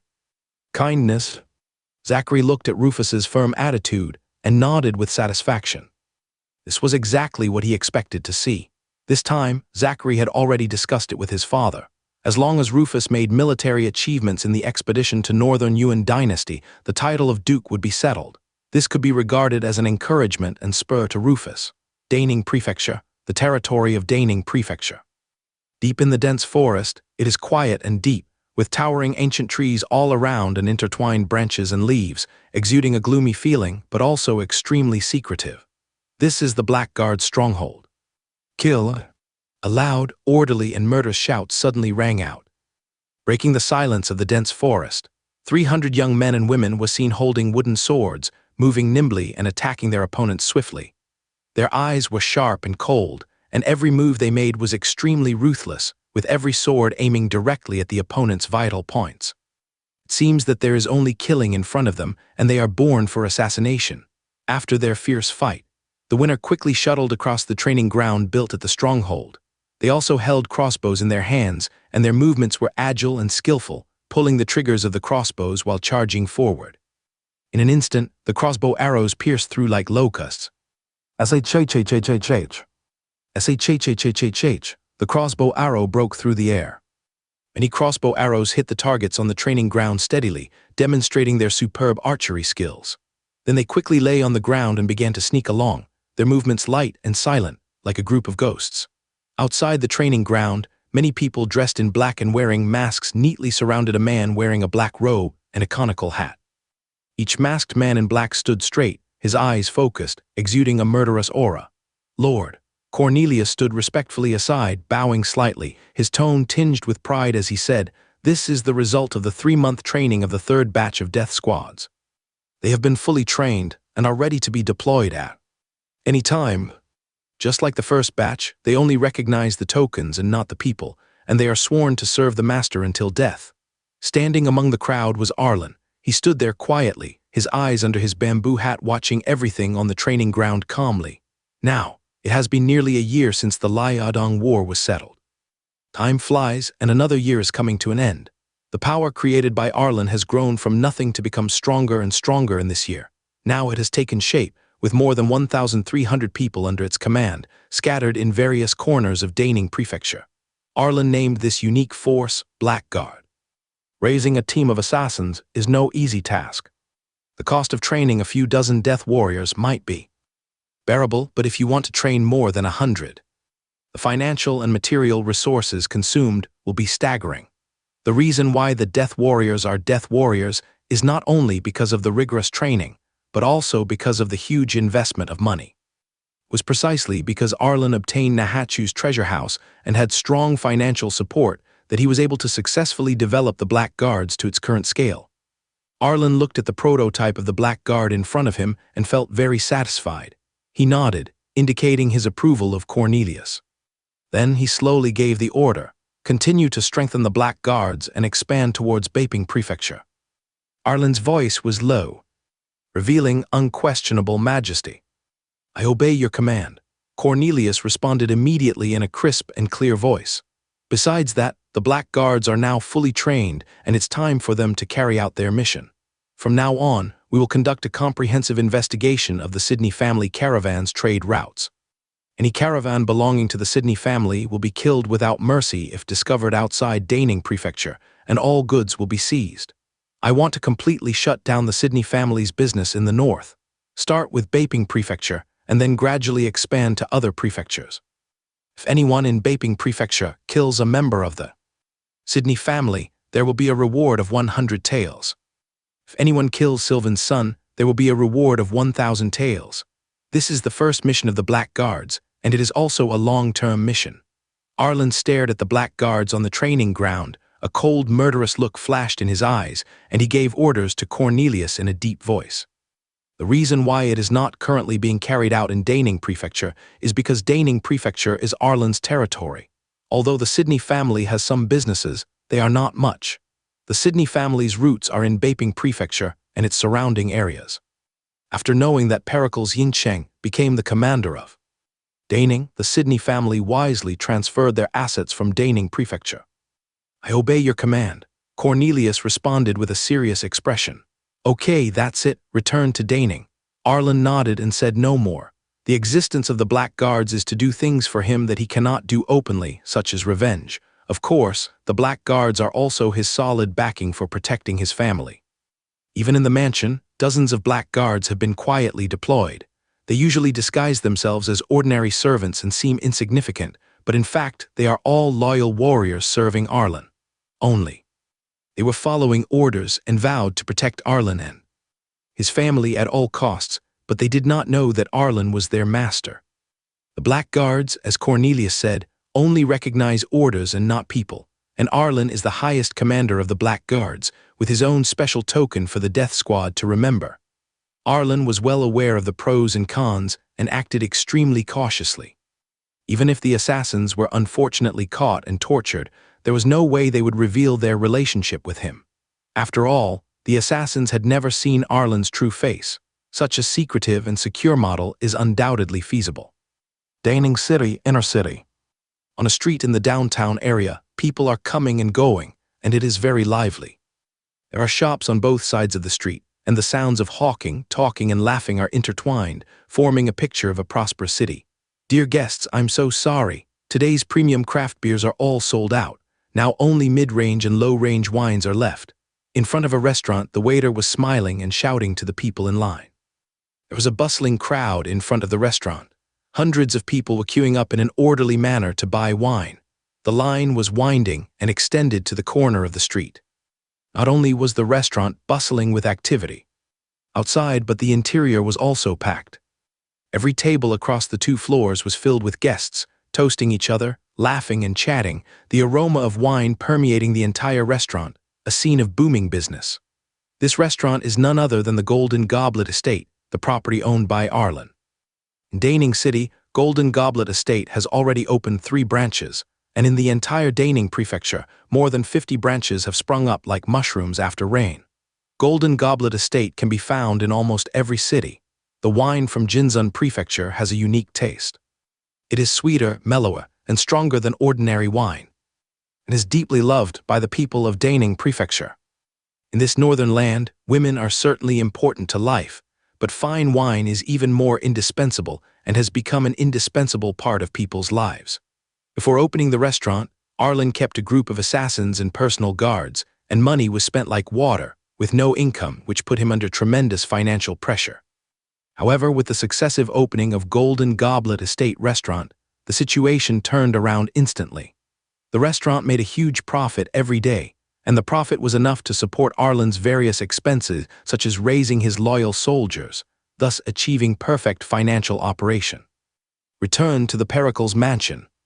As the residence of the commander of Daning. Today is the New Year's Eve. Brand new couplet had already been posted above the gate of the mansion. On both sides of the door, guards holding weapons are on duty. Their eyes are sharp and full of murderous intent, guarding the peace of the mansion. As night falls and the lights come on, the entire Daning city is immersed in a festive atmosphere. Inside the mansion, the New Year's Eve dinner is about to begin, and it's time to celebrate again. The 22nd year of Hongwu is slowly approaching people.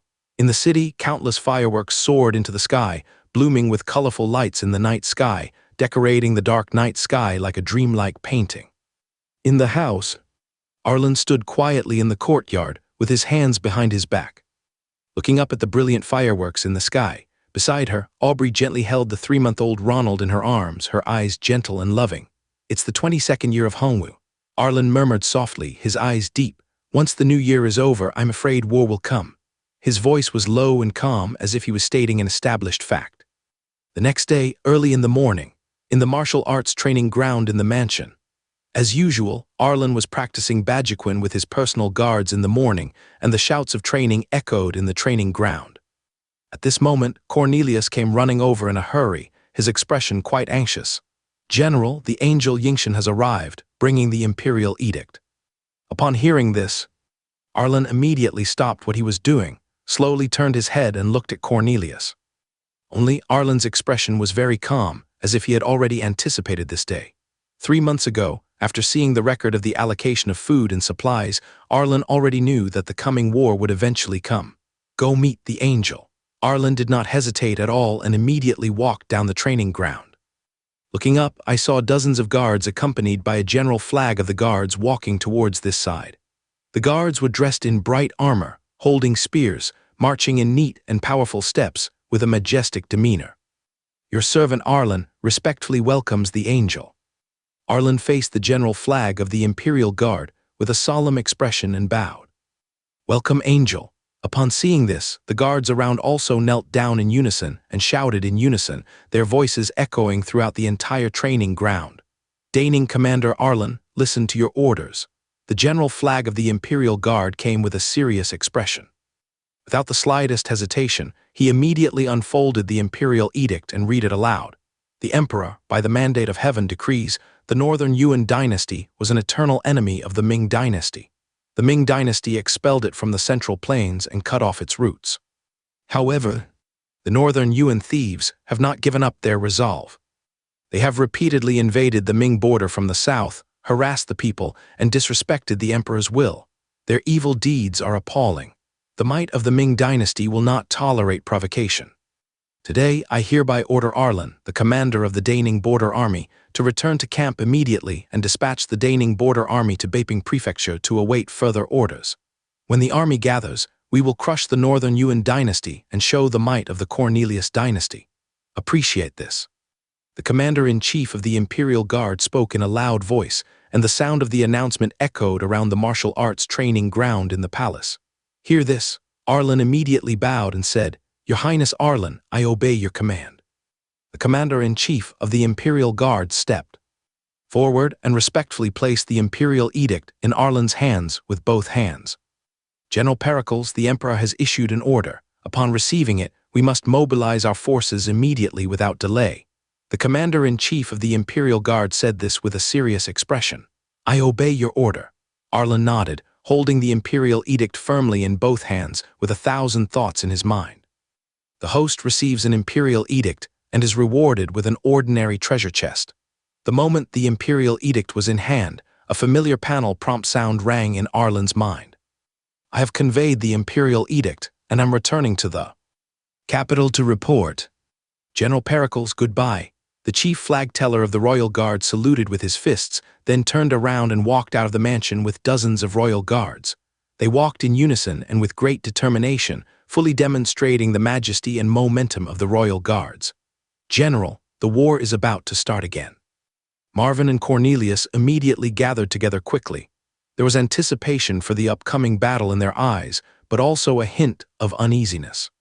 After all, unlike the previous battle in Liaodong, where they only dealt with Nahachu, this time they were about to face the entire Northern Yuan dynasty.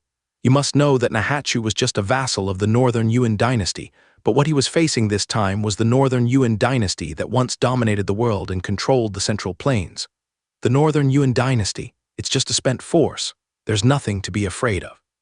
Arlen showed a calm smile, his eyes showing confidence and no fear at all.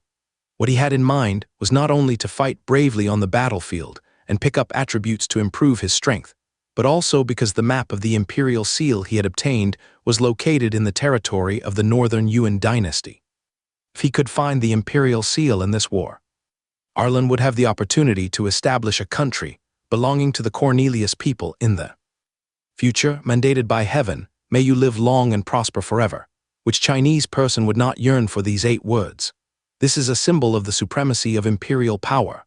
Marvin, quickly send your personal guards to the military camps in Daning Prefecture and order the commanders to break camp and head for Beiping Prefecture immediately.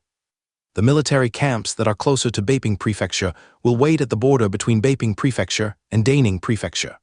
The remaining military camps will speed up their march and gather at Beiping Prefecture as soon as possible. Arlen looked serious and gave orders to Marvin. Hear this.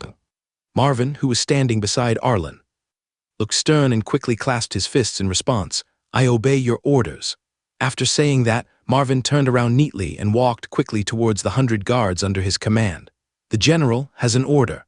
Quickly order all camps of our Daning Border Army to march to Beiping Prefecture. Marvin conveyed Arlen's order to the captain of the personal guards. "I obey my orders."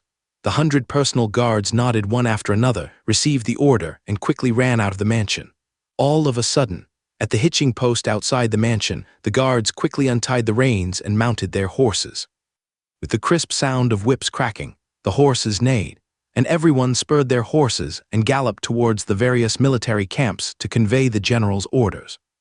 Arlen looked at their receding backs, sighed slightly, turned around and stepped back into the mansion. "Jemima?" Arlen stepped into the inner hall and called softly, his voice filled with a hint of tenderness and reluctance. Now, when Aubrey heard Arlen's voice, she raised her head, her eyes full of concern. Arlen walked up to her and said slowly, "The imperial decree has arrived and war has begun. This war may last longer than the Liuadong expedition. From now on, Chambersir, you must take good care of her." Sydney Jemima stood up, holding her baby son in her arms.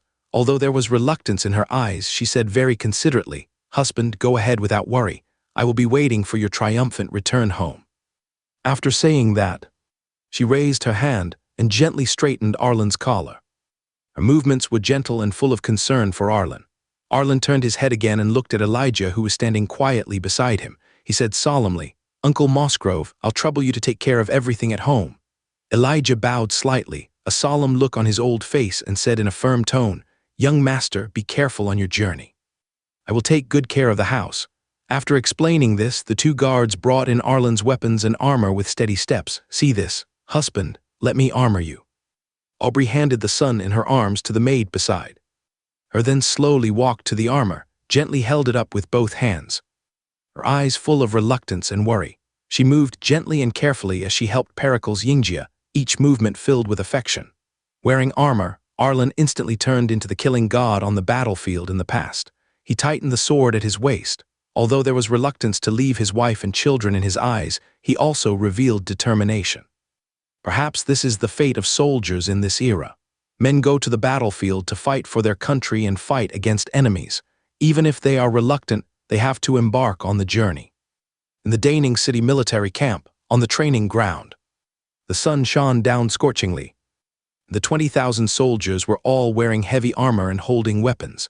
The armor gleamed coldly in the sunlight, and the weapon was sharp, flashing with a chilling, murderous intent. Marvin stood at the side of the training ground, took a deep breath, and then shouted at the top of his voice, "The general is here." The sound echoed throughout the entire training ground. Hearing this shout, the originally slightly noisy training ground suddenly became quiet, and the 20,000 soldiers all had serious faces and faced the reviewing platform in an orderly manner. With a loud bang, everyone knelt on one knee and shouted in unison, "Greetings, General." The sound was like rolling thunder, echoing in the military camp, showing the might of the army. Arlen walked steadily up to the reviewing platform, his eyes as sharp as torches as he scanned the 20,000 soldiers on the parade ground. Subsequently, Arlen cleared his throat and said loudly, "Soldiers of the Daning Border Army, the Northern Yuan dynasty repeatedly invaded our great Ming, killing our people and slaughtering our common people. This hatred is irreconcilable. The imperial court has already sent an order. We, the great Ning Border Army, march to conquer the Northern Yuan dynasty to avenge the people who tragically died in the Northern Yuan's massacre. Soldiers, you dare to follow me, Arlen, and fight again on the battlefield, speaking of which."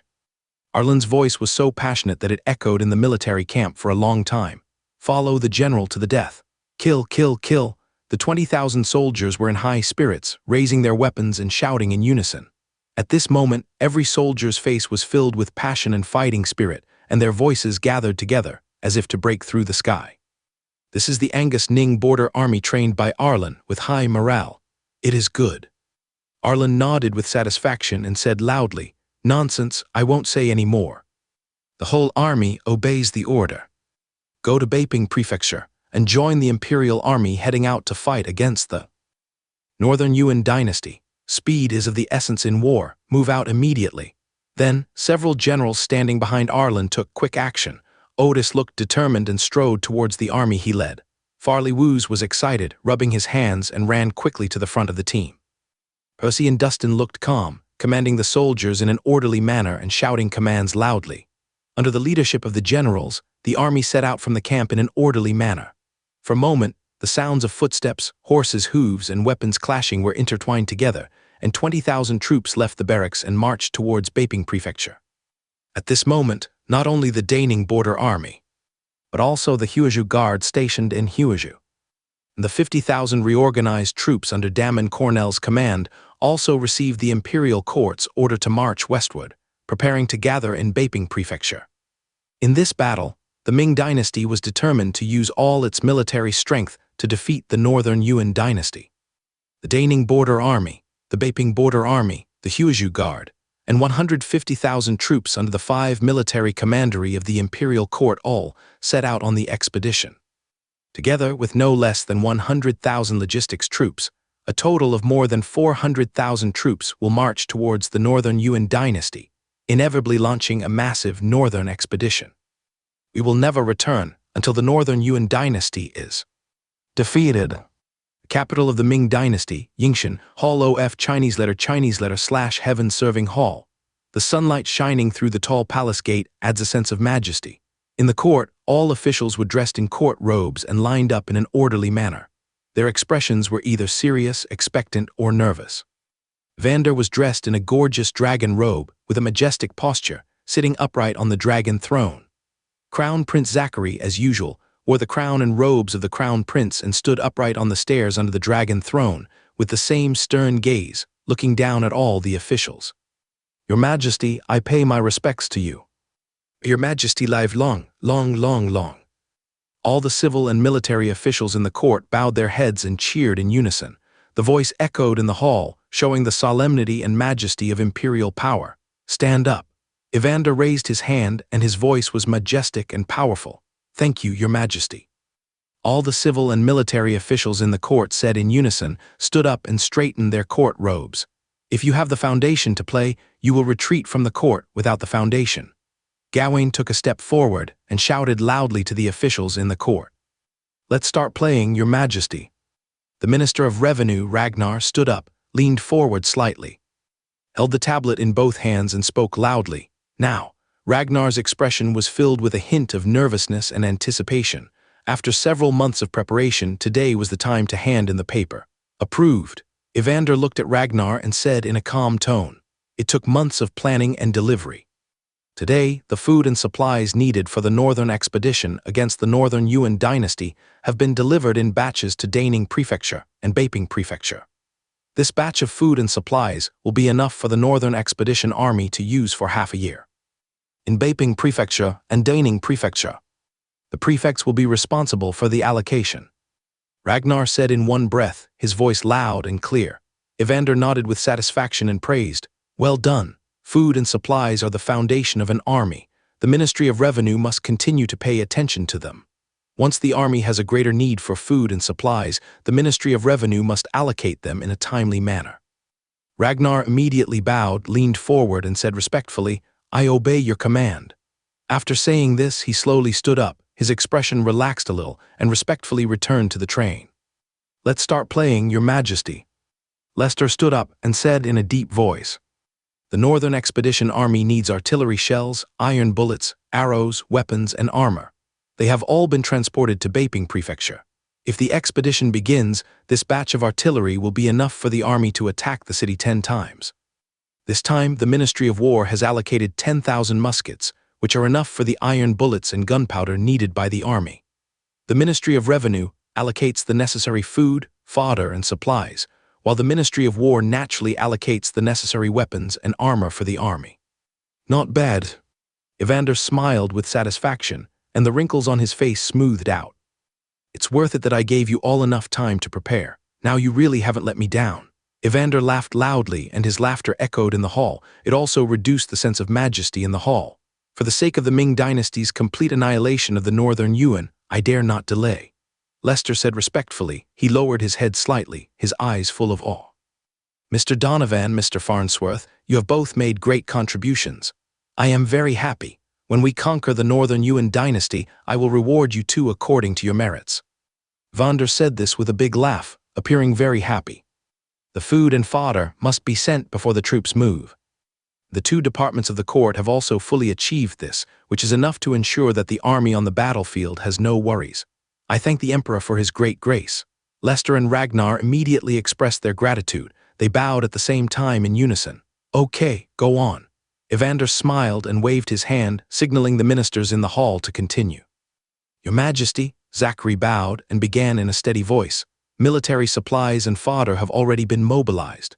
The troops in Daning and Liaodong prefectures should have also received the order and are entering Baping Prefecture in an orderly manner. It's time to decide on the candidate for the general."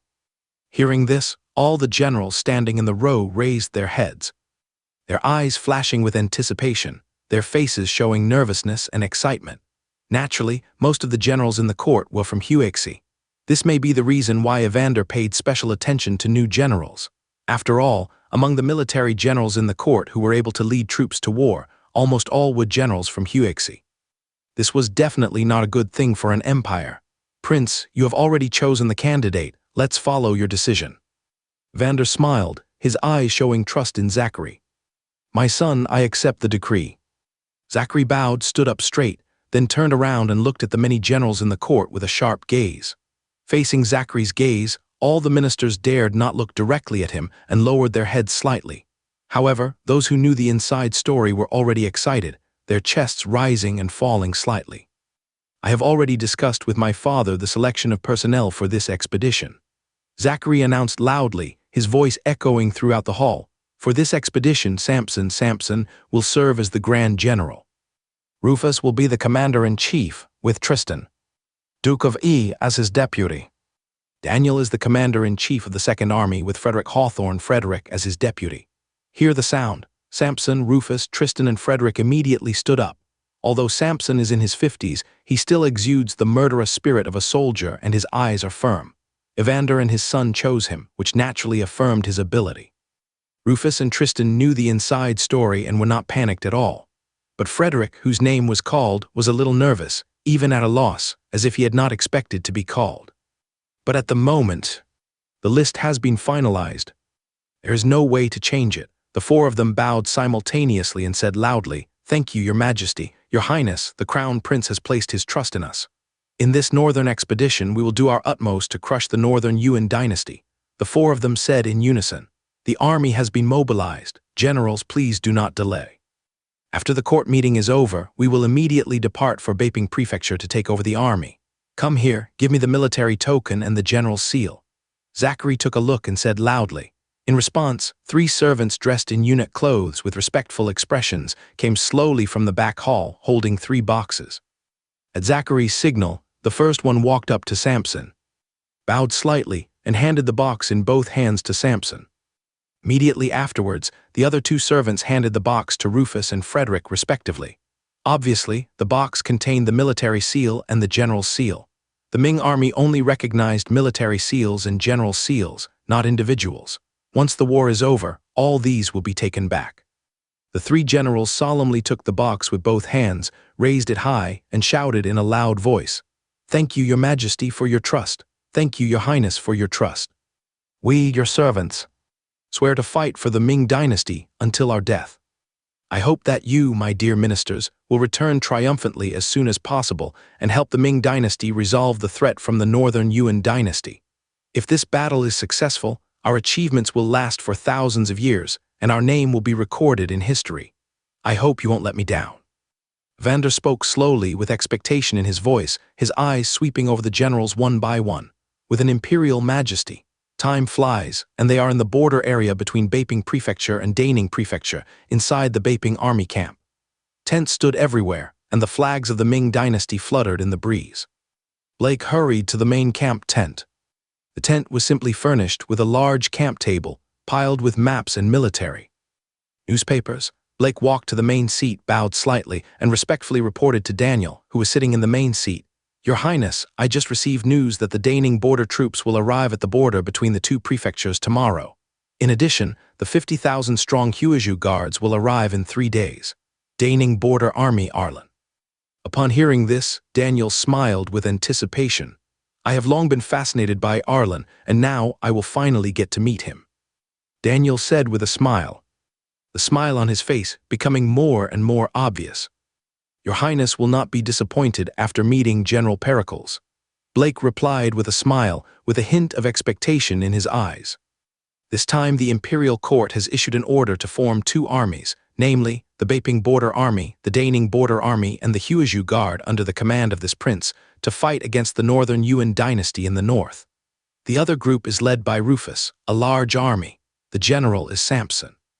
Compared to the Liaodong expedition, this campaign involves more troops and more capable generals. However, my father still doesn't trust my ability to command troops. He sent me a deputy general. Although he is called a deputy general, the real military command rests with him.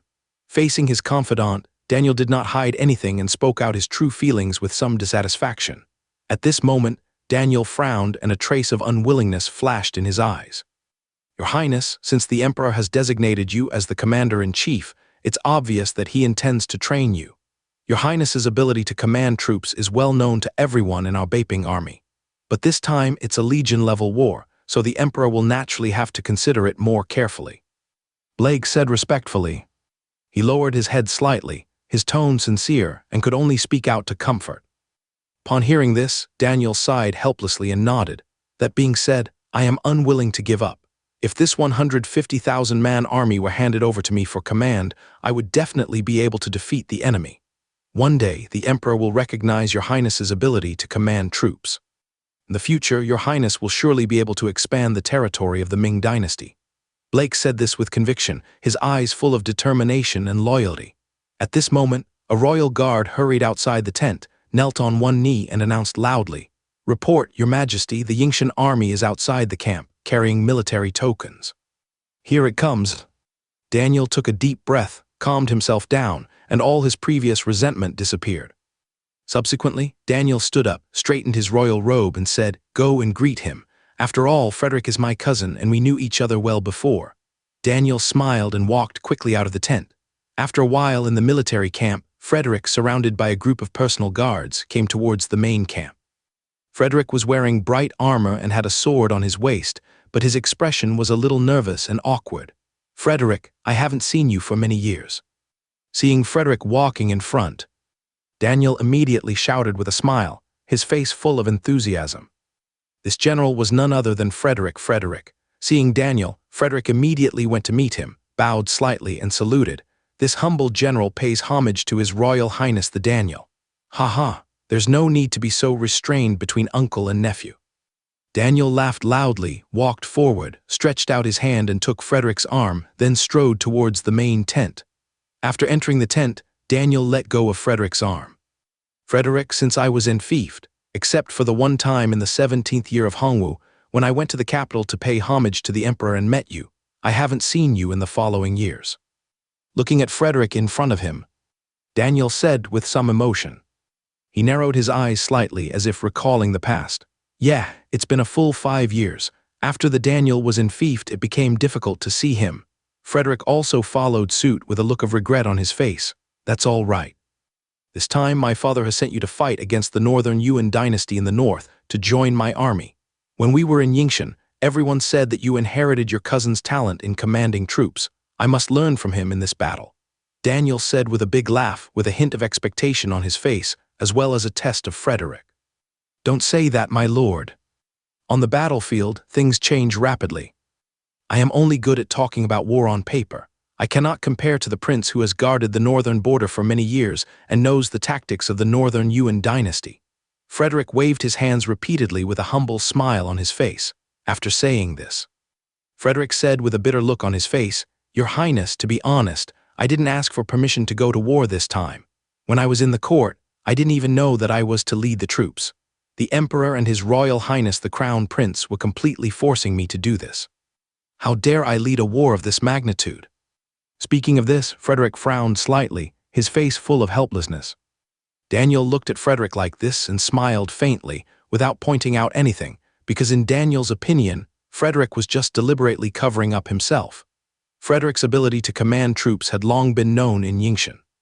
Frederick's father's ability to command troops was passed on to Frederick, and he was also hailed as a talented general of the younger generation. This statement has also been recognized by many people. Daniel naturally had no doubts. After all, even his own father had appointed Frederick, and he obviously trusted the latter. However, if Arlen were here, he would really have to complain. "Frederick, What he said at this moment was completely true.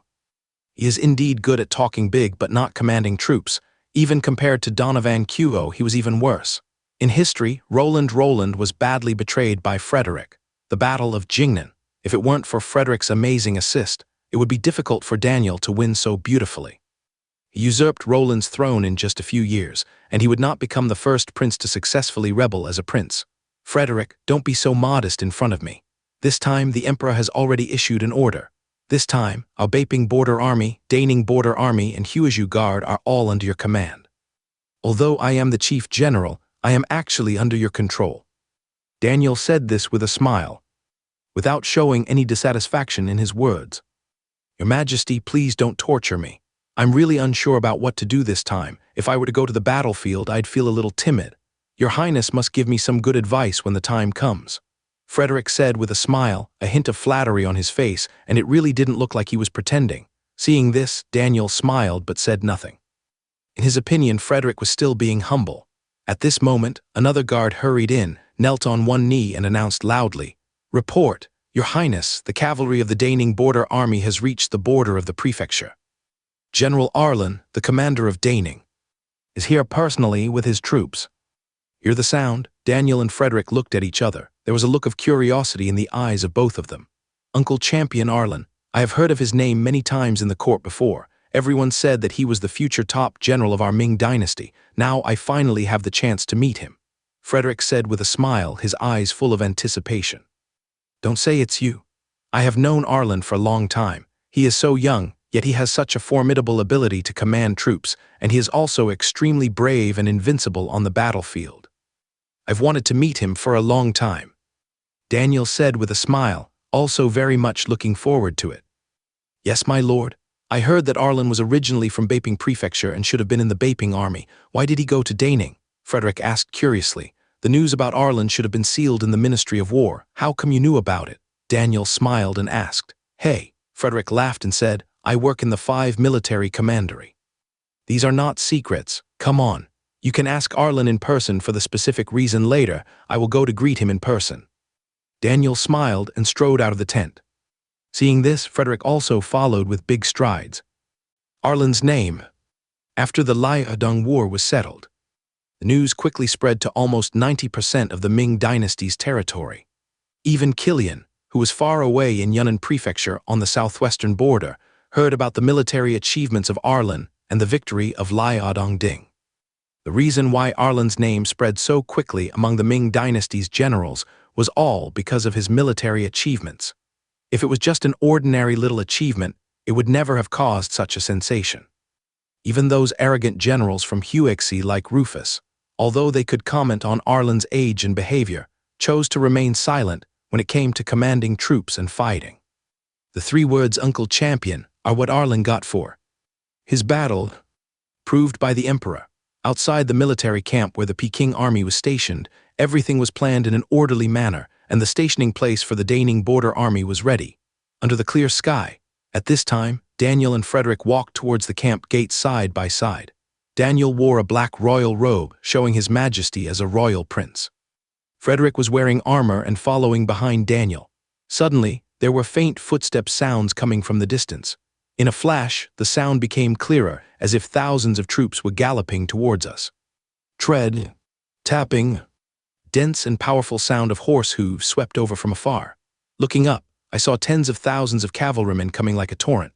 Many Ming dynasty battle flags were erected among the army, and the flags fluttered in the wind, showing the power of the Ming dynasty. The Daning Border Army has always used cavalry as the vanguard, and this time was no exception. They arrived first, and the subsequent 30,000 infantry followed steadily in the rear. This is a manifestation of the cavalry's speed advantage. When they were less than a dozen steps away from the gate of the Baping military camp, the leader Arlen suddenly raised his hand and shouted, "Stop!" Next moment, the cavalrymen behind him pulled the reins hard. For a moment, the horses made whoosh sounds one after another. Their hooves pawed the ground, raising clouds of dust. 20,000 cavalrymen stopped their advance almost at the same time. At this moment, even though they were just standing quietly in front of the gate of the Peking military camp, the terrifying murderous aura accumulated from countless battles was like a surging flood. The momentum seemed to be able to freeze the surrounding air. What an elite cavalry! Daniel couldn't help but exclaimed, his eyes full of admiration. Indeed, this army possesses such a powerful military might. They are truly elite. Frederick echoed, revealing a hint of shock. The two looked at each other, surprise revealed in each other's eyes. Obviously, this was the first time they saw the Daning border troops. Just with a glance, and standing just a few dozen steps away, how could Daniel and Frederick not feel the suffocating murderous aura that was blowing in their faces? Especially Daniel, as the commander of the Baping army, he had been fighting on the battlefield for a long time and could see the difference between elite soldiers and weak soldiers at a glance. Champion Bo Jiang truly lives up to his reputation, Frederick said with deep emotion. Such elite troops are indeed elite troops who have experienced the bloody battles in Liaodong. Then it should be Arlen. Daniel's eyes were fixed on a few dozen steps away. I saw a general wearing a bright red cloak and wrapped tightly in armor, standing on his horse. Under the gaze of Daniel and Frederick, Arlen dismounted from his horse in a smooth and seamless manner without any hesitation, and threw the helmet on his head towards Marvin behind him. Marvin was quick-eyed and quick-handed. He stretched out his hands steadily and caught the helmet. At the same time, Marvin, leading a group of personal guards, quickly dismounted and followed closely behind Arlen. The cavalryman behind him did not move at all, but just stood there, quietly waiting for the next instruction. The king's robe is on his body. Arlen looked ahead and thought to himself, this person must be the famous Yongle emperor in history, Daniel. In history, he was an emperor who had the merit of sealing the wolf's lair. Today, I actually saw him with my own eyes. Arlen looked up and his gaze instantly locked on Daniel, who was standing right in the center of the camp gate. With just one glance, Arlen was certain of the man's identity based on his attire and temperament. However, Arlen did not show his inner thoughts on his face.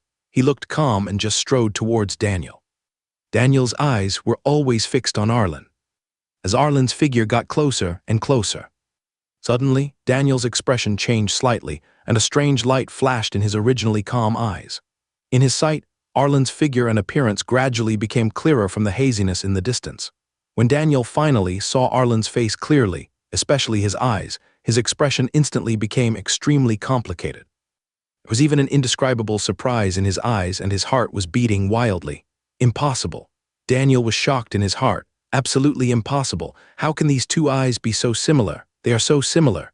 Now, Daniel's heart was like a huge wave, and memories of the past surged in like a tide. The moment he saw Arlen, especially Arlen's eyes, Daniel's heart was suddenly shocked. A familiar voice seemed to faintly ring in his ears. Fourth uncle. Fourth uncle. I've brought 12th uncle and 17th uncle to see you. Uncle C, what are you doing today? I heard you're getting married. Congratulations. I wonder what your aunt looks like. Fourth uncle. The childish yet familiar cries made Daniel's face look a little dull. His eyes were empty, as if he was lost in deep memories. His feet seemed to be nailed to the ground, unable to move at all. At this moment, Arlen had already walked in front of Daniel. General Arlen greets His Royal Highness the Daniel. Arlen came before Daniel and bowed in salute. However, at this moment, Daniel seemed to still be immersed in his turbulent inner world and did not respond to Arlen's salute. Frederick, who was standing by, couldn't help but feel a little surprised when he saw Daniel in a daze. Your Majesty, Frederick hurriedly patted Daniel's arm. This slap finally brought Daniel back to his senses. When he saw Arlen in front of him, Daniel came to his senses completely. The dazed look on his face disappeared instantly and was replaced by a perfect smile, which made it almost impossible to notice his abnormality. General Arlen, I have long heard of your great name. Daniel said with a smile, his tone full of enthusiasm and familiarity. Now I have finally met you. It is indeed as I knew. General Pericles is young, promising, and heroic. As he spoke, Daniel's eyes were filled with admiration. Your Highness Daniel is too kind. Arlen first humbly thanked him, then smiled and replied, I've long heard that His Royal Highness the Daniel is a strict commander of his army. I once witnessed the formidable combat power of the Peking border army in Liaodong, and I've always been curious about what His Royal Highness the Daniel is like. Now that I see you, His Royal Highness the Daniel truly possesses the heroic spirit of a general. According to historical records, Daniel loved fighting on the battlefield and was determined to expand his territory. If you praise him for being weak, he will definitely be unhappy, but if you praise him for having the spirit of a warrior, He will be very happy." As predicted, after hearing Arlen's praise, the smile on Daniel's face became even more intense. "General Pericles really knows how to talk." Daniel said this with a big laugh and at the same time reached out and patted Arlen on the shoulder. The action seemed very intimate, as if he wanted to treat Arlen as his own. "It is my honor to meet General Pericles today," Daniel said again. "I wonder who this general is." Arlen turned his head and his eyes fell on Frederick, who was beside Daniel, with a puzzled look on his face. Correct. Daniel seemed to have just remembered. He immediately stretched out his hand, pointed at Frederick beside him and introduced him. "This is the deputy general sent by the court to lead the northern expedition, Frederick. Of course, although General Amos is nominally the deputy, in reality, he is responsible for many matters such as the control of military power, mobilization of troops, and expeditionary campaigns. I am only assisting from the side. General Pericles, don't underestimate General Amos's youth. He has inherited his father's true teachings. With General Amos leading the northern expedition, our Ming army will surely defeat the enemy." From Daniel's words, it is not difficult to hear his admiration for Frederick. However, when Arlen heard the three words Frederick, his expression froze for a moment and his eyes widened. "Fuck," Arlen secretly exclaimed in his heart, seeming to be extremely helpless. Frederick, the one who was later called the first generation of the Ming dynasty's god of war, but who caused Roland to lose his kingdom, that super idiot. What on earth was the imperial court thinking? Why would they let Frederick lead the troops? Old Pericles, you really made random choices this time. There's no such thing in history. Originally, the northern expedition against the northern Yuan dynasty was led by Rufus. How come it's changed now? Frederick has suddenly appeared. This guy is a complete swindler. It seems that in future marches and battles, we must do everything we can to avoid being tricked by him. Arlen felt extremely complicated and complained. Inwardly, others may not know Frederick's true ability, and they all think that he inherited his father Amos Wenjong's ability to command troops. But in fact, this guy is just a paper tiger with only good looks. He has only a superficial understanding of real military command and combat. What's more, Frederick stayed in Yingshan all year round, living in that peaceful and comfortable greenhouse, and had never experienced the cruelty and bloodiness of the battlefield. In the prosperous Yingshan city, he might be able to talk big in the court, but he had never witnessed a real life and death struggle. How could he possibly command this legion-level war? It turned out to be General Amos. Arlen quickly adjusted his expression and regained his composure. He immediately bowed, clasped his fists, and saluted, saying, "This humble general greets General Amos. There is nothing wrong with this action and this salute, General Pericles." Frederick, beaming, took a few steps forward and said enthusiastically, like His Royal Highness the Daniel, "I've long heard of General Pericles' great name. General Pericles may not know this, but when I was in Yingshan, your name was already a household name, both in the court and among the people.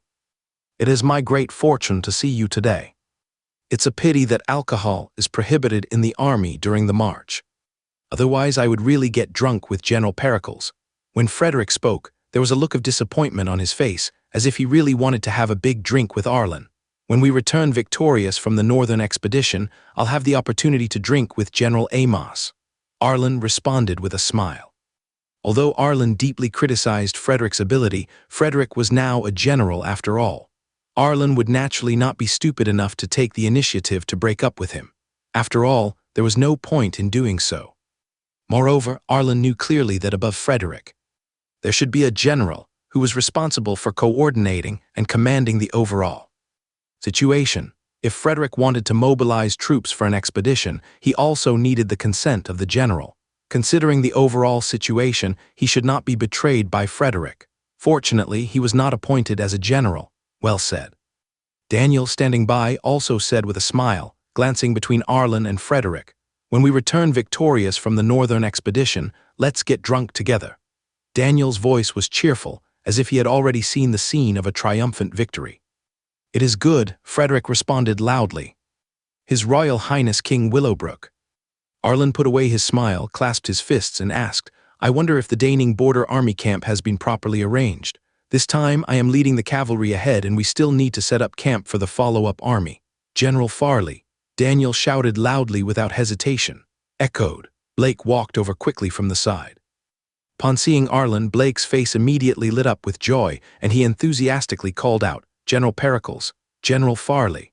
Arlen also responded with a smile, his eyes showing the joy of meeting an old friend again. "It's been a year." "It's been a year indeed." A trace of regret flashed in Blake's eyes. He shook his head slightly and said, "It's a pity that I couldn't go to congratulate General Pericles on his wedding. It's really a pity. Haha, I got married in a hurry, so I didn't take everything into consideration. Please don't blame me, General Farley. But when we return victorious from the northern expedition, General Farley and I will have a good drink together. But when we get to Baping Prefecture, General Farley will have to treat me to a drink." Arlen said with a smile, "Of course." Blake nodded seriously, then said, "But right now, military affairs are the most important thing. I'll take General Pericles to arrange for the Daning border army to be stationed there first." "Okay." Arlen nodded, then turned to Daniel and Frederick, clasped his fists and said, "Your Highness Daniel, General Amos, I will go and settle the army first." "General Pericles, please go." Daniel smiled slightly. Immediately, under the guidance of Blake, Arlen quickly followed and prepared to settle the army and set up camp. Looking at Arlen's departing back, Daniel's face showed a thoughtful expression, with a hint of confusion and thought in his eyes, as if he saw something in Arlen that he could not understand. How could there be such a pair of eyes in this world that look so similar? Daniel murmured in his heart, "It looks too much like Corey Arlen. It's just that it can't be his. I saw Levy buried with my own eyes, but..." Daniel's eyes were filled with deep doubt. "If I hadn't known that Levy was dead, I might have thought he was Levy. But it's not him. If it were him, who could compare to his natural advantages, even if Big Brother really does? I can't stop Levy." Daniel had imagined the future countless times in his mind. According to the blueprint that Doran planned for him, his elder brother's future might not be long. In the future, if my father wants to choose a crown prince, he will definitely select from among the legitimate sons. Daniel was full of confidence in himself. He knew very well that compared with his second and third brothers, he was definitely the most outstanding. Therefore, Daniel firmly believed that as long as his elder brother died, he would have a great advantage in the competition for the position of crown prince. If Levy were still alive, all of Daniel's confidence and advantages would vanish in an instant. Daniel deeply understood his father's thoughts. In his father's heart, the real relatives from beginning to end were only his eldest brother's family, and that included Levy. In his father's eyes, Levy is the Levy and the best candidate for the future throne besides his eldest brother. If his eldest nephew Levy had not passed away, he might have been named the crown prince by now. Of course, like the current situation, if it was really as Doran expected, his eldest brother would have died unfortunately due to a premature death. The most likely candidate for the future crown prince position is Levy, because he is the true Levy and has an incomparable advantage in the order of succession to the throne. But none of this will happen. Because Daniel had witnessed Levy's burial with his own eyes, and he was buried together with his mother. That scene is still vivid in my mind. This also made Daniel feel secretly relieved. Without Levy, he would not face too much pressure in the future fight for the throne. "Your Majesty." Frederick looked at Daniel, who was lost in thought, and said with a strange look on his face, "What are you daydreaming about? You were just now too. It's okay." Daniel shook his head and said with a smile, "It's just that I met Arlen for the first time and I felt a little emotional." Daniel used words to conceal his true thoughts, not wanting Frederick to see that something was wrong with him. Hear the words. Frederick nodded as if he felt the same way. He looked in the direction Arlen left and said slowly, "This Arlen is indeed a young man who achieved success at a young age.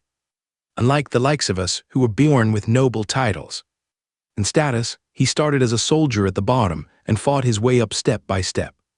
At only 18, he was already an earl and a commander, yet his words and actions showed no trace of youthful arrogance or impetuousness. It was truly astonishing." As he spoke, Frederick's eyes were filled with admiration and disbelief. Not only that, Daniel took over the conversation. He is well versed in the ways of the world.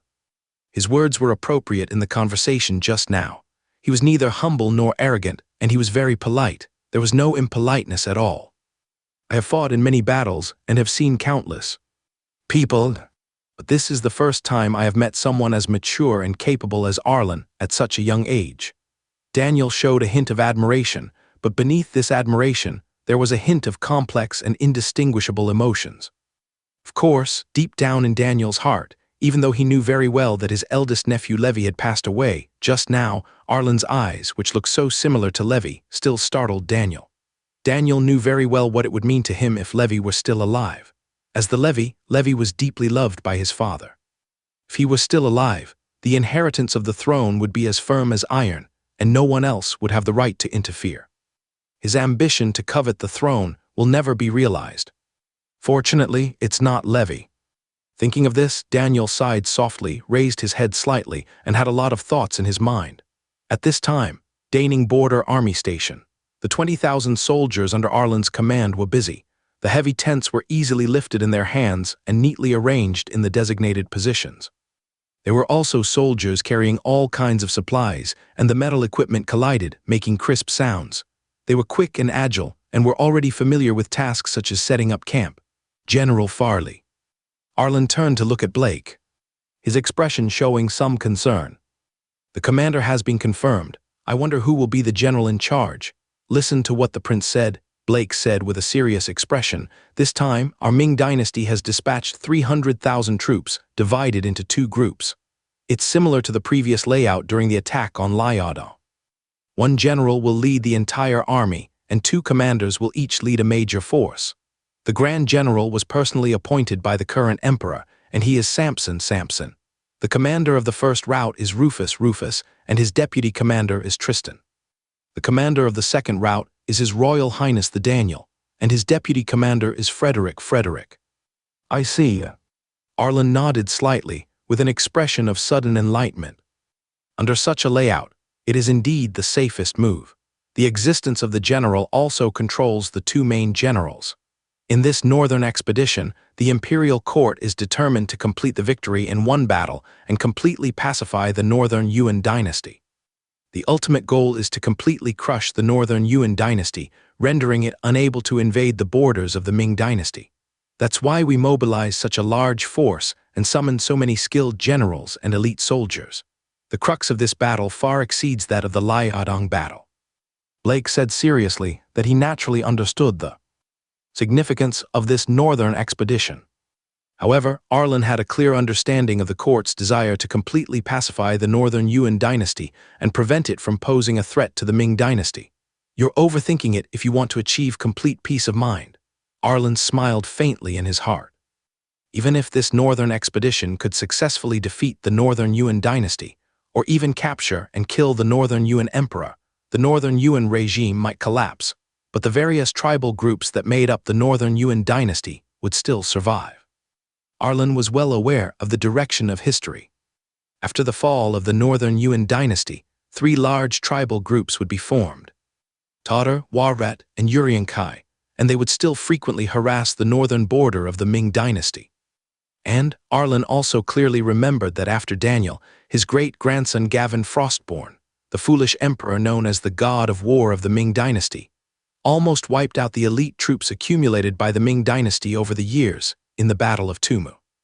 That incident dealt a heavy blow to the Ming dynasty. If Charles Egerton had not appeared at the critical moment, turned the tide, and organized the defense of Peking, the Ming dynasty might have really repeated the mistakes of the southern Song dynasty, been forced to retreat south, and live in peace south of the Yangtze River, losing a large part of its territory in the north. General Farley. Although this expedition against the northern Yuan is dangerous, it also presents a rare opportunity. If you can achieve great success on the battlefield, your future career will surely be smooth sailing. Furthermore, if we can truly defeat the northern Yuan dynasty this time, there will be much less war in the northern border in the future. We must seize the opportunity in this battle, Arlen suddenly said with a smile. Blake smiled when he heard this, and then said cheerfully, General Pericles is absolutely right. Compared to the Liaodong campaign, this northern expedition is undoubtedly more difficult, but the opportunities for meritorious service hidden within it are also greater.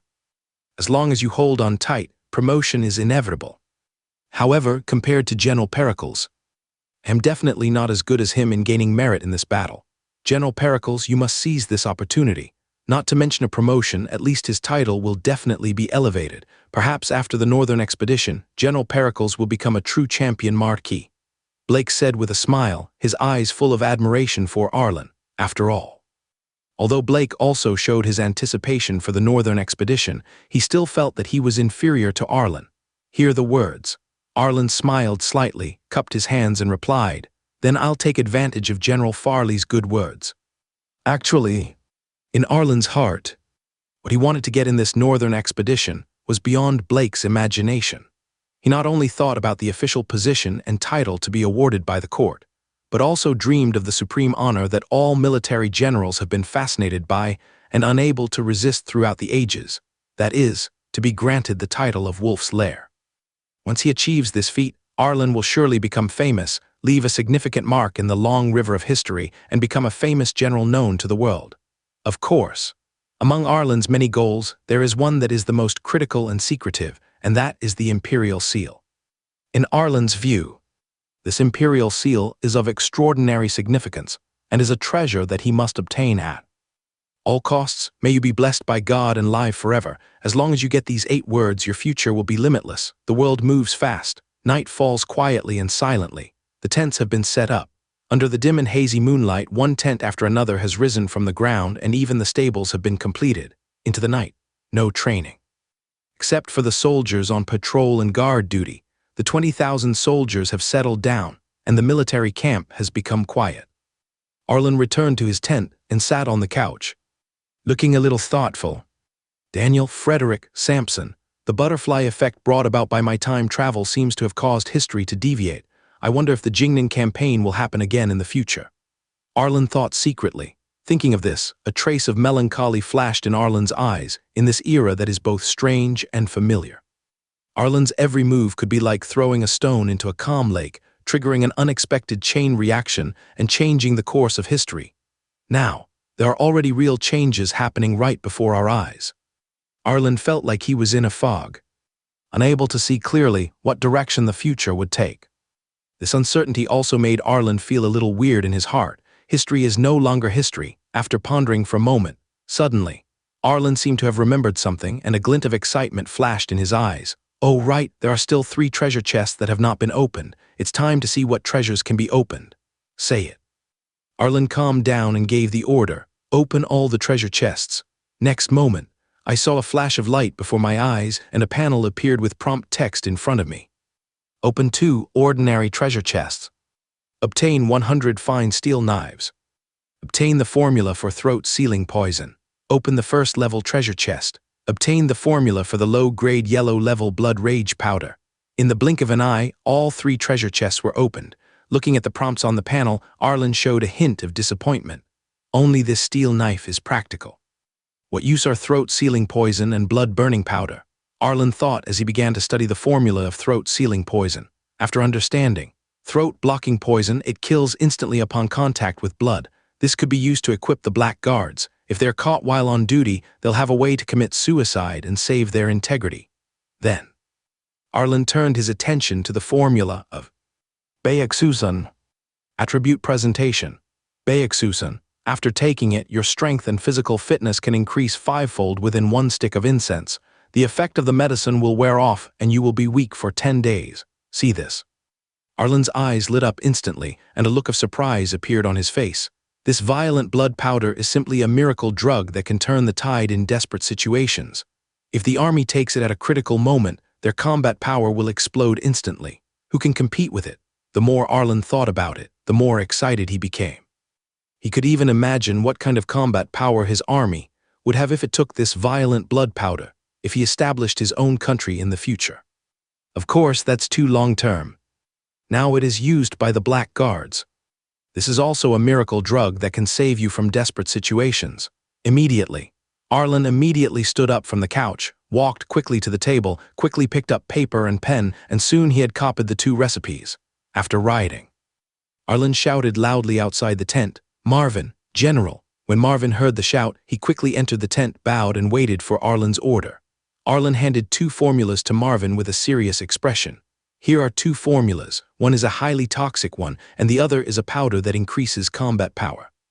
Immediately, have the Black Guards physician prepare the recipe and have it delivered to the Black Guards. Be extremely careful and avoid making any mistakes. Marvin took the recipe with both hands and nodded vigorously. I will obey your orders. Afterwards, Marvin quickly turned around and strode out of the tent, completing the task, and Arlen finished his explanation, after watching Marvin leave. Next, we just have to wait for the army to gather and start the northern expedition. Arlen thought secretly. Inside the Daniel's tent, the candlelight flickered. There were only 2 people in the tent. Daniel sat in the main chair and suddenly asked, "Monk, do you think the dead can be resurrected?" Doran, sitting on a nearby cushion, raised his head slightly when he heard Daniel's question. A flicker of surprise flashed in his eyes, but he regained his composure.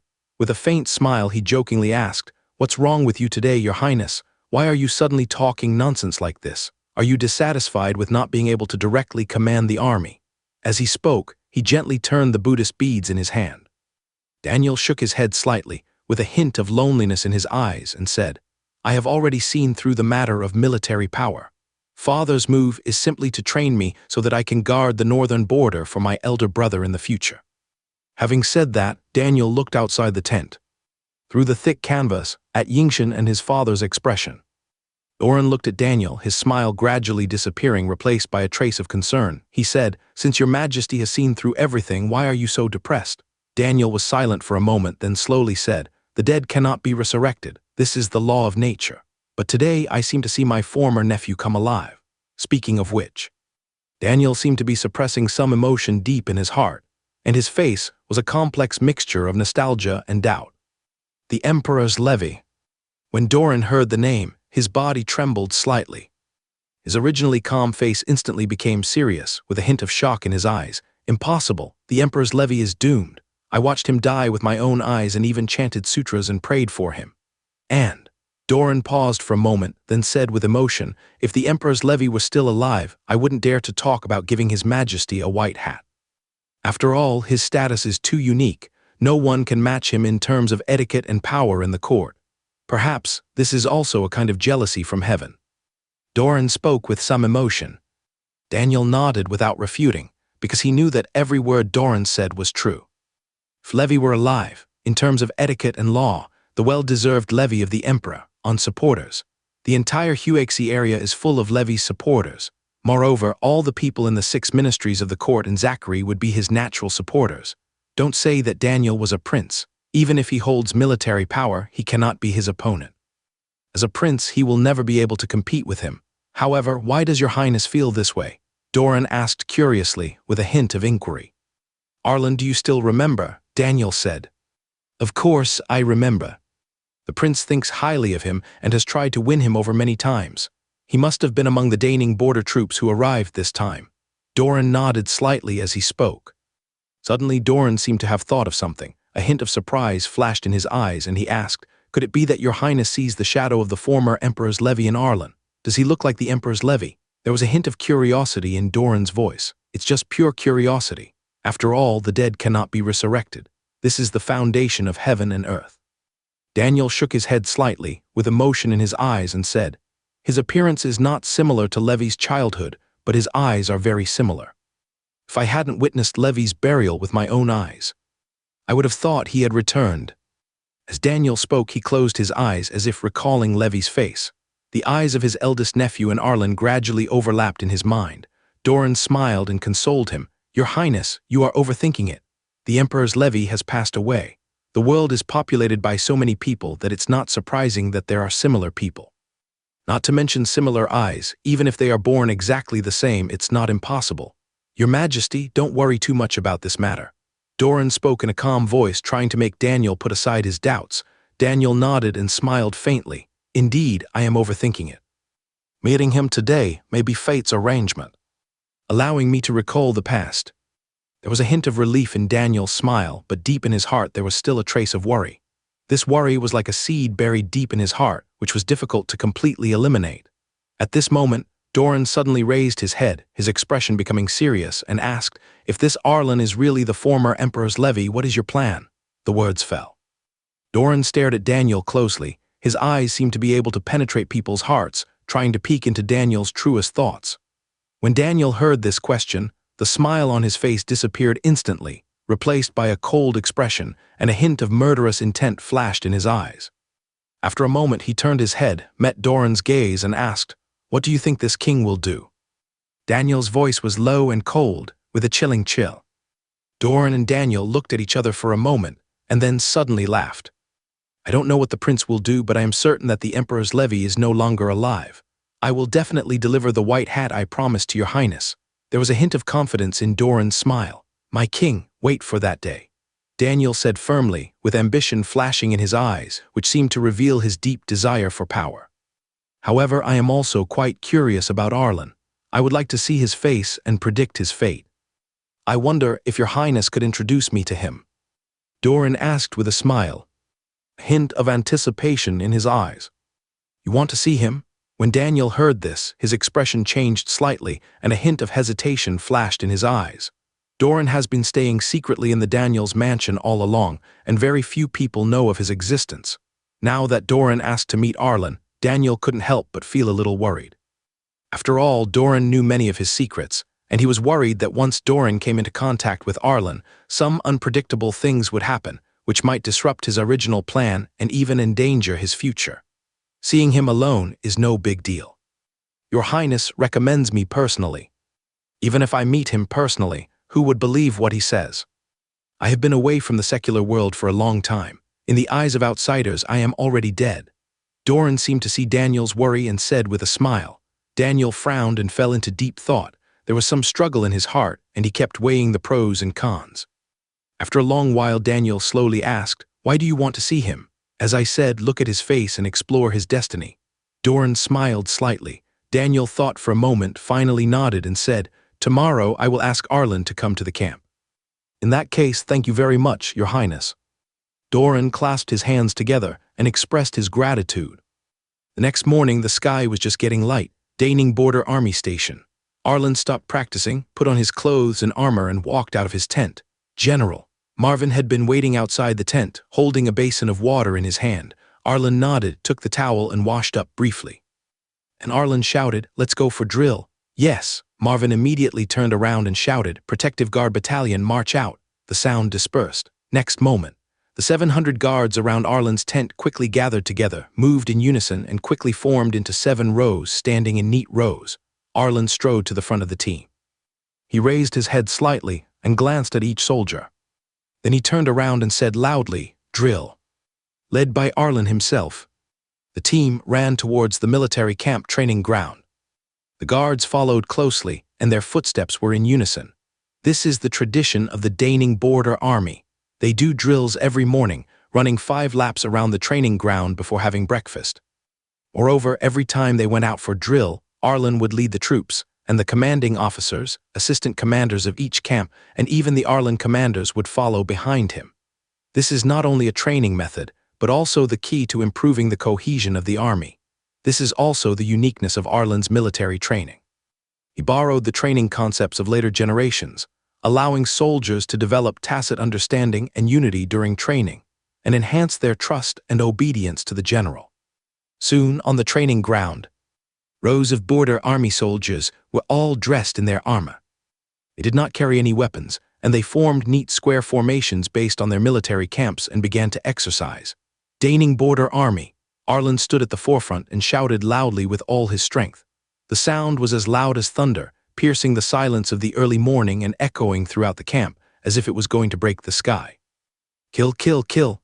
20,000 border troops shouted in unison. The sound was deafening, as if it could shake the heaven and earth. These uniform shouts, with endless momentum and power, echoed throughout the entire military camp, wave after wave, making people's hearts surge and their blood boil. Throughout the Daning military camp, shouts of killing were like thunder, reaching the sky. Followed by boom, boom, boom. The heavy and powerful footsteps intertwined, resembling the beating of war drums. Led by Arlen, 20,000 border troops began to run in an orderly manner around the parade ground like a torrent of steel. Their steps were in perfect unison, and every step made the earth tremble. Now, in the adjacent Peking military camp, the soldiers of the Peking army were already having breakfast. Suddenly, I heard a shaking sound and shouts of killing. Many Peking army soldiers were suddenly startled and appeared extremely alert. Is this the sound coming from the Daning military camp? What are the Daning Border Army doing? Such a large-scale battle. They seem to be training. You must be kidding. We're about to go to war, and instead of getting some rest, they're still training. What can this be practiced for? It's crazy. Many soldiers of the Peking army looked in the direction of the Daning border army, extremely surprised and puzzled. Of course, there are also scoffers in the main camp. Daniel had just woken up. Although he is a prince of noble status, he is also extremely self-disciplined and gets up very early every day. I heard bursts of shouting and screaming coming from outside and the trembling under my feet. Daniel also looked puzzled and shouted outside, "What's going on outside?" Reporting to the prince. "It's the Daning border army training." The guards outside the tent replied immediately. "Train." Daniel also showed a look of surprise on his face. Obviously no one expected that the Daning border troops was still training at this time. "Your Majesty." This time, the camp curtain opened and Frederick strode in. Upon seeing Daniel, a look of emotion crossed his face. "Now I understand why Arlen's men are so formidable. With a great war approaching, these Daning border troops show no fear of it and are even able to train.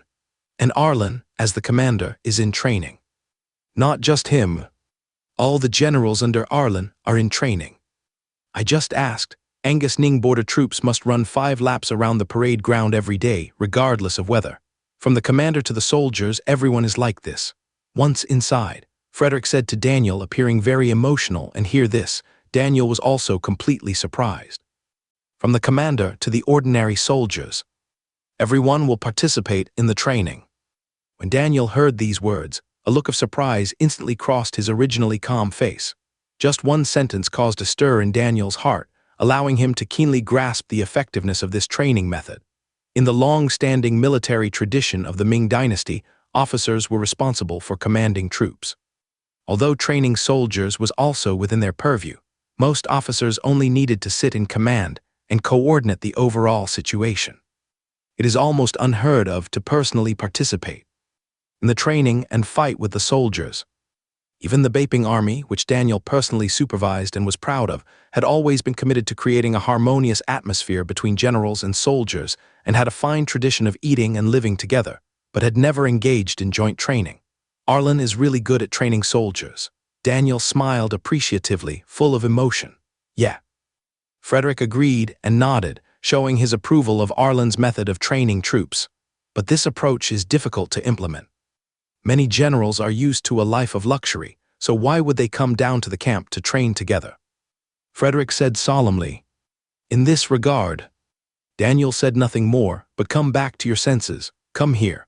Daniel shouted to the outside of the palace, "Pass on my order. Send a message to Arlen, the commander of Daning, to come to my tent as soon as he finishes breakfast." Subordinates take orders. Soren, the commander of the personal guards outside the palace, heard the order and immediately responded loudly. On the training ground of the Daning border army, the 5-lap drill was quickly completed, the soldiers stopped one after another, and the neat formation began to loosen. At this time, soldiers from each military camp went to the logistics army to collect breakfast. For a while, the training ground was bustling with people and filled with the smell of bread. In the past, daily routine training was a chore for many Daning border troops. They were often resistant to it. After all, high-intensity training day after day will inevitably make people feel tired and bored. But as Arlen set an example and participated in training with the soldiers every day without fail, the attitudes of all the border troops quietly changed, from initial resistance to willingness. In their eyes, Arlen, as a commander, held a high position and great power, but was willing to endure hardships with them every day. What reason did they have to retreat, General? While munching on the bread in his hand, Marvin quickly walked over to Arlen and said respectfully, with an expression of irrepressible curiosity, "I was just on patrol outside and saw that there are several places ready for camping. How many troops are they going to mobilize this time? They've prepared so many camps." As he spoke, Marvin raised his hand and pointed towards the newly separated camps in the distance, with some doubt in his eyes. When the surrounding generals such as Otis and Percy heard Marvin's words, they all looked at Arlen. 300,000 troops. Arlen said calmly, "Including the logistics troops and other forces, there are more than 400,000 troops. Such a large force is almost double the number during the Liaodong expedition." Percy's expression was serious, and he said in a deep voice, "It seems that the imperial court is determined to completely destroy the northern Yuan dynasty this time." Nothing else to say. Otis looked confident, his eyes gleaming with admiration as he looked at Arlen and said, The general is invincible. This time, I will accompany him on the expedition and will surely achieve new merits. I firmly believe that after the war, the general will be able to make further progress and be promoted to deputy commander. The entire Daning border army is well aware of their general's combat effectiveness and command ability. On the Liaodong battlefield, Arlen commanded with confidence, fought bravely and led by example, and the results he achieved were the best proof of this. Therefore, in this northern expedition, every soldier of the Daning border army was in high spirits and full of fighting spirit, because they had absolute trust and confidence in their generals. In the prefectural Arlen, Arlen's official position had reached the highest position of Arlen commander. There is no more promotion in the Arlen, but above the guards there are the capitals. If one can be promoted to the rank of deputy commander-in-chief, associate commander-in-chief, commander-in-chief, he will be a true frontier official, in charge of military power, and can be called a third-rank official. Arlen remained calm regarding the discussion among his generals, only revealing a faint smile. He appeared very relaxed and composed, and did not participate in it. Now that the northern expedition is about to begin, everything we are talking about at this moment is still just a mirage. Only fighting bloody battles on the battlefield and killing the enemy to achieve real results. What rewards you will receive in the future depends on the battle with the sword in your hand. Where is General Pericles? At this moment, a voice came clearly from outside the training ground. I saw the commander of the personal guards of Daniel walking towards this side in a hurry. This man has an upright posture, a brisk gait, and a long sword on his waist. Arlen happened to know this commander of the personal guards. In the past, Soren went to Daning City and personally escorted the official who framed Arlen to Daning. He was Soren, 1,000 householder guard in the Daniels mansion. Captain Frostborn. Arlen stood up, dusted himself off, and asked with a kind smile, "What's the matter, General Pericles?" Soren stepped forward, bowed, and said respectfully, "I'm here by the prince's order to invite General Pericles into the camp for a conversation." "Okay." Arlen nodded, his expression unchanged, and immediately replied, "I'll go right away." However, after standing up, Arlen turned to look at Otis and said seriously, "The war has not yet arrived. Daily training must continue as usual, especially the formations I taught you. You must intensify your training to ensure that there are no mistakes." Obviously, this formation is naturally the Dragon Gate formation. The last general takes command. Otis immediately responded loudly. It didn't take long. Arlen then came to the outside of Daniel's tent. The guards of Daniel today are more vigilant than yesterday. There was a guard post every 3 steps and a sentry every 5 steps around the tent. All the soldiers held long spears. They had stern expressions and looked around vigilantly. Their number had increased significantly compared to yesterday, and the atmosphere was particularly tense and depressing. The military camp is so alert. What is Daniel planning to do? Is he planning to ambush and kill me here? Seeing this scene, Arlen couldn't help but complain in his heart, but in a flash. He suppressed his doubts and didn't think about it anymore. After all, Daniel is still the prince of the Ming dynasty. I have no grudges against him in the past, so there is no need for him to be so cruel to me. Furthermore, if someone really dared to attack him in the military camp, not to mention that he was not afraid at all, if this matter reached Evander's ears, it would definitely cause an uproar. Daniel was not so bold. "General Pericles, please come in." Soren stepped forward, stretched out his hands, carefully lifted the curtain, and said respectfully, "The prince has instructed that General Pericles has arrived. Please go in directly." "Odd." Arlen nodded, said nothing more, and strode into the tent. Daniel's invitation today was indeed a bit strange, but although Arlen had some doubts in his heart, he decided to find out the truth first and see what Daniel was going to do. After entering the tent, I saw Daniel sitting upright on the main seat with a calm expression, waiting very quietly. But he was not the only one in the tent today.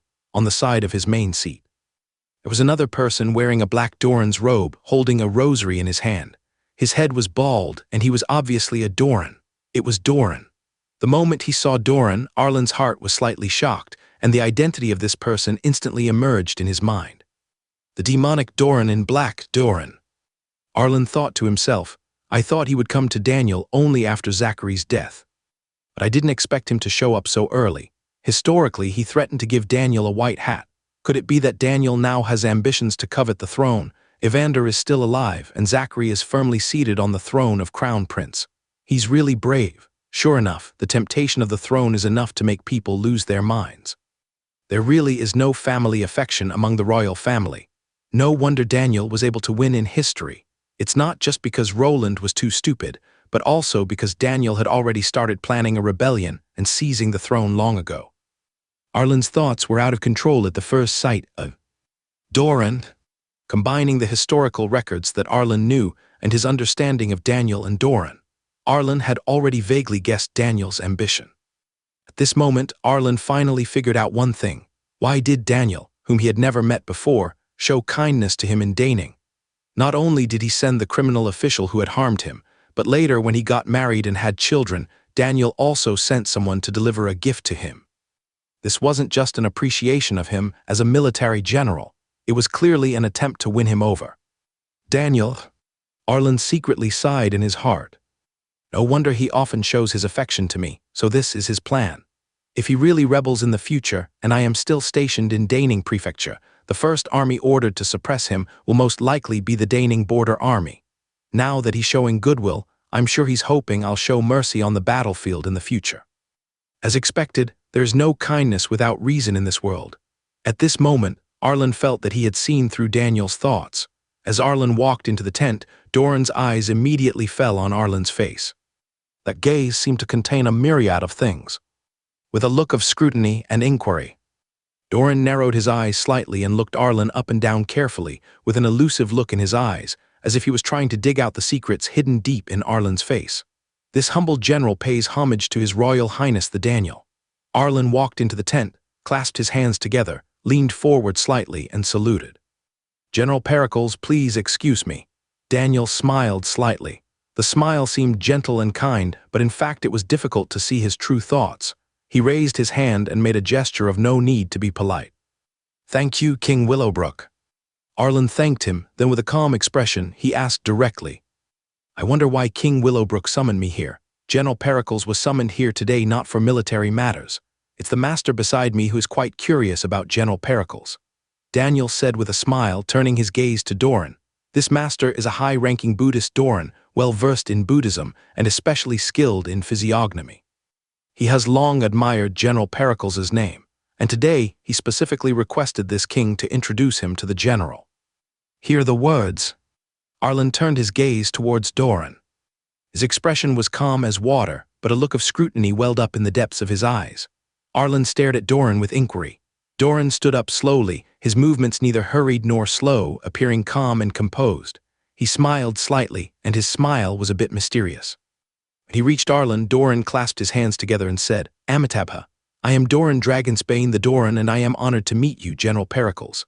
Seeing this, Arlen also clasped his fists and responded, Greetings, Master Doran.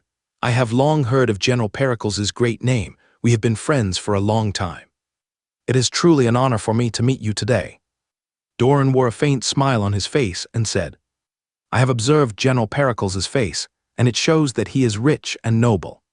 He is so noble that it is beyond words, but it's hard to tell the whole story just by looking at a face.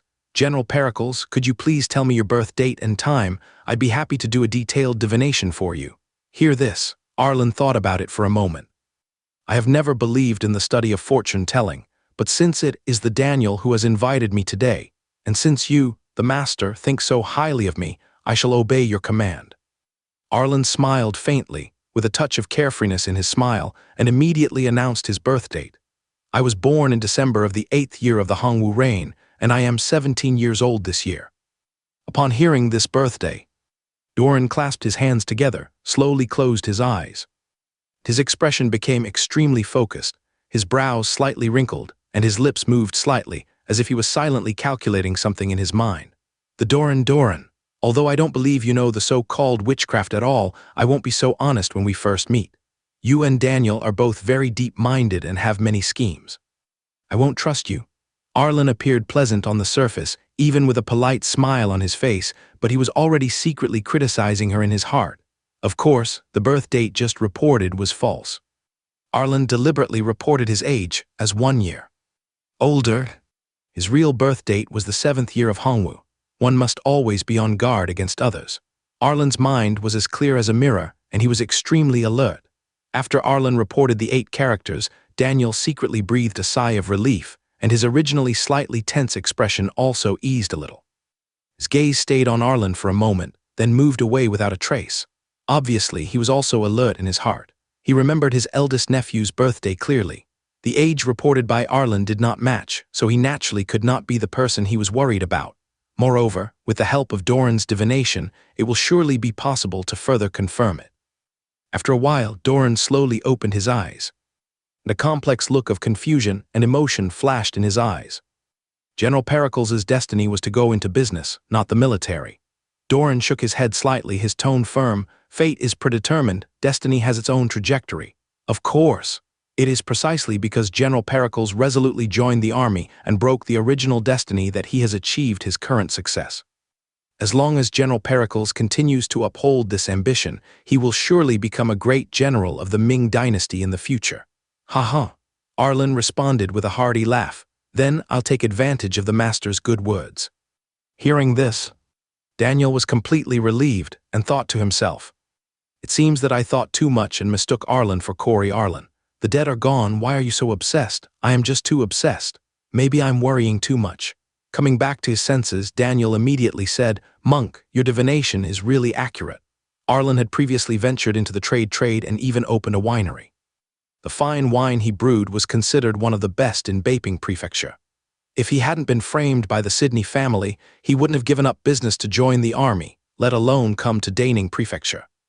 Indeed, Doran nodded, his expression solemn. General Pericles' destiny was originally destined for a career in business. But due to external interference, his destiny was broken and his life trajectory was changed. Judging from his destiny, he was surrounded by dangers after joining the army. This journey can be said to be a defiance of fate. Listening to their conversation, Arlen nodded in agreement on the surface, and showed surprise and admiration on his face from time to time, as if he had complete faith in Doran's calculations. Does this Doran really have any real skills, or is he just fooling around and talking nonsense? Could it be that this random birth date I made up actually matches this destiny? This so-called Doran Dragonsbane is nothing more than this. History has portrayed him as a god, but it seems to be an exaggeration.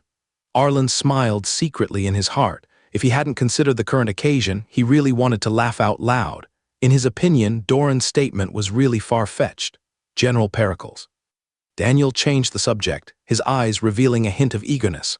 I heard that you have opened many restaurants in Daning. Why don't you consider developing in Baping Prefecture? Nowadays, the fine wine your winery once brewed is hard to find in Baping Prefecture. I have no choice but to send people to Daning to purchase it. Hear the words. Arlen gave a helpless, wry smile, revealing a look of embarrassment. He said, Your Highness, although the laws of the Ming dynasty are strict, there is more or less local protection in various places.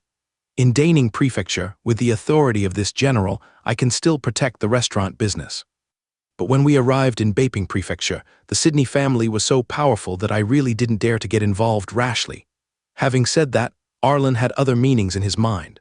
When he said this, Arlen's eyes flashed slightly, and he was observing Daniel's reaction intentionally or unintentionally. Daniel heard this, his eyes rolled as if thinking about something, and immediately said, Baping Prefecture is my fiefdom, a small merchant, it can't cause any trouble. The fine wine brewed by your winery has a mellow taste, and is of superior quality. It can be said to be the best in the world, even better than the imperial wine.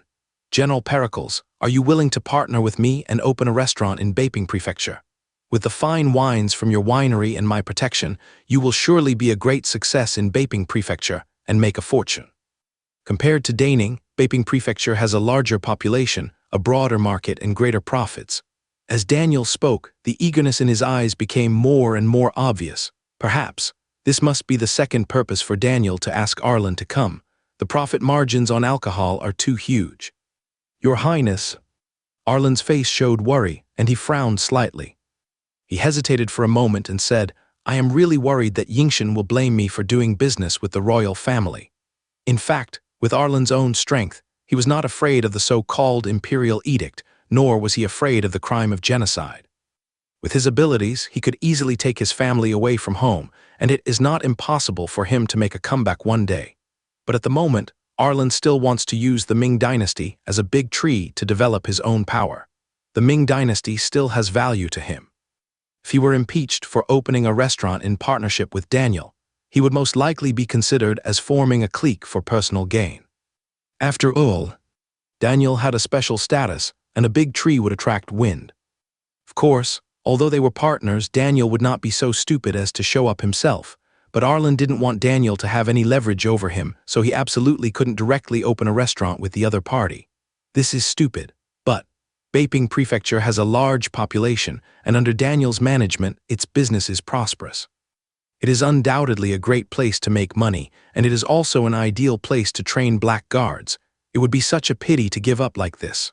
Arlen thought for a moment and then said, "However, I do have a way to achieve the best of both worlds. Your Highness, you can open your own restaurant. My winery is willing to supply you with fine wine at cost price. Also, I can open another restaurant in Beiping Prefecture to create healthy competition. What do you think of this plan, Your Highness?" As Arlen spoke, he stared at Daniel with a hint of tentativeness in his eyes.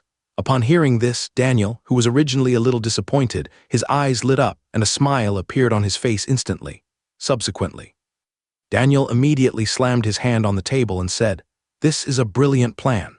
I will take this opportunity to send the steward of Daniel's palace to Daning to discuss this matter in detail with your stewards. What do you think? Say it." Daniel stared at Arlen with anticipation and eagerness. Daniel had tasted the fine wine from Jiang Winery and knew its value. In the north, you may be able to live without women, but you really can't live without wine, especially in winter. So as long as you get the wine from Arlen Winery, you won't have to worry about selling it. It's definitely a real profiteering. Of course, it's okay if His Majesty suggests it.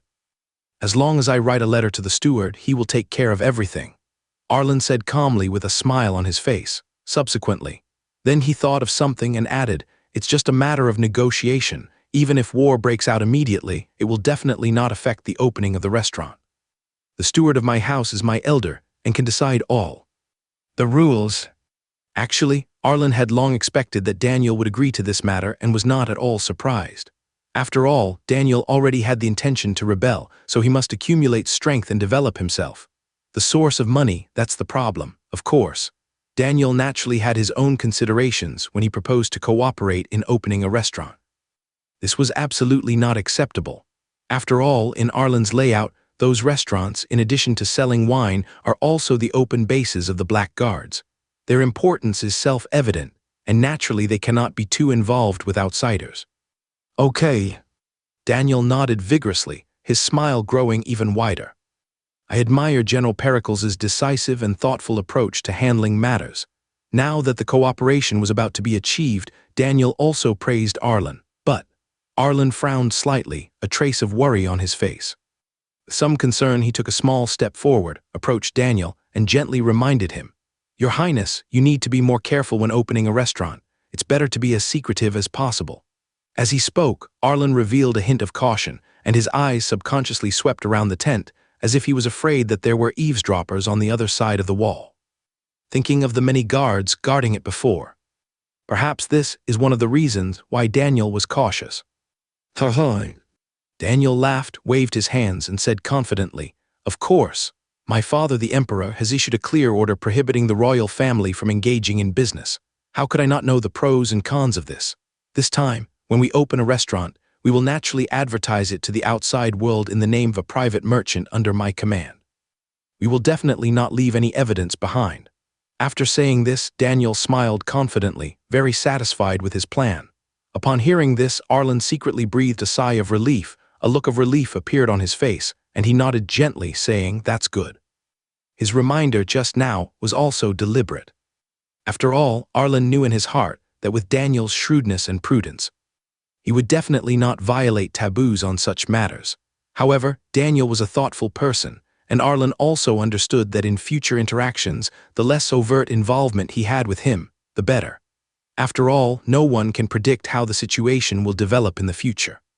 If it really comes to the point of Jingnan, I have to leave a way out for the future, so that I can judge the situation and wait for the right price. Of course, if he really waited until the Jingnan campaign, how powerful would Arlen be? Would he truly transcend the ordinary?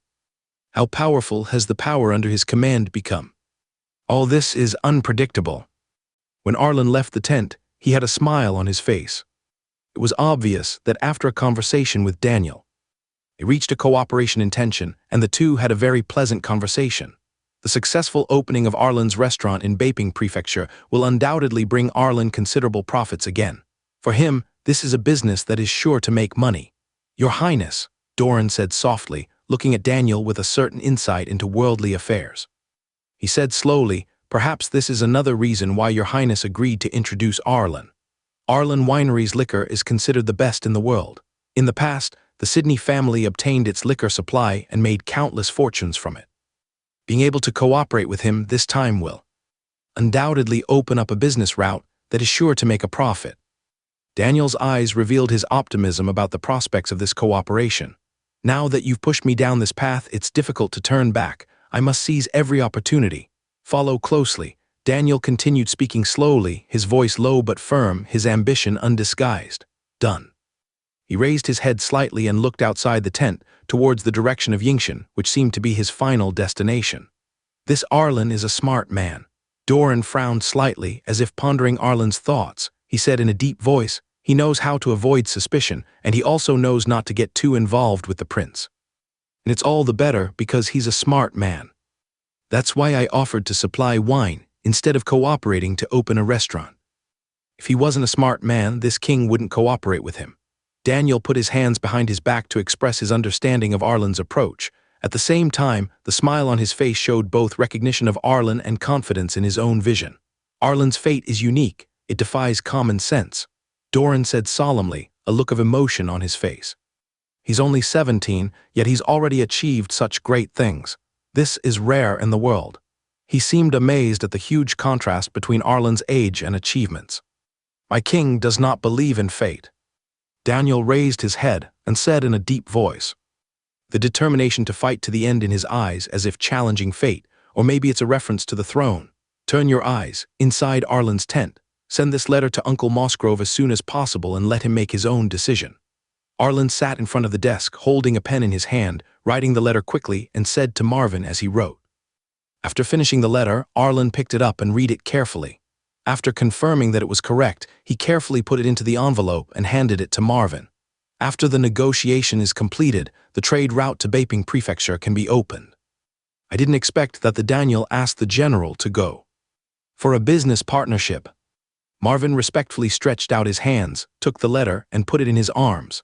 At the same time, he said with emotion, a look of surprise on his face, as if he was surprised by the cooperation between the Daniel and Arlen. Baping Prefecture, this is a good place. Arlen smiled as if he saw the huge business opportunities brought by the Baping Prefecture trade route. Indeed, Baping Prefecture is richer than Daning Prefecture, Marvin agreed. But, Daniel, Arlen said in a deep voice, his expression becoming serious, he is not a simple person.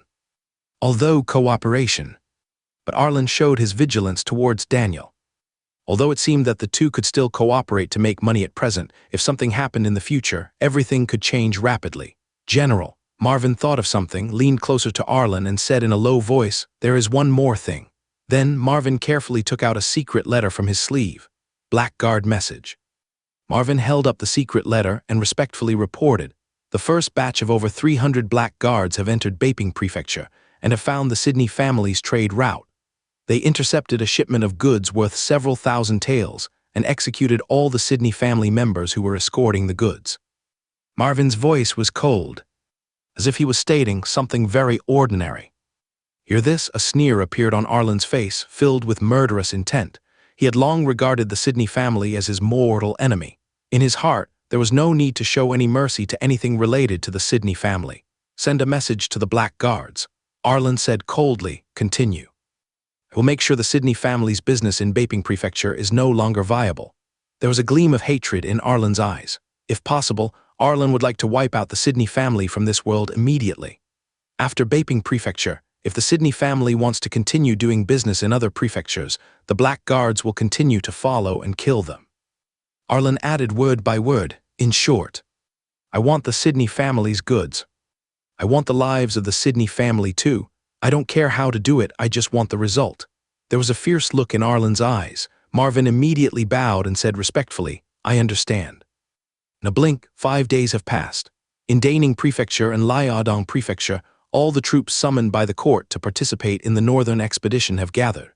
300,000 combat troops were gathered at the border of Baping Prefecture, with tents stretching out in a continuous line and military flags rustling in the wind. The camp gate is where all the generals gathered. Led by Daniel Frederick Arlen, Damon Cornell and other generals were lined up neatly at the camp gate waiting.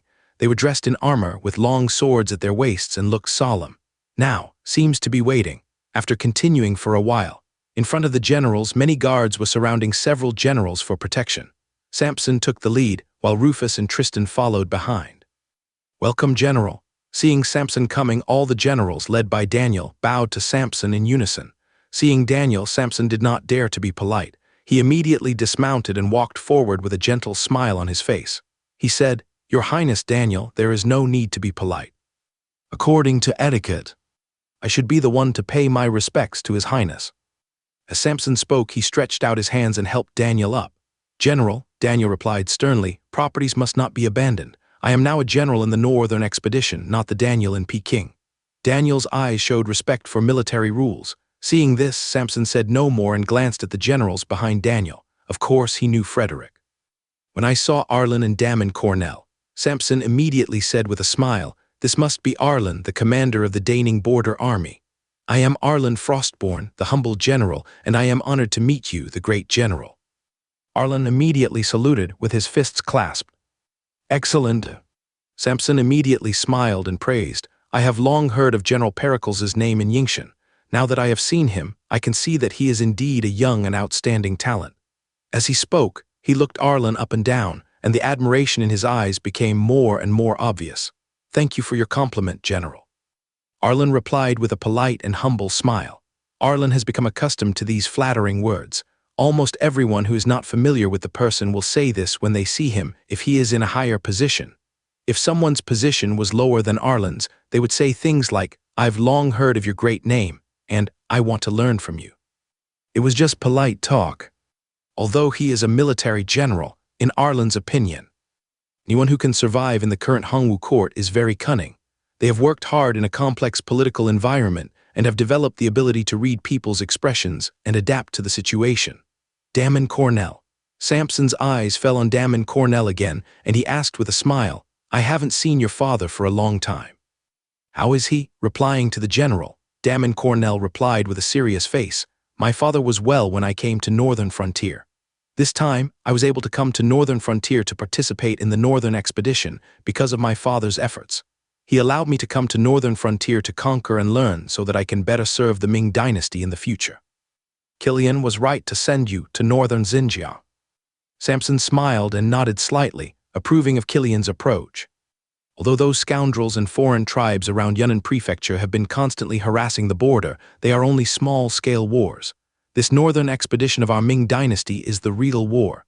This time, Frederick said, "General, now that you are here, it's time to go into the camp and discuss matters." "Yes, yes, yes." Samson also nodded, and his expression instantly became serious, as if he had become a different person. "General Valemont, General Tilton." Samson shouted loudly behind him. Rufus and Tristan also walked over slowly. Upon seeing Daniel, they stepped forward and bowed reluctantly. Their movements and expressions showed that their relationship with Daniel was not very good. Rufus curled her lips slightly, a hint of disdain flashing in her eyes, while Tristan rolled his eyes, his face full of reluctance. Daniel also glanced at the two of them, returned the greeting indifferently, with a hint of indifference in his eyes. It seems that Daniel and Rufus don't have such a harmonious relationship. When Arlen saw this scene, he thought secretly in his heart. However, Arlen naturally would not give a good face to Rufus and Tristan. He glanced at them, too lazy to pay attention, turned his head slightly, and looked elsewhere, as if these two people did not exist at all. The two of them did the same, showing the same disdain towards Arlen. Subsequently, led by Frederick, all the generals gathered towards the main camp. Outside the camp, the personal guards held spears in their hands, stood tall and straight, on guard duty, and no generals under their command were allowed to enter. Inside the camp, Samson sat in the main seat with a dignified look on his face and his eyes showing his determination for the northern expedition. Daniel and Rufus sat at the top of the table. Next to Daniel sat Frederick, Arlen, Blake, Damon, Cornell, while next to Rufus sat Tristan and 3 of his generals. They sat down in order of their positions with solemn expressions, waiting for the military meeting to begin. "Bring up the map," Daniel said loudly, his voice echoing in the tent. Soren and other personal guards immediately took action. They carried up a huge sand table map and placed it in the middle of the tent. The map was made with great detail, with mountains, rivers, and cities all appearing before everyone's eyes. "General," Daniel said, pointing to the sand table map in front of him, "since I've been stationed in Beiping Prefecture, although I haven't left the Ming dynasty to engage in actual combat with the Northern Yuan, I have sent many spies into the Northern Yuan for reconnaissance. The various deployments of Northern Yuan troops and cities are all marked on this map." Daniel's finger moved slowly on the map, explaining the information on the map in detail, revealing his familiarity with the situation around Beiping Prefecture.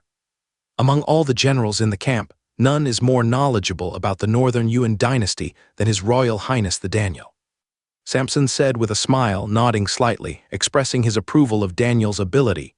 "This time, our great Ming's northern expedition still needs the Daniel's advice. This is my duty, and I have no choice but to do it." Daniel replied with a fist salute. It can be seen that among Evander's sons, Daniel was indeed second only to Zachary. He was a man of considerable ability, and even more so, one who could bend and stretch. At this moment in the military camp, he did not act like a prince, but participated in the preparations for the northern expedition as an ordinary general. If it were any other princes, they might really put on airs and act arrogantly in the army, making it difficult to win the support of the people. Although the Northern Yuan dynasty has been driven out of the Central Plains, Daniel stood up and walked to the sand table map. He pointed at the Northern Yuan territory on the map and said with a sneer, "But it is said that the Northern Yuan Emperor covets the Central Plains of China day and night. In the Northern Yuan territory bordering Beiping Prefecture, the Northern Yuan built dozens of cities. The largest of these was called New Capital, the capital of the Northern Yuan." Talking, Daniel's eyes swept across, revealing his disdain for the Northern Yuan dynasty. "That matter?" Samson nodded and said, "I have heard about it. Although the Northern Yuan were a nomadic people from the grasslands, since they took control of the Central Plains, they have become fascinated with the city building of our China and have gone to the grasslands to build cities everywhere. So now the Northern Yuan dynasty is also divided into many factions. One faction advocates returning to their nomadic ways, setting up tents, while the other, the Northern Yuan dynasty's royal family and emperor, advocates building cities and continuing to use Chinese rituals and official systems. So, while the Northern Yuan dynasty may appear to be a united whole, they are actually experiencing internal turmoil." Samson shook his head slightly, a sneer on his face, mocking the internal disputes in the Northern Yuan dynasty. In response, all the generals nodded. This is also their understanding of the Northern Yuan dynasty. Strictly speaking, the Northern Yuan Empire was divided into a conservative faction and a Sinicization faction. There is no doubt that this Sinicization faction is the descendants of Bartholomew, that is, the Orthodox royal family of the Northern Yuan dynasty. Bartholomew is quite interesting. Arlen couldn't help laughing after hearing this, revealing a hint of a playful smile. No wonder later generations jokingly called him Carmichael Billy. "I didn't expect that his descendants were all influenced by him. They must aspire to be Cornelius Chinese." After the Yuan dynasty destroyed the Song dynasty, Bartholomew moved to the Central Plains. At that time, the royal family and nobles of the Yuan dynasty advised Bartholomew not to go south, as he would be influenced by the Cornelius people. However, Bartholomew did not listen at all. And then he became Carmichael Billy. What's even funnier is that after Bartholomew came to control the Central Plains, he realized the danger posed by his former compatriots and even launched a northern expedition to conquer the Wolf's Lair. In the end, he knew very well the harm caused by the foreign tribes on the grassland, so he killed the chicken to scare the monkeys. His fellow tribesman was slaughtered in a brutal way. This is exactly the case. The cause in the past is the result today. The current internal disputes in the Northern Yuan dynasty were also the root cause of the trouble planted by Bartholomew. When the Northern Yuan dynasty was strong, it could still be suppressed and pacified, but now that the Northern Yuan dynasty is weak, all of this is naturally difficult to pacify. Thankfully, there were figures like Carmichael Billy in history.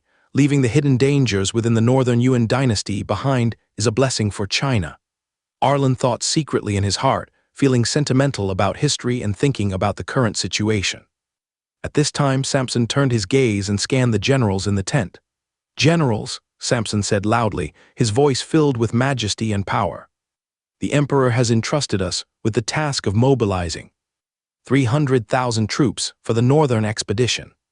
They are all the best of our Ming dynasty. This battle is still the same as the attack on Liaodong, with the troops divided into two groups. One route will be led by Commander Rufus and Deputy Commander Tristan.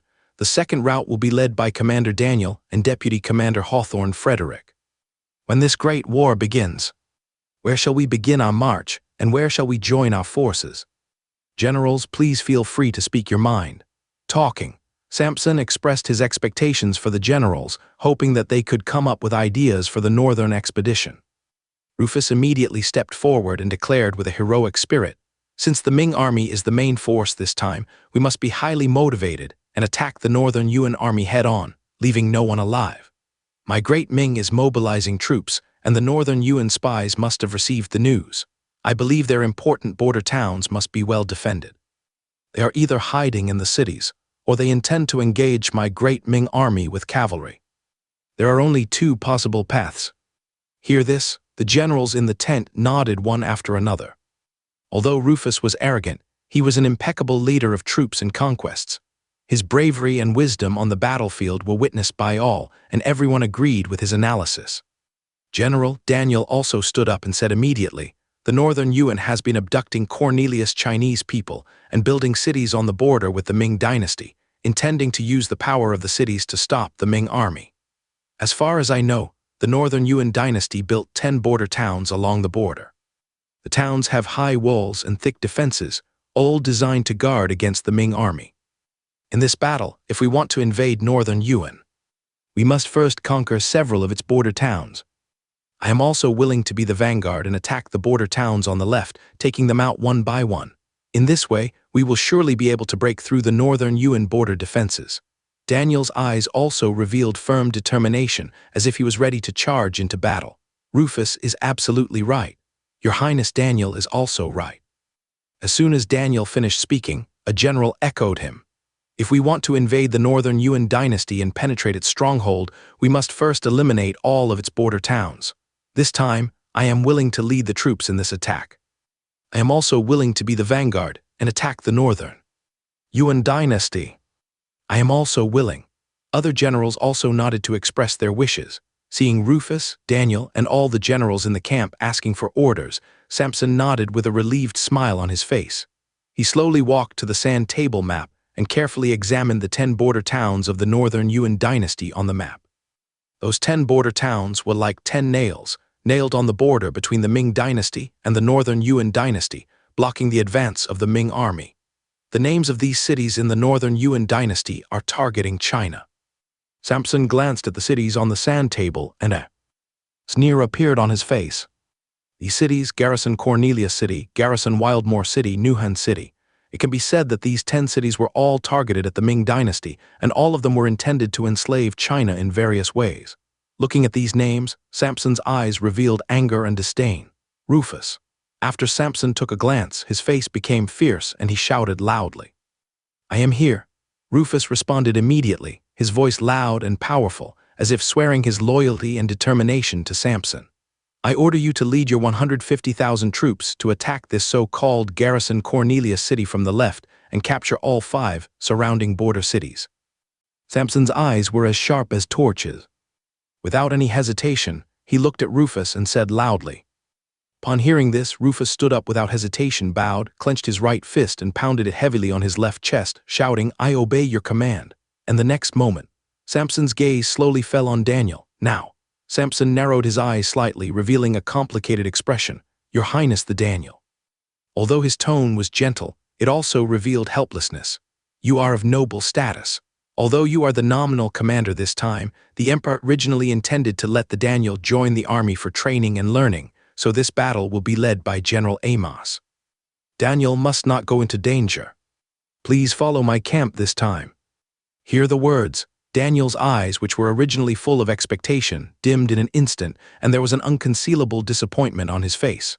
However, the generals in the tent were not surprised at all. Daniel's identity was clear: a prince, a high-ranking official of the Ming dynasty. If he really made a mistake on the battlefield, how could Samson explain to Evander, who was far away in Yingshan? There are many capable and battle-hardened generals in the camp now. For Samson, Daniel is no exception. His first priority is to ensure that Daniel is safe and sound so that he will not be punished. Otherwise, even if the Northern Yuan dynasty was defeated, if something happened to Daniel, the crime would be as serious as the sky. I understand. Although Daniel was full of disappointment, he was also aware of his own identity. He lowered his head slightly and replied in a low and hoarse voice. Daniel knew very well that even if he asked for permission, nothing would change in the end.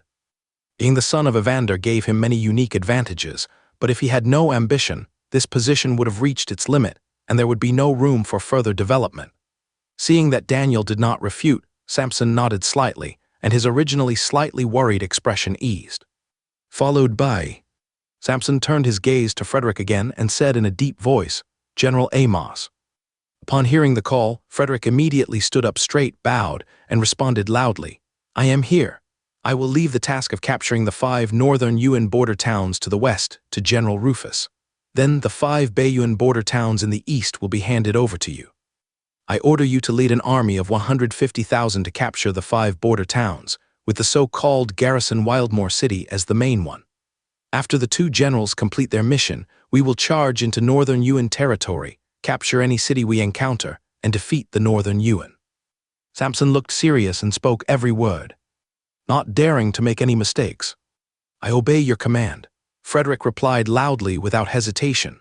At this time, the war had just begun. The Northern Yuan dynasty may have known that the Ming dynasty was going to use military force against them, but they did not take much action. Now that the Ming dynasty is taking the lead in the attack, dividing the troops into 2 routes is the best way to utilize the manpower. Once the Northern Yuan dynasty responds, Samson will change the tactics according to the battlefield situation. Generals. Samson's eyes were serious as he scanned the generals in the tent. He raised his voice and said, "The Northern Yuan dynasty has disturbed the northern borders of the Ming dynasty, killed Ming people, and massacred innocent Ming people. These crimes are too numerous to list. You all know this. I will not waste any more words on this northern expedition. Everything will be counted and pacified. Anyone who has made contributions to the country and killed enemies for the country will be considered a merit. During the northern expedition, you must seize this opportunity to make meritorious contributions. Once the Northern Yuan dynasty is pacified, there will be fewer opportunities to make meritorious contributions on the battlefield." These words, Samson naturally had a deep meaning in what he said. It also tells all the generals that this may be their last chance to achieve merit on the battlefield in these few years. The voice fell. All the generals in the tent stood up in unison and shouted in unison, "I understand." At this moment, everyone, including Arlen, looked solemn and dignified. Every general knew clearly the significance of this battle and knew that this was an opportunity to accomplish great deeds. Arlen's heart was boiling with passion, and he was filled with longing. He thought to himself, "I will do my best to achieve the success of the northern expedition, to conquer the Wolf's Lair, and even to capture the Northern Yuan Emperor." Once caught, Earl promoted to Marquis, he was even promoted to the capital. In this regard, Arlen was full of anticipation. After the military meeting in the camp was over, the generals of each army returned to their respective main camps. Inside the main camp of Arlen's 2nd Northern Expedition Army, Frederick stood before a map, his hands clasped behind his back. His brow furrowed. He looked at the 3 generals before him and asked, 3 generals, 5 border cities. According to intelligence gathered by our Ming dynasty, the Northern Yuan dynasty has at least 200,000 troops stationed on the border. These 10 cities serve as bulwarks against our Ming dynasty. If we capture one, they might retreat to the 2nd. So what are your opinions on this battle, generals? As he spoke, his eyes scanned the area, but they mainly fell on Arlen.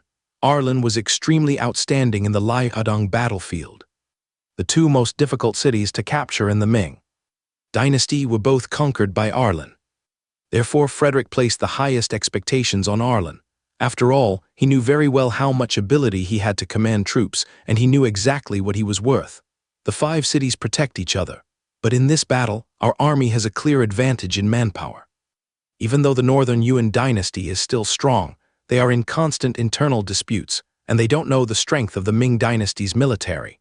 This time, as long as the Ming dynasty moves its troops quickly, we will be able to catch the Northern Yuan dynasty off guard. Arlen said calmly and thoughtfully. Arlen's voice was not loud, but in the quiet tent every word was clear. As if carrying a convincing magic, the generals around him also nodded in agreement. General Pericles, in this battle, how about we concentrate our superior forces and storm garrison Wildmoor City, the border city closest to our Ming dynasty? Frederick looked at Arlen with a hint of inquiry and expectation in his eyes, as if waiting for Arlen to give a perfect answer. Upon hearing this, Arlen glanced at Frederick and secretly complained in his heart. Frederick is indeed just as the history records, he has no talent for commanding troops. After all, it is because of his father that he is praised too highly. Daniel on the side also looked at Frederick with a strange look, his eyes full of surprise, as if he was also wondering why Frederick said this.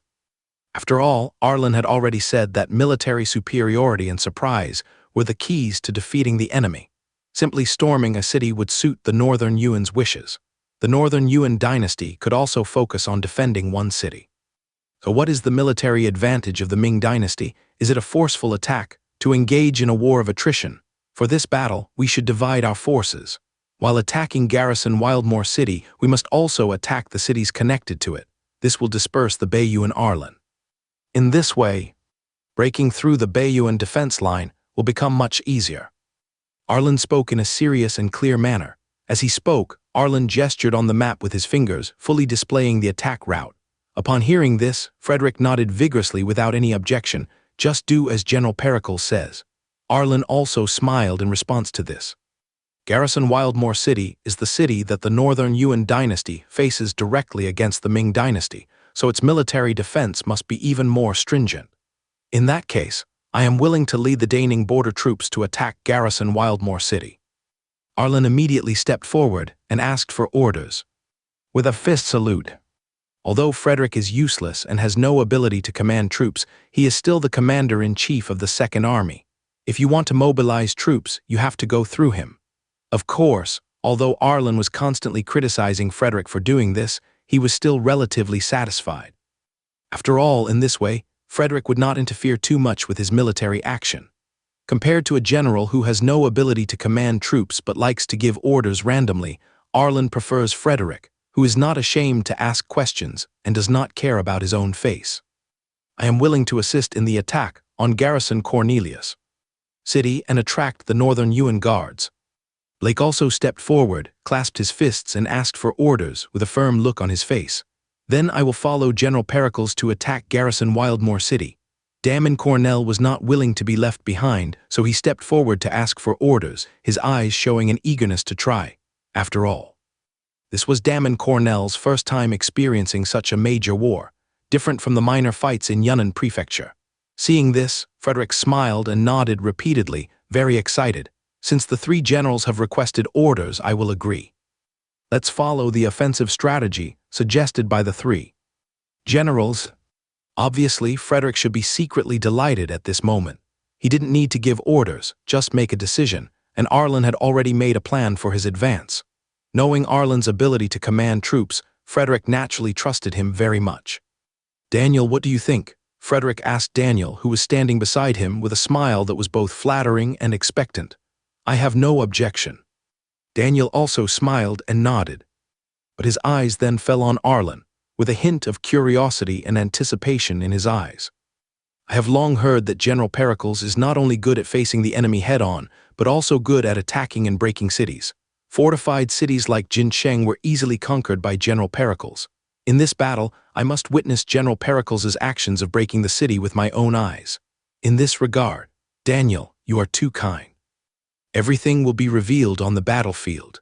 Pericles Ying smiled and said nothing more.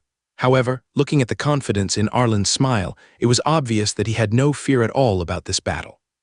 The main camp military meeting was over.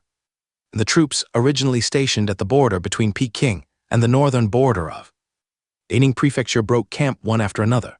The The soldiers were busy packing up the tents, carrying tent poles, rolling up bedding, and loading boxes of supplies onto the carriages.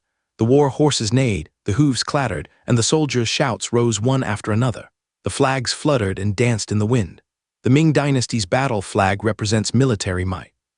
The army was divided into two routes, like two surging steel torrents, charging towards the northern Yuan dynasty.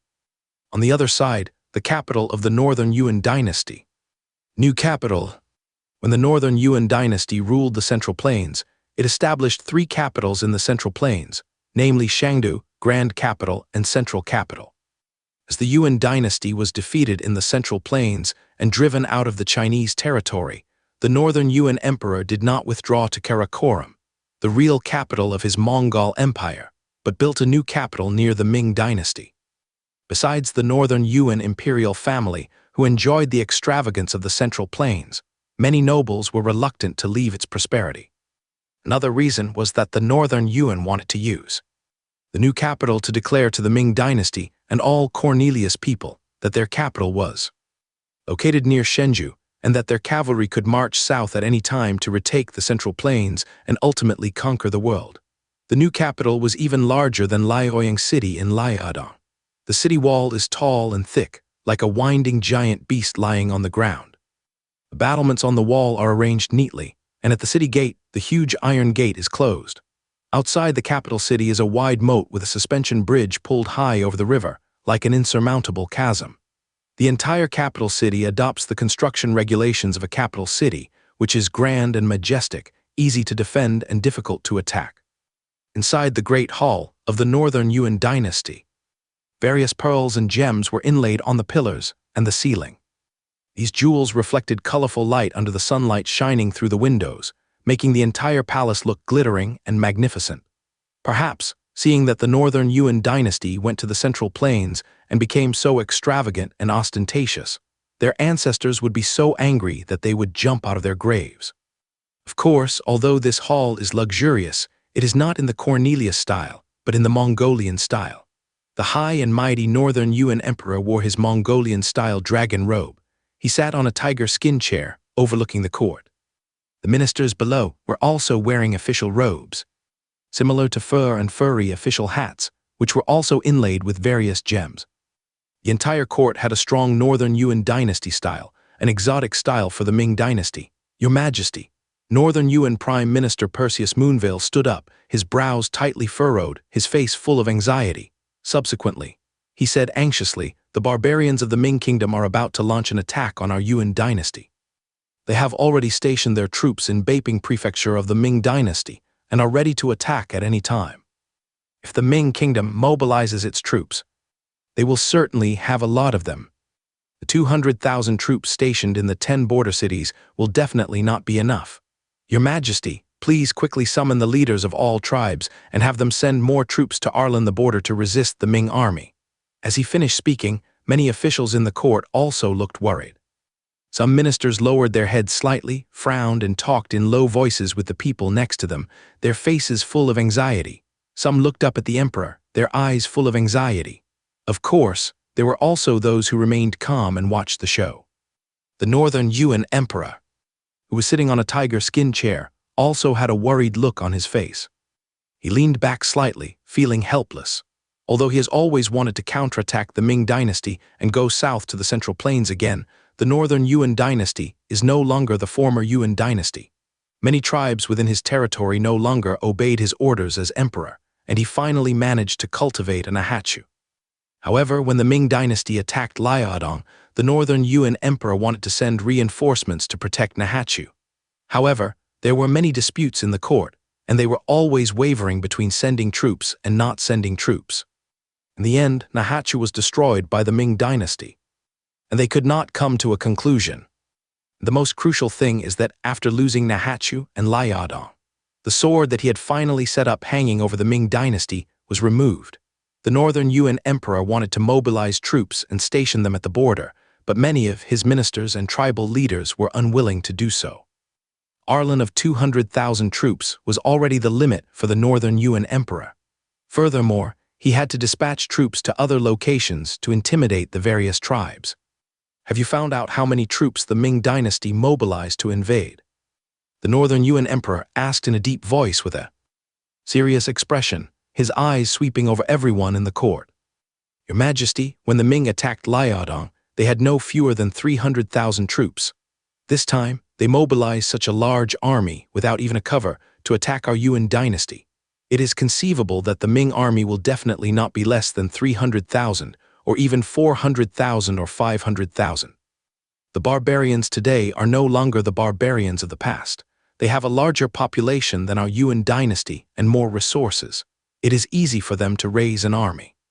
That is why I implore His Majesty to quickly mobilize the troops in the northern border to reinforce the border. Perseus spoke in an urgent tone and with a serious expression. As he spoke, he waved his hands, as if this could make the Northern Yuan emperor more deeply aware of the severity of the current situation. Now, how many troops can our Yuan dynasty still mobilize? The Northern Yuan emperor asked with a frown. When he asked this question, his eyes were actually wandering over the military officials and many powerful people who held great power. Although he is the emperor and is still on the throne, his control over this huge empire is obviously insufficient. There was a hint of helplessness and expectation in his eyes, expecting these military officials and dignitaries to give him a satisfactory answer. Return to the emperor. Although the population of our Yuan dynasty is smaller than that of the Ming dynasty, all the men on our grasslands are soldiers.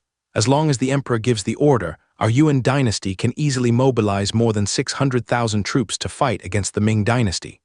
Perseus said immediately. He deliberately raised his voice very loudly as if to remind his colleagues in the court, but no one responded. See this.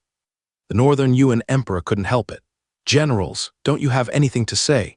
The Northern Yuan emperor cast his gaze upon the group of military officials once again. His eyes held a hint of majesty and a hint of inquiry. Facing his gaze, a general stepped forward and shouted, I am willing to mobilize 100,000 men from my tribe to fight against the Ming army. Good. As expected of the great general of our Yuan dynasty. Can tell the true heart of the people at the critical moment. General Felix, you must mobilize the tribal army immediately, as soon as possible. The Northern Yuan emperor immediately showed a look of joy on his face and nodded repeatedly. A look of joy finally appeared on his face. It was obvious that the general who stood up at this moment was of high status. With his standing up, the emperor of Northern Yuan also breathed a sigh of relief. As predicted, after this general spoke, several other generals stood up. My tribe can mobilize 50,000 men. My tribe can mobilize 60,000 men. Several generals spoke respectfully. Obviously, now that the Ming dynasty is attacking, they also feel threatened and naturally dare not fail to mobilize troops. Of course, there was also the leadership of the general before.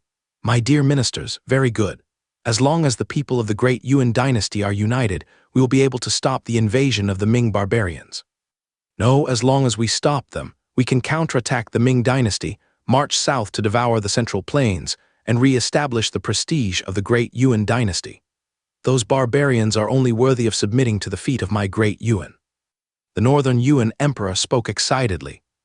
Leaning forward slightly, his eyes flashing with excitement, as if he had already seen the scene of the Northern Yuan cavalry crushing the Ming dynasty.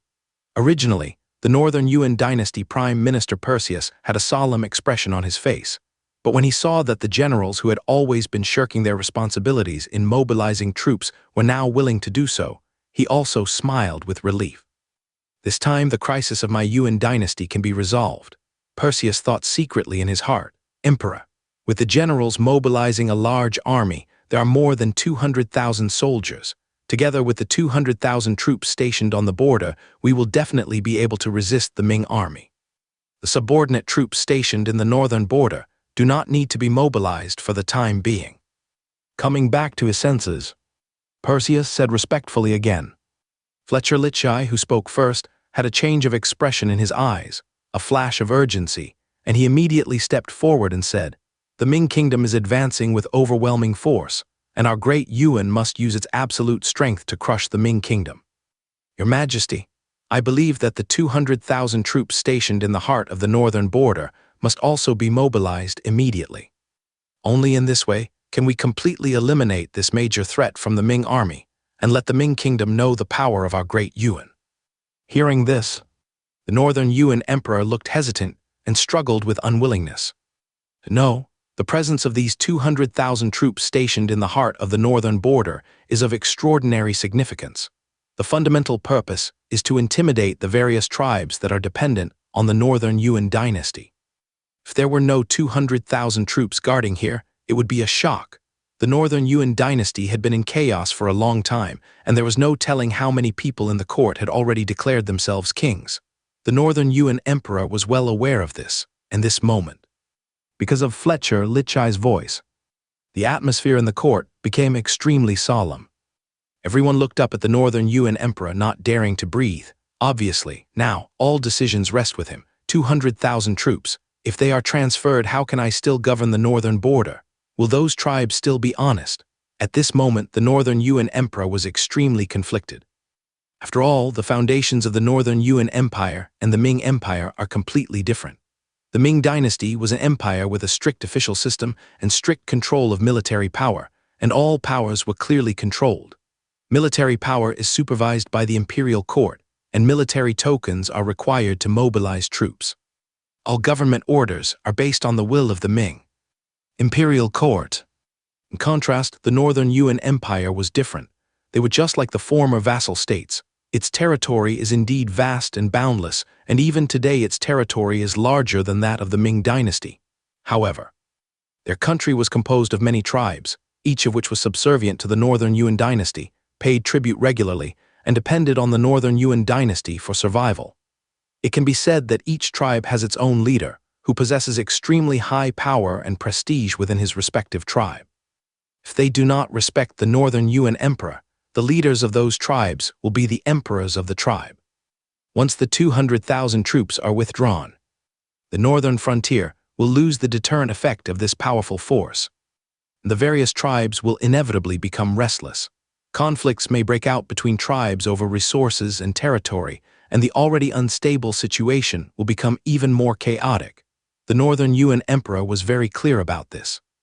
Although he was well aware of the danger of the Ming army's invasion, he still did not want to mobilize the 200,000 troops easily, because he was afraid that after the withdrawal, the country would fall into endless chaos, which was a situation he did not want to see as an emperor. More importantly, his authority will also be threatened. Emperor! Felix took a step forward, his expression solemn and his tone anxious, as if the fate of the entire Yuan dynasty was hanging by a thread. Since the Ming barbarians have launched an attack on our Yuan dynasty this time, they must have mobilized all the troops in the northern border of the Ming dynasty. The Angus Ning border army, which seized Liaodong, and the elite Ming troops must have been among them. There's no time for overthinking. As Felix spoke, he raised his head slightly, showing his seriousness, but his peripheral vision swept over the many generals beside him. I second the motion. A military officer immediately stepped forward, clasped his hands together and spoke loudly, "Your Majesty, please consider the overall situation. The Ming dynasty is the Yuan dynasty's greatest enemy. Please reconsider your decision." As soon as the words fell, a group of Northern Yuan generals stood up. Each of them looked like they were fighting for the Great Yuan. They shouted in unison, "Your Majesty, please put the Great Yuan first." The sound echoed in the hall, causing the curtains inside to tremble slightly. Obviously, they all had the same idea as Felix. They all realized that the Ming kingdom was coming with great force and the Yuan dynasty was facing a huge crisis. Although it was a crisis, it was also a good opportunity to free their mansions and tribes from the control of the court. Seeing this, the Northern Yuan Emperor frowned, his eyes revealing a hint of hesitation and entanglement. He slowly turned his gaze to Perseus, as if Perseus was his only lifeline in this situation and he could only ask him for help. "Prime Minister, what do you think, Your Majesty?" Perseus bowed slightly, his expression calm and composed as he spoke calmly. The Ming kingdom has now occupied the Central Plains, but they definitely cannot mobilize more than 500,000 troops. After all, the Ming Empire must defend itself from both the South and the Japanese in the East China. See, if the army exceeds 500,000, the Ming Empire's food and supplies will definitely not be able to sustain it. Perseus seemed very confident as he spoke. "What does the Prime Minister mean?" the Northern Yuan Emperor immediately asked, leaning forward slightly, with anticipation in his eyes. Mobilize 100,000 troops to support and leave 100,000 troops to Arlen, Perseus said immediately. Upon hearing this, the Northern Yuan Emperor closed his eyes slightly and pondered for a moment. Finally, he nodded slowly. Obviously, this seemingly troop deployment action actually involves a hidden game of chess. Felix and his men mobilized their troops, but they were also wary of the Northern Yuan court. If the Northern Yuan Emperor did not make concessions, then Felix and his generals would definitely not send troops honestly. The Prime Minister's words make sense. The Northern Yuan Emperor opened his eyes and said in a deep voice, "Combining the additional forces sent by the generals and the 100,000 troops I have mobilized, our great Yuan has a total of 600,000 troops to deal with the Ming barbarians. Furthermore, our great Yuan possesses the power of cavalry. Cavalry warfare who can compete with our great Yuan." As the Northern Yuan Emperor spoke, he stood up with his hands behind his back, exuding the aura of an emperor. "Your Majesty," Perseus spoke again, his expression still calm. "The 600,000-strong Yuan army is enough to overwhelm the Ming, but it is not enough to launch a counterattack southward. I propose that we summon the Jianu and other affiliated tribes of the Yuan dynasty to attack the Ming dynasty and contain it. Not only the Jianu, but also the Goryeo. All of these must be utilized. Let them lead the troops to attack the Ming kingdom. We don't need them to achieve great results, but they must attract the Ming kingdom. Besides, there are quite a few Cornelius Chinese in the Yuan dynasty. We can forcibly recruit a group of young and strong men to form an army to fight against the Ming dynasty." Upon hearing this, the Northern Yuan Emperor nodded slightly, but his expression was still thoughtful. "We can still use the Jianu. Although they suffered some losses after the previous battle, they have recovered over time. If we ask the Jianu to send troops, they will definitely not refuse, nor dare to refuse. As for Goryeo, didn't we receive news that their General Eldrin is rebelling? The Goryeo kingdom is currently struggling to protect itself and is also trying to suppress the rebellion. I guess we can't rely on the Goryeo kingdom anymore. Your Majesty is wise," Perseus immediately echoed. "Now, we can mobilize the Jianu. Prime Minister, immediately draft an order for the Jianu to mobilize their troops to attack the Ming dynasty's Daning prefecture. In addition, what you said about recruiting Cornelius slave soldiers is also feasible. I will leave the full responsibility for this matter to you," the Northern Yuan Emperor said immediately, with a decisive look in his eyes. "I obey your order." Perseus responded immediately, bowed slightly, and stepped aside. At this moment, a messenger soldier ran into the hall in a panic. His forehead was covered with sweat, and with a look of fear on his face, he reported loudly, "Report, Your Majesty, we have just received urgent news from the border city. The Ming army has already moved out." "Who is the commander of the Ming army?" the Northern Yuan Emperor asked immediately, a hint of nervousness in his eyes, and his body leaned forward unconsciously. "Ming General Sampson, also Ming Willowbrook Warren Daniel, Rufus, Tristan, and Frederick. This is what the scouts hiding in Ming country found out." The messenger replied respectfully, lowering his head slightly, not daring to look the emperor in the eye. Upon hearing the names of these generals, the Northern Yuan Emperor's expression instantly turned grim, revealing a hint of fear and worry. Such a lineup, so many brave generals. It seems that the Ming barbarians are really going to fight a decisive battle with our Yuan dynasty.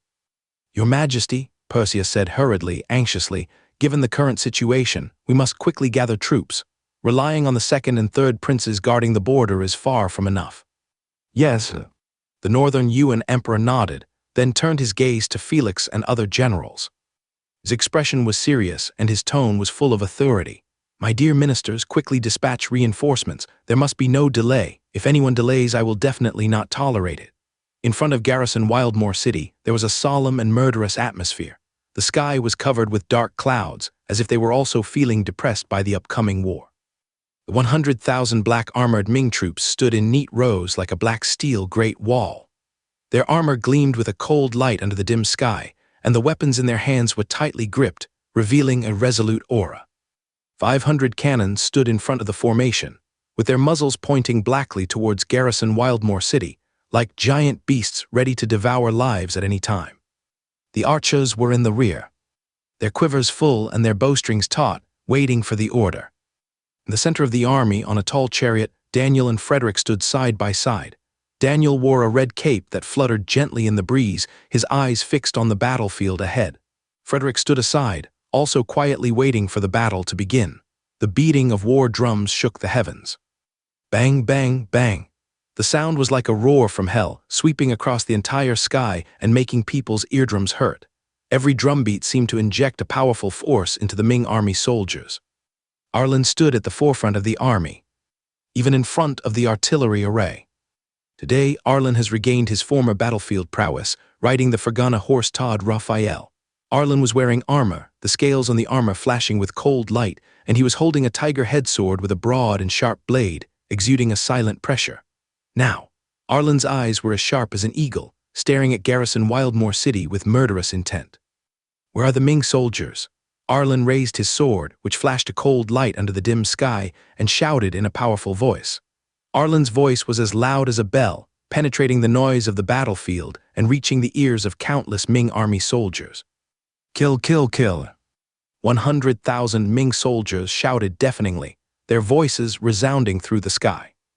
They held their weapons high, their cold gleams flickering against the gloomy sky, emitting an aura of endless murderous intent. That momentum seemed to shake even heaven and earth. Cannon, boom! Arlen gave the order immediately, his voice firm and decisive. Now that we have the deterrent effect of firearms, even though today's artillery can only inflict so much damage on the enemy, the deterrent effect of artillery is undeniable. 500 artillery pieces fired at the same time and 10,000 shells were prepared. Once the bombs were launched, it would definitely be enough to make the enemy flee in panic. Boom!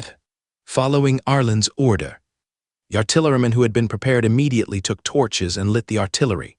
Their movements were skillful and quick, with a hint of nervousness and excitement in their eyes. Time. Boom, boom, boom. There were bursts of deafening roars from artillery fire, and 500 shells, carrying fire snakes, blasted towards Garrison Wildmoor City ahead like meteors. The fire snake looked particularly dazzling in the dim sky, like a bolt of lightning streaking across the night sky. The shells fell. Bang, bang, bang. It crashed into the city. Although the shell did not explode like the high-explosive gunpowder of the future, it shattered the moment it hit the ground, and the iron needles and iron filings inside instantly burst out. Those iron needles and iron filings flew around like countless deadly hidden weapons. The moment the shell exploded, the iron needles and iron chips inside spread out in all directions with a powerful impact force, and many northern Yuan soldiers were pierced before they had a chance to react. Their bodies were pierced by iron needles and iron filings, blood was flowing, and they let out bursts of wailing. The voice was miserable and desperate, like a wail from hell. This is the latest artillery achievement made by the Ming Dynasty's Ministry of Works. The artillery shells contain hidden needles and carry murderous intent, making them even more powerful. Each round of bombardment with 500 shells caused a murderous intent in the city that can be imagined. Why not use artillery fire? On the city wall, the Yuan General Egan, who was guarding the city gate, looked at the artillery that had not yet been ignited and the soldiers who were running around to avoid it, and asked loudly and angrily. Now, his face turned red, his eyes revealed a hint of anxiety and anger, and his hands were tightly gripping the railings on the city wall. General. The young general in charge of the Yuan army's artillery on the city wall replied bitterly, a trace of helplessness and frustration on his face. The Ming army is beyond the range of our artillery. Even if we ignite the artillery, it will be useless. How could the Ming dynasty's artillery be so powerful? Egan's face turned extremely ugly, and he was terrified and confused. In the past, their firearms were the same as our Yuan dynasty's, and how come these shells release iron spikes? For them, more than 20 years ago, the Central Plains was still the world of his Yuan dynasty, and everything in the Central Plains belonged to his Yuan dynasty. Those Cornelius people were all servile and enslaved by his Yuan dynasty. But how many years have passed? The situation seems to have reversed. The former slaves have now counterattacked his Yuan dynasty, and everything is out of control. Of course, the artillery and firearms of the northern Yuan dynasty were all made by the Cornelius craftsmen of the past. Even within their empire today, those craftsmen are all Cornelius people who were enslaved by them and had to make them. However, the Ming dynasty had been established for over 20 years, and the Cornelius people had regained their dignity. With the full support of Evander, they also knew that firearms would become a powerful weapon on the battlefield, so the Ministry of Works naturally improved firearms. The Ming army came with great force, and their methods were extremely cruel. Egan took a deep breath, trying to calm himself down. With a warning and a threat, he shouted to all the Yuan soldiers on the city wall, "My men of the great Yuan, once the Ming army breaks through the city, there will be only death waiting for you. Today I have 100,000 troops stationed here, and we will surely be able to defend the city. Think about how we treated the barbarians in the past. If they broke into the city, we would be in great danger of dying." Egan had a loud voice, and despite the constant roar of artillery, his voice was still clearly heard by many Yuan army soldiers. After hearing his words, many Yuan soldiers looked at the Ming army in front of the city. Their eyes were filled with anxiety, worry, and fear. They thought about what would happen if the city was really conquered by the Ming dynasty. If the city is broken, what will be their ending? "Pass on my orders," Egan shouted, a look of determination in his eyes. "We swear to defend garrison Wildmoor City to the death. If the Ming army enters range, open fire immediately. Don't worry, my men, the second prince is also guarding the city. With him here, the emperor will definitely send reinforcements. The emperor is with us." The words fell. "I will obey the general's orders." The Yuan army on the city wall dodged and replied loudly. Although there was a hint of fatigue and fear in their voices, they still mustered a bit of courage under Ma Hao's encouragement. Immediately afterwards, Egan mobilized the supervisory troops to Arlen. Taking another look at the frantic Ming army bombarding the city, Egan said coldly in his heart, "These barbarians were our slaves before, and they will always be our slaves. As long as we hold on, our Yuan dynasty will surely be able to rule the Central Plains again in the future." At this moment, the Ming army's artillery in front of the city was still bombarding. Garrison Wildmoor City had become a purgatory. The city was filled with smoke, flames shot up into the sky, the sound of houses collapsing, and the wailing of soldiers mixed together. Arlen stood in front of the formation, watching calmly, without a trace of emotion in his eyes, as if all this was within his expectations. Since he has the advantage of artillery, Arlen will naturally make full use of it. By using artillery to inflict greater casualties on the enemy, the soldiers under his command can also avoid greater casualties. Time lasts. Boom, boom, boom, boom, boom, boom. The artillery bombarded crazily. Finally, when the barrel of the artillery turned red and was about to be unable to fire. "Where are the Daning border cavalry?" Arlen raised the sword in his hand, which flashed a cold light under the dim sky, and shouted fiercely, "Kill, kill, kill!" Behind Arlen, 700 personal guards and 20,000 cavalrymen raised their swords and spears, all shouting loudly. Their voices resounded through the air, their fighting spirit boundless. Their eyes revealed a hint of seriousness and anticipation. Even though they knew the danger was imminent, as soldiers, they had no choice but to rush to the battlefield and engage in a life-or-death struggle with the enemy. Arlen is in charge of the army and has his own official seal of authority. Now the combat power and morale of Arlen's subordinates can be doubled. What's more, the Angus Ning border troops under Arlen's command are truly elite. After being trained by Arlen, they became even stronger elites. A general should not be greedy for life, and a soldier should not be afraid of death. This is an invincible army. I lead the troops to attack and kill, and the old rules still apply. I will charge in front, and all the soldiers will follow me. If I fall from my horse, if I am killed by the enemy, the attack will continue, and the killing will not stop. Daning border troops, do you understand? Arlen shouted loudly, his eyes sweeping across every soldier firmly, as if conveying an unyielding and fearless belief to them. Kill, kill, kill. All the border troops responded to Arlen with their roars. The sound was like surging waves, one after another, as if to completely drown the enemy. The next moment, Arlen did not hesitate at all. "All soldiers, follow me and kill," Arlen shouted. He spurred his horse. Todd Raphael neighed like a battle horn and charged towards the city ahead. Todd Raphael's 4 hooves galloped, raising a cloud of dust. Arlen's figure was looming in the dust, as if he was a god of death from purgatory about to start killing.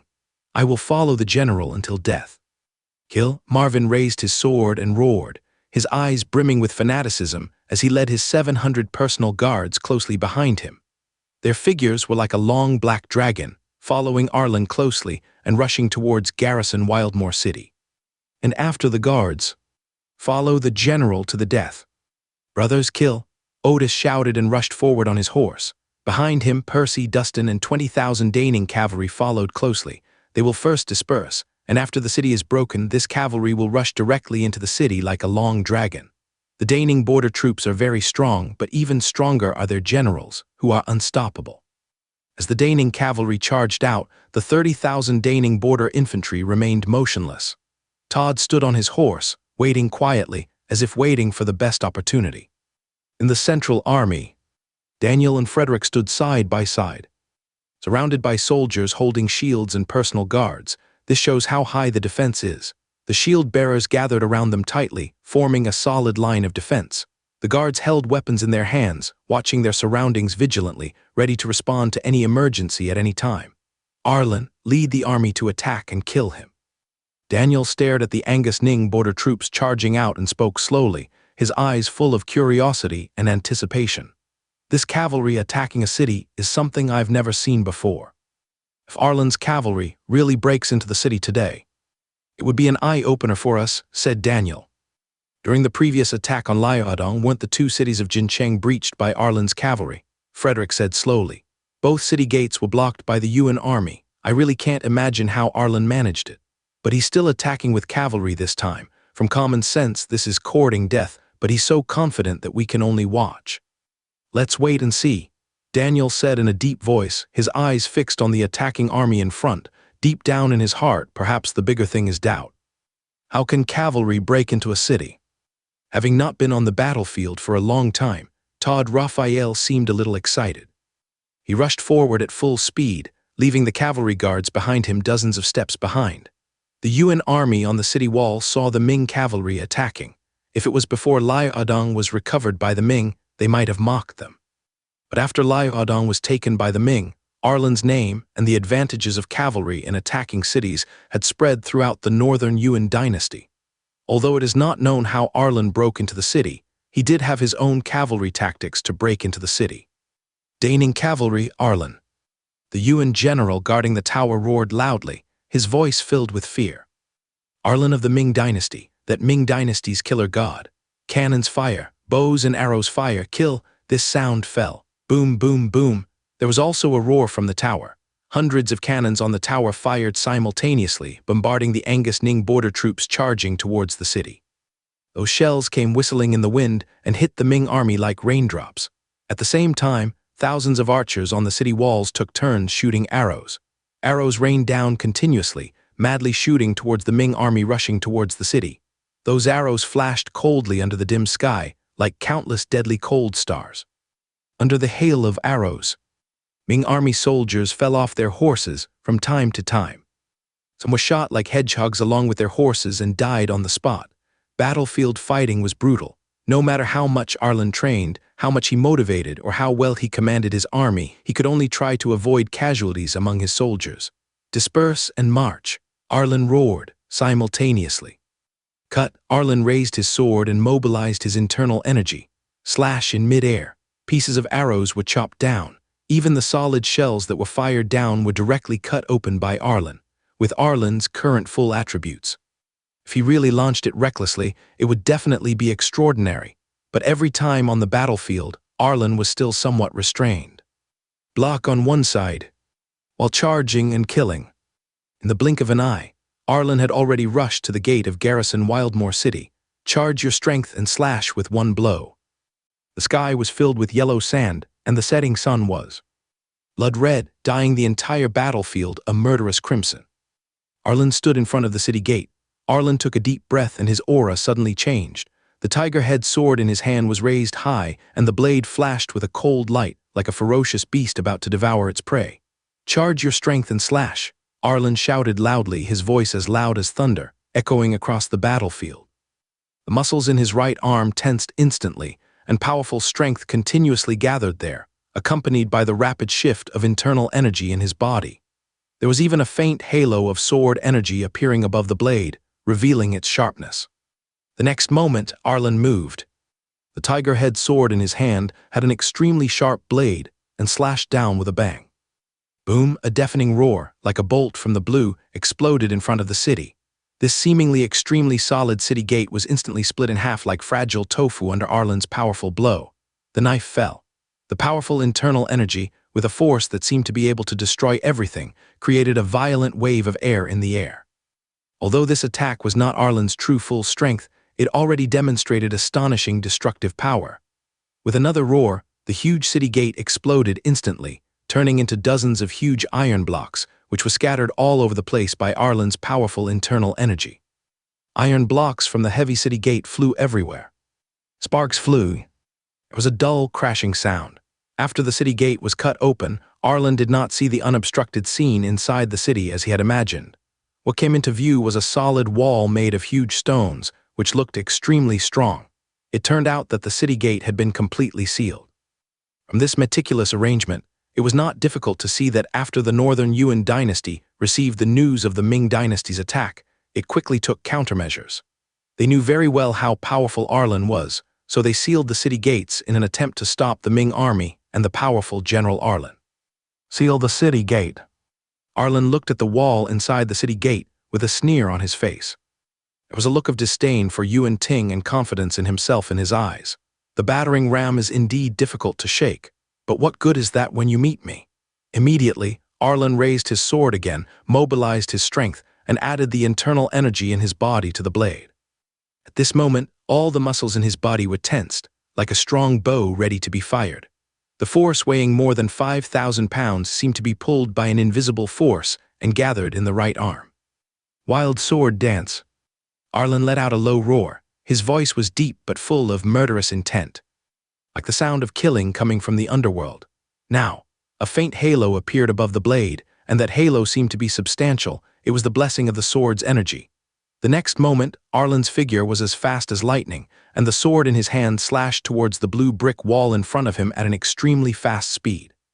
With Arlen's speed that far exceeded that of ordinary people, it seemed like just a simple slash, but in fact hundreds of slashes were made at the same time. Although this wild sword dance technique does not have the maximum power of a charged blow, each swing of the sword has a force of several thousand pounds, and is also blessed with a strong internal energy. Catcha! Catcha! Catcha! As Arlen's sword flashed, spider web-like cracks instantly appeared on the blue brick wall in front of him. The cracks spread and expanded rapidly, like a huge net, covering the entire wall. The city wall was broken. Not good. The Yuan army soldiers inside the wall widened their eyes and watched in horror as cracks appeared on the repaired wall in front of them. Their faces were filled with fear and despair, and even a hint of helplessness. Some soldiers even subconsciously took a few steps back, and the weapons in their hands began to tremble unconsciously. "Rush!" Arlen shouted loudly, his voice like a bell. The black-bladed horse under his crotch seemed to sense his master's fighting spirit and neighed. Todd Raphael raised his front hooves high. At Arlen's command, it didn't hesitate at all. Galloped forward with all four hooves, raising a cloud of dust, and rushed toward the city wall that was about to collapse like an arrow. Boom! Todd Raphael's powerful force hit the city wall, and the wall, which was about to collapse, couldn't bear the weight and broke apart in an instant. Bricks and stones flew everywhere, raising a huge cloud of dust. The city gate was finally completely opened. Arlen rode on Todd Raphael and quickly rushed through the dust, like a descending god of war. How? The city gate is so thick, and the walls are so solidly built that it's impossible for human power to break it open. How on earth did he do that? He is the killing god of the Ming army, Arlen. When I escaped from the Golden City, it was he who broke through the Golden City. Arlen. The Yuan army soldiers in the city looked at Arlen, and many of them had fear and disbelief in their eyes. They looked at it as if they were looking at a monster. Some people were so scared that they collapsed to the ground, and their weapons fell to the side. In the past, when he was in Liaodong, Nahachu locked and reinforced the city gates in order to resist the Ming army. No matter how hard the battering rams hit, it was difficult to break through. Now, the Northern Yuan dynasty has learned its lesson and strengthened the city walls, all to guard against the powerful General Arlen. But they never expected that even if the city gates were reinforced and the city walls were repaired to create a defense as strong as a wall of iron, steel, they still could not withstand Arlen's attack. Shield array, random arrows.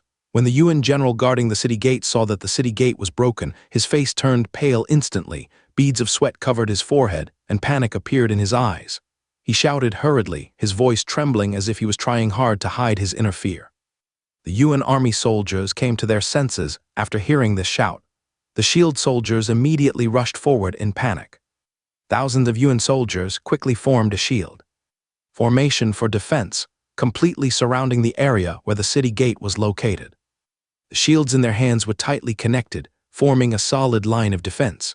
At the same time, many Yuan army archers on and around the houses immediately drew their bows and shot arrows. A dense rain of arrows shot towards Arlen like locusts. The arrowheads flew through the air, making a sharp whistling sound, like the howling of a pack of hungry wolves. The rain of arrows was so dense that if thousands of soldiers rushed in, they would probably be shot into hedgehogs in an instant. However, in Arlen's eyes, these incoming arrows seemed extremely slow.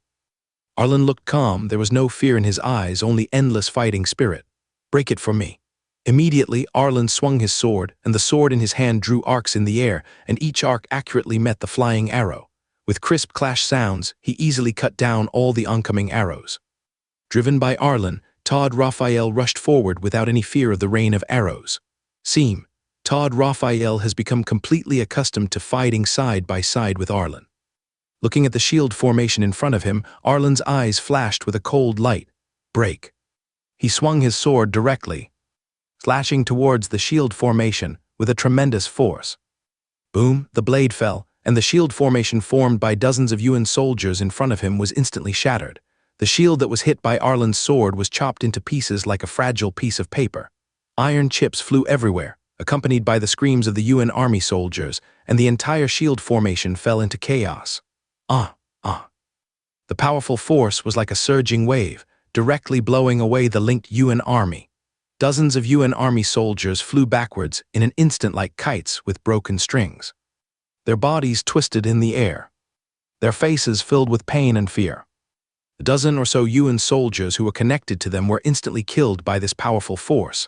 Their bodies fell heavily to the ground, raising a cloud of dust. Blood gushed from their mouths, staining the ground a deep red. Kill the northern Yuan soldiers, pick up 1 point of strength, pick up 10 days of life. Kill the northern Yuan soldiers, pick up 1 point of internal energy, pick up 10 days of life. Kill the northern Yuan soldiers. The long-lost panel prompt sound of killing enemies and picking up attributes rang in Arlen's mind. Hearing these prompts, Arlen's eyes flashed with excitement, and he revealed an excited smile. With each attribute added, he could clearly feel his own strength increasing, killing enemies and becoming invincible. Quick encirclement, kill him. The Yuan general in the rear was horrified when he saw Arlen being so brave. His face was filled with fear and anger, and his eyes revealed a hint of unwillingness. Echoed. The surrounding Yuan army immediately merged their shield formations again, and long spears protruded from the gaps in the shields, flashing cold light. At the same time, arrows continued to be fired, trying to stop Arlen's steps. Under such circumstances, even if Xiang Blake, the king of Western Harding, was still alive, he would probably find it difficult to resist. But now Arlen's strength has become extraordinary.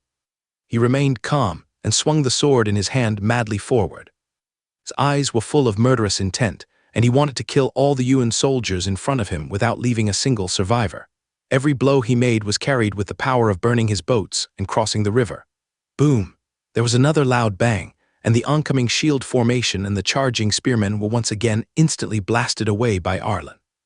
This time, the internal energy that Arlen had added to the sword exploded. Originally, it was just a simple power attack, but now there was a faint sword energy surrounding it.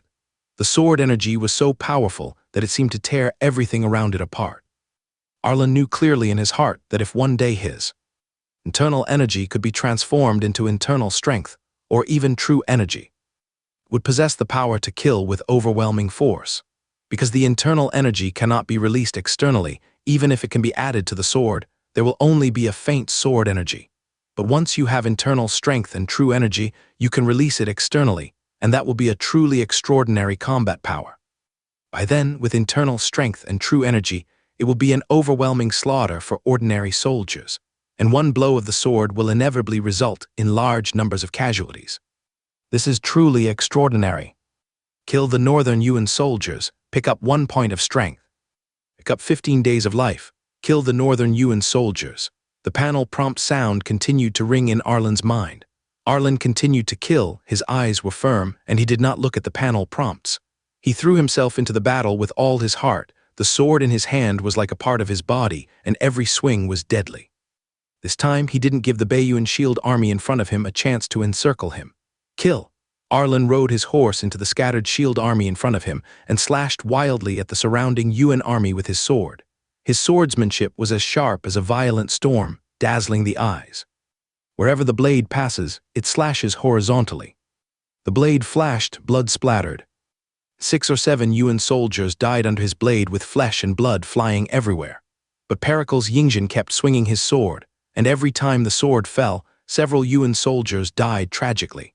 The power and murderous intent of the blade are simply not something that ordinary people can contend with.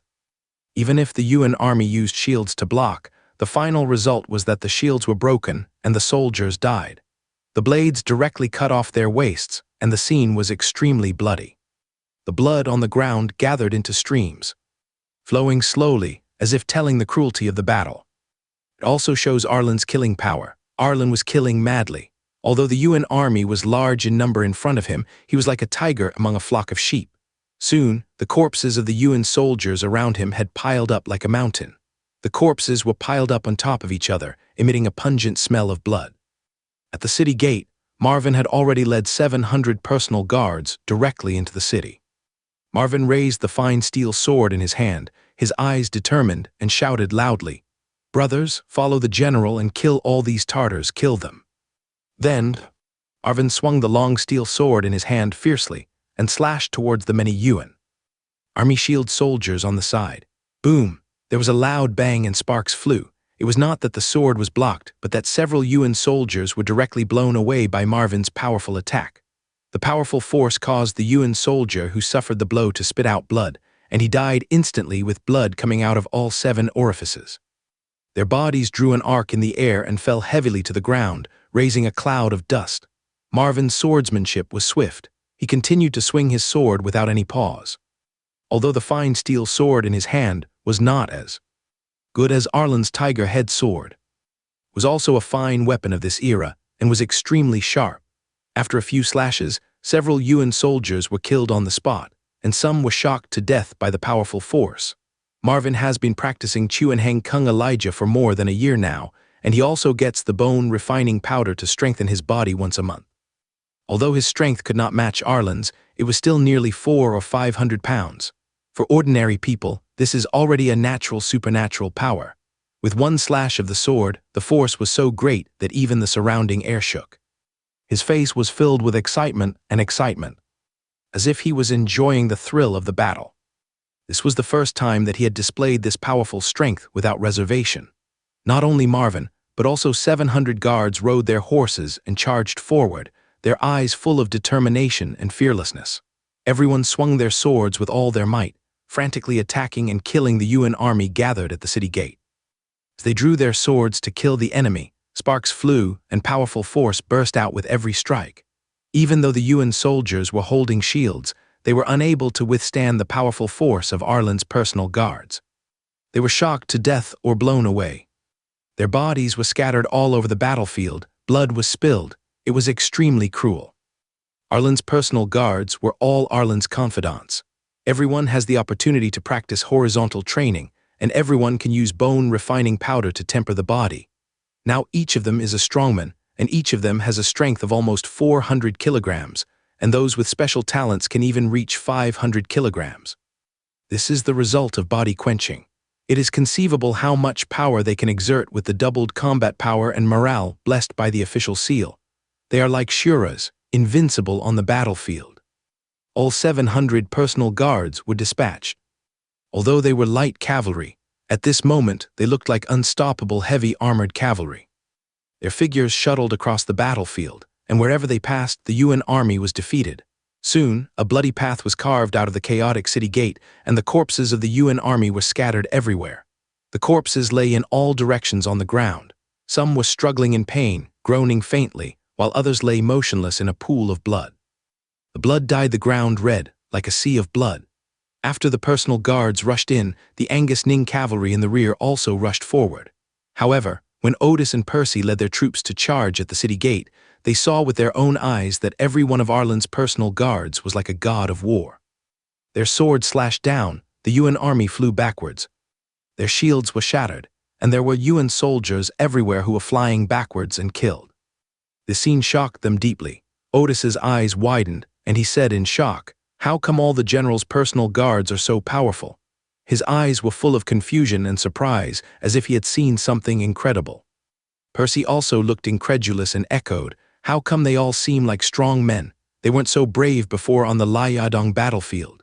The two looked at each other, with an unspeakable horror in their eyes. Obviously, the scene before their eyes, where these personal guards were madly slaughtering the Yuan army, each of them killing the enemy with absolute strength, was enough to shock them. They were full of admiration for Arlen, and at the same time were extremely curious about the changes in these guards. However, they didn't have time to think about it at the moment. Otis quickly raised his sword and shouted, "Brothers, the general has breached the city gates. Follow me and support the general. Kill all the Tartars and leave no one alive." The voice exuded a murderous aura. Afterwards, Otis rode his horse into the city like a tiger descending from the mountain. "Kill," Percy also shouted loudly. The cavalrymen outside the city dodged the rain of arrows from the city without any fear. They swarmed into the city, followed their general, and fought bravely against the enemy. "Follow the general to the death. Kill all the Tartars." Tens of thousands of Daning border army soldiers roared and charged forward, brandishing their weapons. Daning border army, the Angus Ning border army that once caused our Yuan dynasty to suffer in Liaodong. They can really break through the city with cavalry. Deploy defense, quickly deploy defense. We must not let the Ming army break into the city. Yuan men, defend with all your strength. Fire arrows. Stop the Ming cavalry's attack quickly. The Yuan general, Egan, on the city wall roared, his face full of fear and anxiety. Even his voice had become hoarse, but he was still shouting with all his might, trying to organize an effective defense. At this moment, he truly felt the despair of the Yuan army generals who were stationed in Liaodong in the past. Less than half an hour after the battle started, the Ming army successfully broke through the city gate, and the army was charging frantically. The city that their Yuan dynasty had spent huge manpower and material resources to build now seemed like a joke. In order to prevent Arlen's cavalry from breaking into the city gates were sealed, and the city walls were repaired so that they could not be broken by human power. However, they were eventually broken through by Arlen. Faced with a fierce general like Arlen, the Yuan army was filled with nothing but fear. In their hearts, Arlen was no longer a human being but a monster. At the call of Mahao, the Yuan army on the city wall also came to their senses and became a little motivated. Kill, fight the Ming army to the bitter end. Once the Ming army captures the city, they will never let us go. Fight with them. On the city wall, the Yuan army soldiers roared at the top of their lungs, trying to give themselves courage with these crazy shouts. But there was panic and despair in the eyes of many Yuan soldiers. They watched Arlen lead the Ming army into the city, like an unstoppable god of death, and the fear in their hearts spread like a tide. But even if you are afraid, not far away the supervisory army's gleaming blade flashed with a cold threat. In order to survive, even though they were afraid, they had no choice but to bite the bullet and fight the Ming army to the death. In an instant, the Yuan army on the city wall fired thousands of arrows at once. The dense rain of arrows was like locusts, shooting at the Ming cavalry that was rushing like a torrent under the city, blocking the Ming army from entering the city. Kill.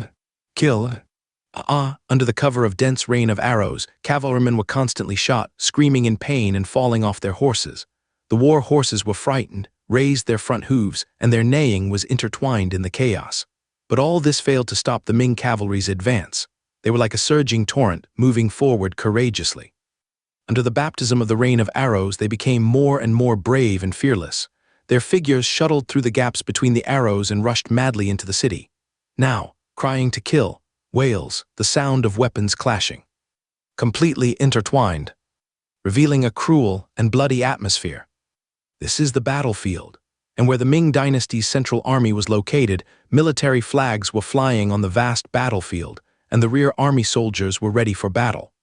When Todd saw Arlen successfully break through the city gate, excitement instantly appeared on his face. "Brothers, the general has breached the city gate." Todd shouted excitedly at the top of his lungs, filled with endless excitement and passion. Immediately afterwards, Todd suddenly drew out the sword from his waist and raised it high. In the tradition of our great Ning border army, generals do not seek survival, and soldiers do not fear death. "I, Todd," We'll charge into battle just like the general." Todd's voice was firm and powerful, full of the heroic spirit of facing death with indifference. "Daning infantrymen, listen up. Archers in front, infantrymen in the back, kill." Todd shouted orders loudly with unquestionable majesty. As soon as he finished speaking, Todd squeezed the horse's belly with his legs. The war horse under his crotch neighed and rushed out like an arrow. Behind you, the 30,000 infantrymen under his command rushed forward quickly in an orderly manner. The archers hurried, bows tightly gripped in their hands, arrows on the strings, and quickly approached the city gate. They knew very well that only by suppressing the city walls, the UN army in the city, could they allow the cavalry that entered the city to charge without any worries and charge more fiercely. In the central military tent, Daniel and Frederick stood side by side, witnessing all this, their faces filled with shock that was difficult to conceal. "How did he do it?" Daniel muttered to himself, his tone filled with intense horror. In less than an incense stick of time, he actually broke through the city gate. In less than half an hour, the Daning cavalry entered the city in an orderly manner. Could it be that he is really the reincarnation of the former overlord of Western Harding, as the rumors spread among the Daning border troops? But even the overlord of Western Harding couldn't do that, right? Daniel's eyes were full of confusion and amazement. Frederick slowly came back to his senses, sighed deeply, and said with emotion, "Before, when I heard that Arlen's cavalry broke through the city, I thought it was just a fairy tale and an exaggeration. Seeing it with my own eyes today was truly shocking. He is truly a god." At this moment, Frederick's eyes were filled with deep admiration, which was a heartfelt respect for the strong men in the army. But for Daniel, at this moment, his heart was full of complexities. Daniel stared closely at the city gate, in the distance, where a fierce battle was going on, in front of the city. His gaze seemed to be able to penetrate layers of troops and fixate on the brave and unparalleled figure in the city. Daniel's face was solemn, and he murmured in his heart, "Arlen, you are not an ordinary person. With such bravery, even compared to the mighty and powerful king of Western Harding, he is probably no less powerful or even more so. The city gate is strong and the walls are thick. It is impossible to break it open without human power. But he broke it easily. Is he really immortal?" Thinking of this, Daniel frowned unconsciously, and the uneasiness in his heart grew wildly. He subconsciously clenched his fists, and a picture emerged involuntarily in his mind. On the battlefield of the future, he would meet Arlen in battle. Arlen's devil-like figure would gallop across the battlefield, and none of his soldiers could withstand his edge, and they fell one after another. Thinking of this, Daniel felt a chill running from the soles of his feet up his spine, making him feel a little cold in his heart. For him, Daniel knew clearly that Arlen's performance on the battlefield was amazing, and his combat power was extraordinary. He was definitely a truly unparalleled general. For the Ming Empire, having a powerful general like Arlen is undoubtedly an indestructible barrier, enough to terrify foreign enemies and become a powerful deterrent that can shock all directions. If Daniel did not have those ulterior motives hidden deep in his heart, he might have simply expressed pure admiration for Arlen's bravery like an ordinary general and would not have thought about anything else. But the reality is, over the years, Doran's devilish provocative words had already planted the seeds of ambition in Daniel's heart. As time went by, the seed took root, sprouted, and grew vigorously, causing Daniel to have thoughts that he should not have had in his heart, and he wanted to covet the supreme throne. Because of this, when he thought that Arlen might very likely become an obstacle on his way to the top in the future, an irrepressible fear welled up in his heart. He knew very well that Arlen was a very brave man, and that he was not someone who could be easily dealt with. Anyway, Daniel's eyes flashed with ruthlessness, and he thought to himself, "If Arlen cannot be used by me, then I must not let him reach the highest position in the government. Otherwise, in the long run, he will definitely be my most powerful enemy, capable of destroying everything I have painstakingly built in an instant. Even if it means destroying him, he must not be allowed to continue." As he thought about it, the fierceness in his eyes turned into an imperceptible murderous intent. At this moment, the situation on the battlefield became increasingly tense.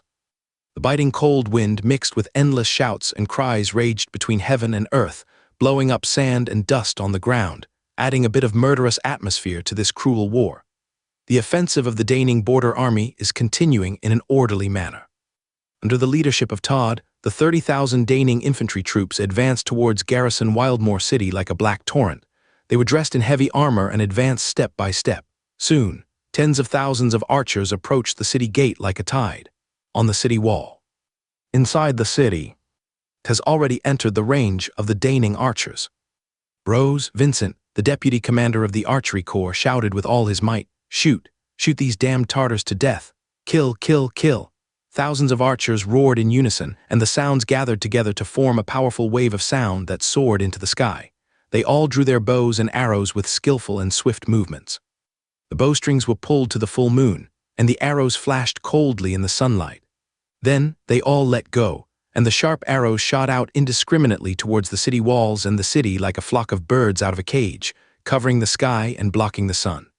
For a moment, the air was filled with the rustling sound of sharp arrows flying through the air.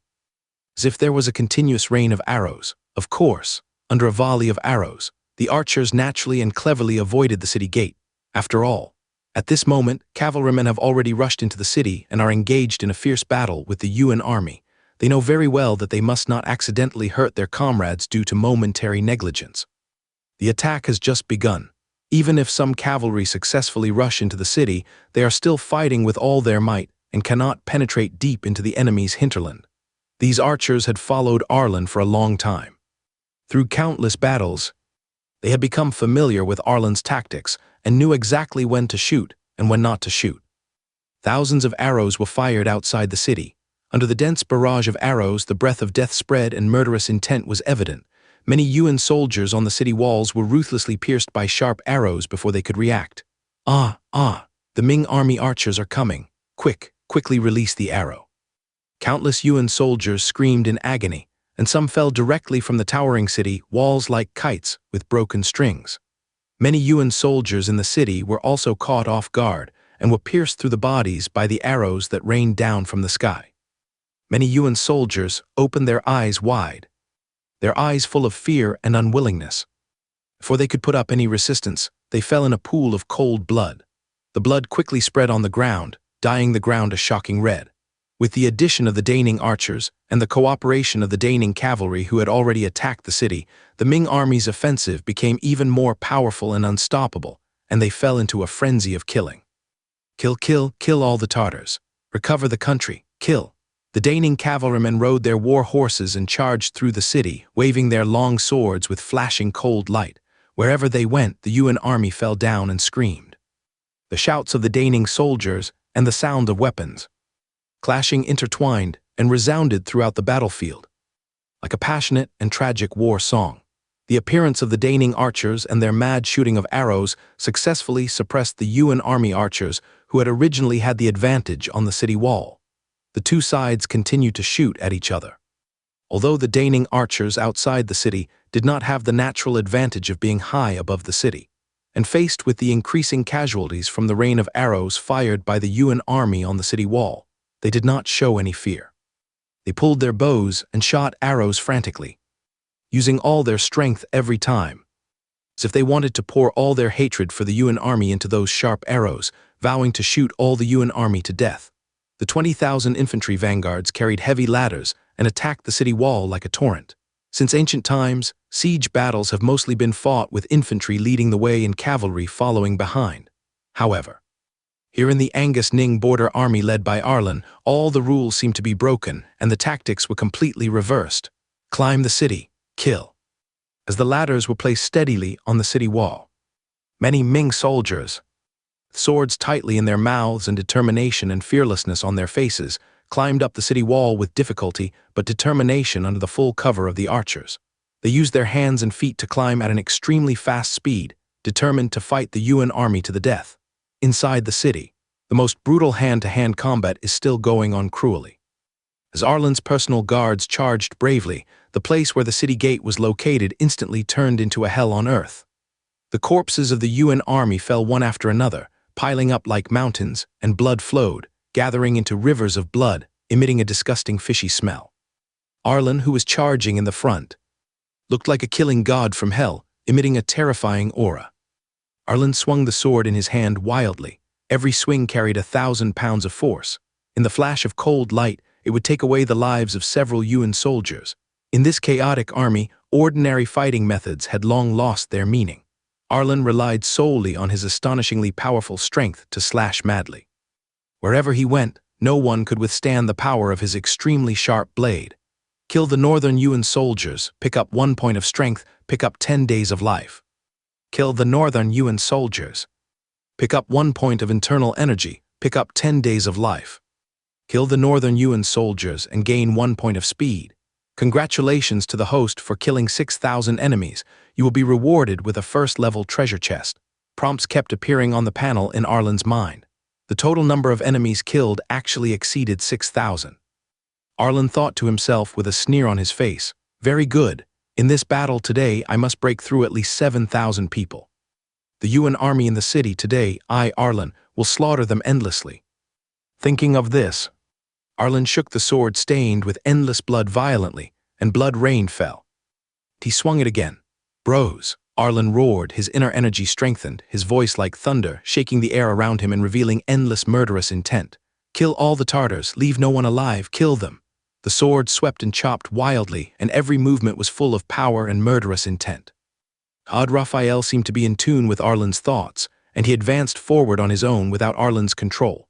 Wherever Arlen passed, it was as if swept by the scythe of the god of death, and in an instant there was a tragic scene of mountains of corpses and seas of blood. He completely transformed into a killing machine, slaughtering the Yuan army crazily. A Yuan army soldier, who came within 10 feet of Pericles Yingzhu would, without exception, die. In front of Arlen's powerful strength, they were like fragile ants and could not withstand a single blow. "Monster, he's a monster. He is invulnerable to swords and guns. We can't hurt him at all. He is not human." The surrounding Yuan troops were forced to charge forward by the supervising troops holding sharp blades, in an attempt to stop the Ming army from entering the city. But when they looked at Arlen, who looked like the Shura demon god in front of them, they all had expressions of horror on their faces, and their eyes were filled with deep fear. But, even though they knew that approaching Arlen would mean embarking on the road to the underworld, under the pressure of the supervising army they had no choice, because they knew that if they did not advance and fight, they would also die, and die a more miserable death.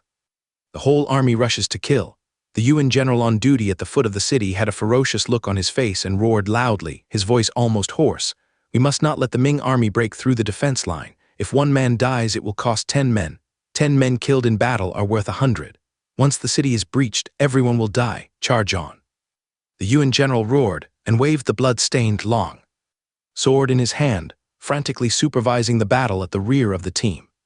But even though he shouted at the top of his lungs, his own feet seemed to be nailed down, and he kept retreating involuntarily, always letting his soldiers rush to the front to resist the attack of the Ming army for him. Kill, fight the Ming army, kill. Under his intimidation, the Yuan army soldiers, although filled with fear, had no choice but to rush forward and kill Arlen and the guards behind him.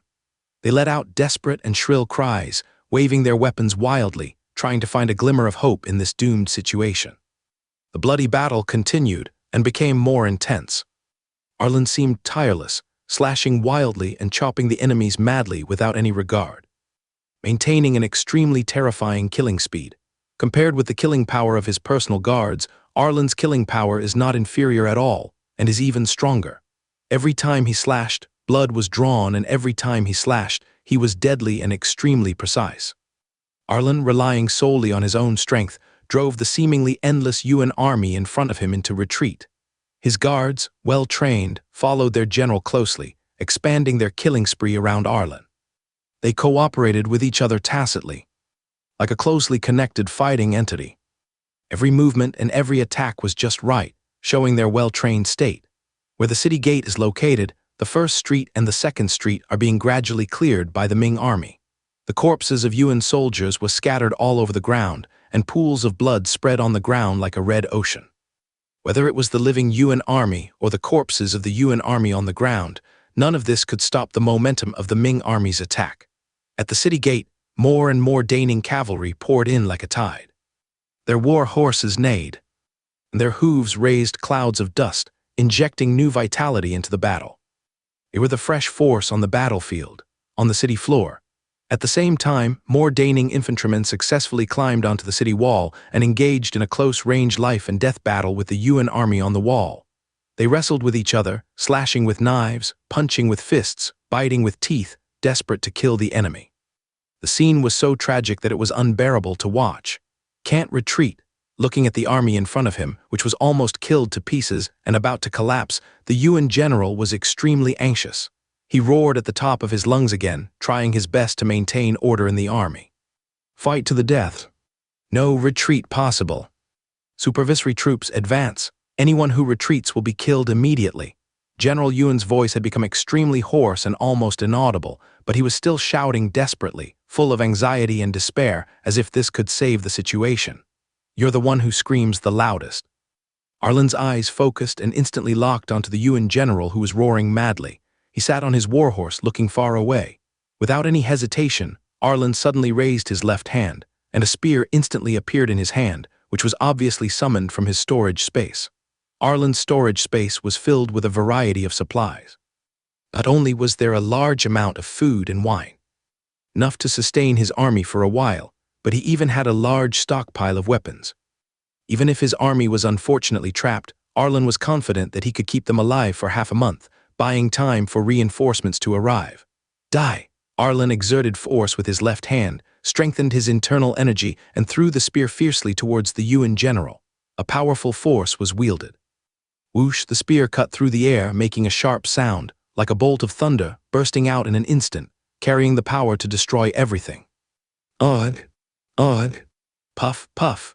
The spear, empowered by Arlen's powerful inner energy and carrying an unstoppable force, instantly penetrated the bodies of several UN soldiers. Even though these UN soldiers were wearing sturdy armor, they were like paper and could not withstand the sharpness of the spears at all. In almost the blink of an eye, the UN general, who was still roaring and screaming madly, had no chance to react at all. Boom! His entire body was pierced directly by the spear. The huge force of the spear sent him flying backwards, and several UN soldiers behind him were also pierced through. They were like candied haws on a bamboo stick. The scene was extremely tragic. How could it be? General Yuan looked down at the spear that pierced his body. Severe pain instantly swept through his body, distorting his face. But as his vitality quickly faded, the pain soon became numb. His eyes were filled with horror and disbelief, as if he could not believe until his death that he could be killed so easily by Arlen. Together with several of his personal guards, he fell into the endless abyss of hell. Kill the Northern UN soldiers, pick up 1 point of physical fitness, pick up 10 days of life. Kill the Northern UN soldiers. Pick up 1 point of strength, pick up 15 days of life. Kill the Northern UN soldiers. Kill the Northern UN captain, pick up 50 points of all attributes, pick up 100 days of lifespan, and pick up a first-level treasure chest. The panel prompts kept ringing, but Arlen's killing moves did not stop at all. He continued to swing his sword and slash at the surrounding UN army madly, as if he wanted to kill all the enemies. Without the strong supervision of the UN general, the UN army under his command was completely in a state of collapse. They fled in all directions, abandoning their armor and weapons, with fear and despair in their eyes, like frightened birds. Don't mess up. The 2 Arlen officers under General Yuan's command were now anxious and shouted loudly, trying to maintain order in the army. Keep pushing forward. Stop the Ming army. The second prince has ordered that reinforcements are on the way. We must not retreat. However, their shouts seemed so weak and powerless in this chaotic battlefield. Facing Arlen's frenzied and unstoppable attack, with more and more Daning cavalry charging into the city and Daning infantry climbing onto the city walls, the UN army's defenses completely collapsed and gradually retreated. And this retreat was like a flood that broke through a dam. Unstoppable and impossible to stop. Bros, Arlen swung his sword to cut down the enemy while roaring and shouting, full of power. Kill all the Tartars. For the soldiers of the Daning border army, Arlen is their military soul and the invincible god of war in their hearts. Just listening to Arlen's voice was enough to make their blood boil and make them excited. As long as they know that their general is still fighting bravely on the battlefield and is still alive, their morale will never be low and will never be extinguished. Follow the general and kill all these Tartars. Kill, leave no one behind, charge. Kill. The Daning soldiers who had already rushed into the city roared wildly, with fanatical light flashing in their eyes, like a group of fearless warriors, launching the most violent attack on the UN army. Their shouts and cries of killing intertwined together, forming a powerful force that seemed to be about to shake down the entire city. The gate of garrison Wildmoor City had been completely broken through by the Ming army. The first street was successfully captured by the Daning soldiers, who advanced forward, stepping on the corpses of countless Yuan soldiers. Immediately afterwards, the second and third streets were also occupied by the Ming army. The Yuan army was defeated and had no power to fight back. More and more Daning soldiers rushed into the city like a surging tide, rushing and killing the enemy madly. Expand the victory step by step. Outside the city, Damon Cornell's eyes were always fixed on garrison Wildmoor City. At this moment, he was anxiously waiting for the moment when the Daning border army would completely break into the city. Damon Cornell knew very well that only if the Daning border army successfully broke through the city's defense line would the Huizhou guards under his command have the opportunity to follow closely and join the battle. The structures of Huizhou Guard and Daning Border Army are completely different. Daning Border Army has 20,000 cavalrymen who are unstoppable in charging and fighting on the battlefield, while Huizhou Guard is composed entirely of infantrymen, most of whom are reorganized from surrendered soldiers from Liaodong.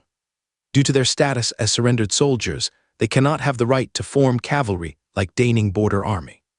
This is Huizhou's first battle, and we must win, General. The Deputy General was very excited. When will it be our turn? The Deputy General held the long sword tightly in his hand, ready to rush to the battlefield and fight at any time. Damon Cornell turned his head slightly, his eyes sweeping across the Deputy General's expectant face. He took a deep breath and said calmly, "Wait until all the Daning border troops have entered the city, then we can press forward. Wait for the General's order." Although Damon Cornell was equally anxious and wanted to lead his troops into the city immediately, the Daning border troops had not yet all entered the city, so it was obviously not their turn to show their ability. At this moment, he appeared calm on the surface, but his slightly clenched fists revealed the anxiety deep in his heart. General Arlen is truly a god. Damon Cornell withdrew his gaze and once again looked at the city shrouded in flames of war. He thought to himself, the cavalry broke through the city with such bravery. The Yuan court expended countless manpower and resources to establish these magnificent fortresses along the border in an attempt to stop the Ming cavalry. However, this fortress painstakingly built by the northern Yuan was easily breached by General Pericles. Such courage and strength, such ability to command troops, I, Damon Cornell, am convinced. Damon Cornell's eyes were full of admiration and amazement. Being able to witness Arlen's heroic performance in this battle was truly a rare gain for him. And where the Central Army is, Daniel and Frederick stood side by side and through the protection of the Shield Army. They closely watched every move on the battlefield. On the battlefield, more and more Daning cavalry poured into the city like a tide, their figures looming in the smoke. At the same time, the Daning infantrymen also climbed up the siege ladders, climbed up the city gate with difficulty but determination, and fought a desperate battle with the Yuan army. See this scene. Daniel and Frederick stared at each other, both showing excitement on their faces. This is a military achievement. On the first day of the siege, they were able to successfully capture the city that was heavily guarded by the Yuan army. This was undoubtedly a victory of extraordinary significance. Frederick in particular relaxed his tense nerves instantly, revealing a relieved smile. He secretly rejoiced in his heart. Thank goodness the Daning border army has been brought under my command. Otherwise, it would be very difficult to capture this city. It seems I can also gain some merits in this battle. In this way, the Emperor will value my Amos family even more. Arlen, after this battle, I will definitely write more words of praise in my memorial and commend him for his achievements. This will be considered a mutual achievement for us. Thinking of this, Frederick could hardly hide his inner excitement. The excitement on his face became more and more obvious. It was as if he had already seen him returning to Yingshan in triumph one day and being highly praised in the court for his military achievements. Arlen's combat power is exceptional. Daniel narrowed his eyes slightly, staring at the city closely, with a complicated feeling in his heart. This great Ning border army under his command is also extremely brave under his command. Every soldier is fearless of life and death, their physical strength is strong, and their morale is even stronger. Although our Beiping army was once a frontier army with extraordinary combat power, it was once the best among the frontier armies. But now it seems that the combat power of the Daning border army has surpassed our Baping army. How exactly does he train his troops? Is it just as simple as having the soldiers train together? No, it won't be that easy. Worry and fear flashed in Daniel's eyes, and the uneasiness in his heart became stronger. If only Arlen was brave, it would be just the courage of an ordinary man and would not be a cause for concern. But now the overall strength of the Angus Ning border army under his command is so powerful. How can Daniel not be wary of this? And he feels mixed emotions in his heart. King Willowbrook. Frederick smiled and turned to look at Daniel, his words full of emotion. This Daning border army is truly brave and invincible. I've been in Yingshan for many years, and I've seen both the Imperial Guards and the Jinwu Guards. They are all elite troops carefully selected from all over the Ming army. But after seeing it today, the fighting power of the Imperial Guards and the Jinwu Guards may not be comparable to that of the Daning border army. General Arlen is truly formidable. Not only is he himself invincible and unrivaled, a true overlord reborn, but even his soldiers are equally brave. Do not. Frederick shook his head slightly and continued. These soldiers of the Daning border army are not only brave, but each of them is not afraid of death and is ready to face death. This seems to have a lot to do with General Arlen's inspiring leadership. With General Pericles leading by example and charging in the front, the generals of the entire Daning border army followed suit. When a deputy commander commanded an army of 10,000, he would charge in front of 10,000. When an Arlen commander commanded a force of 5,000, he would charge in front of 5,000. In this way, although there are many dangers, the combat effectiveness of the entire army has been greatly increased. This time, I will definitely write a detailed military report to present to the Emperor the bravery and prowess of the Daning border army. As Frederick spoke, he nodded continuously, his face filled with excitement. And hear this. Daniel's mind was filled with complex thoughts, but a smile of deep approval immediately appeared on his face. He nodded slightly and agreed, "You are right. The Daning border army is so brave and valiant, and General Arlen is so brave. We should write a good military report and submit it to the Emperor to let him know about our army's heroic performance." Daniel said this, but a barely perceptible gloom flashed in the depths of his eyes, as if he was thinking about something. No doubt, after this battle, once garrison Wildmoor City is captured, Arlen will undoubtedly become the person who deserves the credit for the first achievement of the Northern Expedition.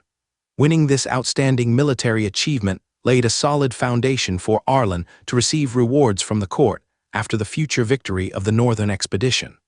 Moreover, this was only the first battle of the Northern Expedition. As the army continued to advance into the territory of the Northern Yuan dynasty, it was obvious that Arlen would have many excellent opportunities to make great contributions in the future. Time passes quietly. The attack in garrison Wildmoor City has entered a fierce, an intense stage. The Ming army was like a surging, unstoppable torrent. Each soldier attacked madly with the determination to die, fighting with all his might and slaughtering the enemy crazily. The Yuan army's resistance was equally tenacious, and their eyes revealed unwillingness and struggle. Obviously, after the great defeat in Liaodong, the top leaders of the Yuan army increased their supervision of the troops under their command. The supervision team in the army held sharp blades and patrolled back and forth behind the formation. Any soldier who showed any intention of retreat would be killed on the spot. Only such harsh measures could barely reverse the army's declining trend. The atmosphere in the government office of garrison Wildmoor City was so solemn that it was hard to breathe. In the main hall of the government office, report, a panicked Yuan general stumbled into the hall, kneeling on the ground in obeisance. His voice trembled as he reported, "Your Highness, the Ming army has entered the city. General Egan is organizing the army to defend it with all his might, but the Ming army's offensive is too fierce. In my opinion, garrison Wildmoor City may not be able to be defended." Sitting on the main seat in the hall was the Keegan of the Northern Yuan Emperor, also the second prince of the Northern Yuan dynasty, Lloyd. He was dressed in a gorgeous robe of a Northern Yuan prince, looking quite noble. But at this moment, his face was extremely ugly, full of shock and disbelief.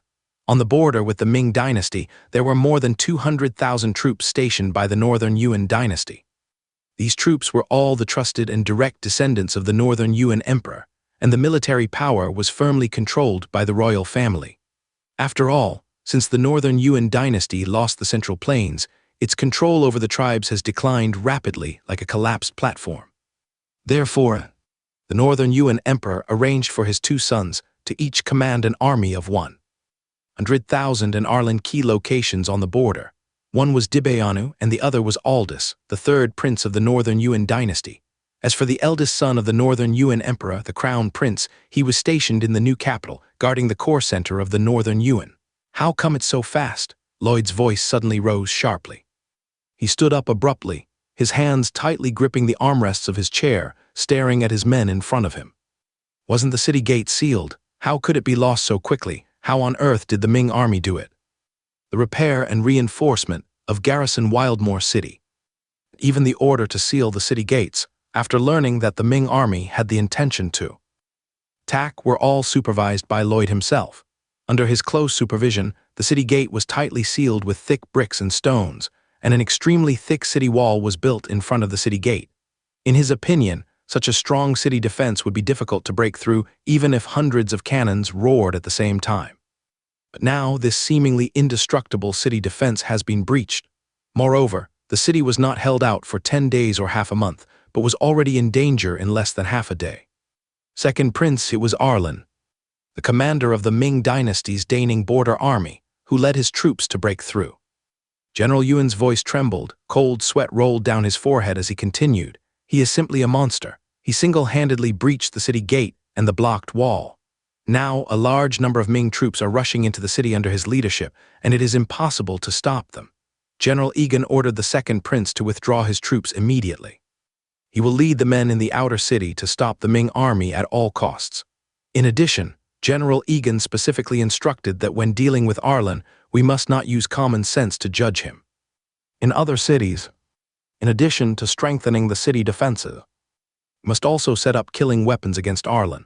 Only by defeating Arlan can the Yuan dynasty withstand the Ming army's advance. Otherwise, no city can withstand his attack.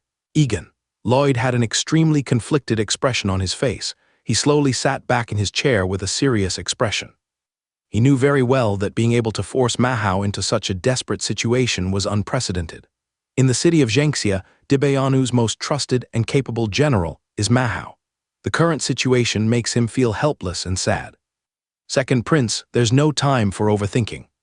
Seeing that Lloyd was still hesitating, the Yuan general beside him said anxiously, "The city gate has been breached, and more Ming troops are rushing into the city. If this continues, I'm afraid we won't even have a chance to retreat." General Egan said to retreat to garrison Cornelius City, strengthen the city defenses, and wait for our Yuan reinforcements. Hear this, Dibayanu fell into deep thought. But the increasingly deafening thunder-like shouts of killing in the city made him tense up. He gritted his teeth, struggled for a moment, and then shouted, "Pass my order. Except for General Egan's men, all the rest of you must follow me and retreat." This moment, Lloyd was filled with helplessness and unwillingness. He had originally made careful plans, thinking that when the Ming army attacked, garrison Wildmoor City would be able to hold out for at least half a month, and then he would calmly withdraw his troops when there were signs of the city being breached. But in just one day, the Ming army's fierce offensive like a storm shattered his defensive strategy. At the junction of the inner and outer cities of garrison Wildmoor City, thousands of Yuan army shield soldiers were lined up in an orderly manner. The shields in their hands were closely connected, forming an indestructible steel defense line, and under the protection of the shield army. A general hurried over, almost trotting to Egan's side. He leaned forward slightly and reported in a low and urgent voice, "General, the second prince has already led the 40,000 troops stationed in the inner city to evacuate." "It is good." A look of relief appeared on Mahao's face. He raised his head slightly and looked into the distance, as if he could see the army evacuating from the inner city through layers of buildings. Subsequently, he spoke slowly, his voice low and firm. "My great Yuan has expended enormous manpower and material resources to build 10 fortified cities on this borderland, precisely to guard against the Ming barbarians, so that my great Yuan can attack when advancing and defend when retreating. Now it seems that the emperor is truly far-sighted. Without these cities, our Yuan dynasty would be unable to stop the Ming army and would have been forced to retreat to the northern grasslands. General, the Ming army broke through our city on the first day of the war." The Yuan general standing by looked humiliated, clenching his fists tightly. His voice was filled with anger and resentment. How could the Ming army become so powerful? In the past, these barbarians could only bow down before my Yuan dynasty, but now, hear this. You can also hear it. Perhaps many Yuan people are still immersed in the illusion of being superior and invincible when the Yuan dynasty ruled the world. All right. Egan's expression became stern. A look of determination flashed in his eyes. He shouted loudly, "We are the sons of the great Yuan dynasty. We have roamed the world and conquered all corners of the world. How can we lose to these barbarians? Pass on my order. Except for those who have already engaged the Ming army, all other soldiers will retreat 2 streets. All archers immediately ascend to the rooftops of the city and occupy advantageous positions. The city's artillery and crossbows are all ready to go, ensuring there's no room for error. In this battle, we must fight with all our might and annihilate the invading Ming army as much as possible. I, Maha, will share life and death with all my men." The voice fell. "I will obey the general's orders." The surrounding Yuan generals responded in unison, and their voices echoed across the bloody battlefield. After giving the order, a look of determination flashed in Egan's eyes. He lowered his head slightly and said to himself in his heart, "Your Majesty, you have done a favor for my tribe. Today, I will repay you with my life. After this battle, after my death, the survival of the Yuan dynasty will have nothing to do with me."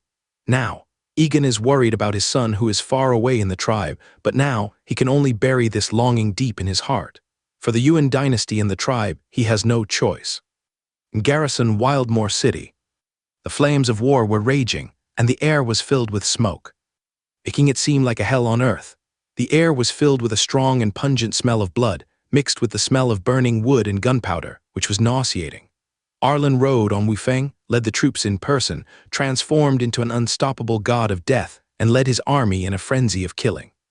Kill the northern Yuan soldiers, gain 1 point of speed, and gain 10 days of life. Kill the Baiyuan Arlen, pick up 30 points of all attributes, pick up 60 days of lifespan, and be rewarded with an ordinary treasure chest. Kill the northern Yuan captain. Pick up 50 points of all attributes, pick up 100 days of lifespan. Be rewarded with a first-level treasure chest.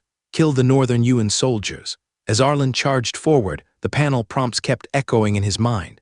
This is also an invisible motivation, wild sword dance. Arlen looked at the Yuan army in front of him that had already collapsed like a frightened bird with a fierce look in his eyes. He raised the sword in his hand high, the blade flashed with a cold light, and chopped it down suddenly while shouting loudly. In an instant, the sword in his hand danced wildly like a nimble dragon, and gorgeous sword shadows appeared in the void as if they were real. Every time a sword shadow fell, the surrounding Yuan soldiers fell down screaming like lambs to be slaughtered. Wherever the sword light flashed, blood splattered, and a group of Yuan soldiers died tragically, falling in a pool of blood as red as ink. Behind Arlen, his personal guards followed closely behind. They were dressed in black armor, with sharp blades in their hands flashing with cold light. Every movement was smooth and deadly. The Daning cavalry were like a surging torrent, with the sound of their horses' hooves like thunder and their spears waving. Wherever they went, the Yuan army was defeated. "General!" Marvin charged forward with all his might, shouting to Arlen. His face was splattered with the enemy's blood, and his voice was hoarse with excitement. "The Yuan army in this city seems to have retreated. It's not like before when they were so frantic to stop us. No need to think too much." Arlen's eyes were calm as he responded loudly, his voice clearly audible in the noisy battlefield.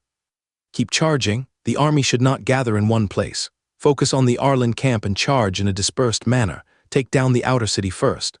The archers have entered the city. Have each Arlen cavalry battalion lead a military archer battalion forward." "Otis Todd, did you hear that?" "I will obey the general's orders." Upon hearing this, Otis and Todd, who were behind him, immediately responded loudly. The two looked at each other, their eyes full of fearlessness. Afterwards, the two of them quickly began to organize their troops according to Arlen's orders. They shouted loudly on the battlefield, commanding the soldiers to change formations, and with the Arlen battalion as the lead, they continued to charge bravely forward. Obviously, Arlen had experienced many sieges and was naturally familiar with this situation. The Yuan army before them no longer rushed forward in a frenzied, suicidal attempt to stop them, indicating that the Yuan army commanders had already gathered the fresh troops in the city and reorganized their defenses in the rear. In a moment, A more brutal and brutal hand-to-hand combat would surely ensue. The UN general guarding this city is indeed quite capable. Arlen looked at the thinning UN army ahead and thought to himself, such a defeated army can still be reorganized. In the past in Liaodong, only Nahachu could do it, but no one else could. Arlen was determined to achieve the credit for breaking the city in this battle, especially for being the first merit in the northern expedition. This battle. The credit for that poem has already been earned. Brothers, follow me and kill. Arlen shouted loudly, urging Todd Raphael to take the lead and continue to kill the enemy without interruption. Catching up with the fleeing UN army in front, he swung the sword in his hand with a cold light flashing and started a fierce slash. Kill the northern UN soldiers. Pick up 1 point of internal energy. Pick up 15 days of life. Kill the northern UN soldiers. The panel prompt sound kept echoing in Arlen's mind. As time went by, nearly 2 hours passed. Most of the outer city had been captured by Arlen's army. The entire garrison Wildmoor City was a sea of blood and corpses. The streets were filled with corpses, both from the Ming and Yuan armies. The blood gathered into small streams, flowing slowly along the slope of the streets, dyeing the ground dark red. The civilians in the city were trembling with fear. They hid in their rooms, covering their ears tightly with trembling hands, trying to block out the horrific shouts and screams outside.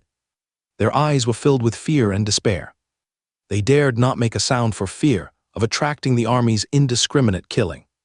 Kill the northern Yuan soldiers, gain 1 point of speed, and gain 10 days of life.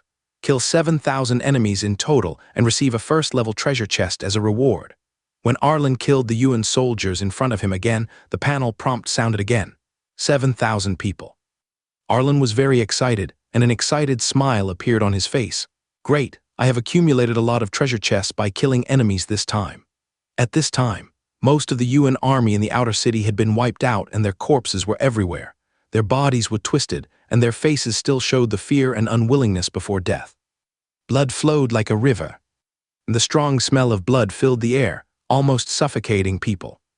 The isolated Yuan soldiers were also quickly killed by Arlen's soldiers without any mercy. General, the outer city here has been cleared. Otis and Todd came to Arlen and reported respectfully. The two of them were also killing non-stop, and their armor was covered in blood.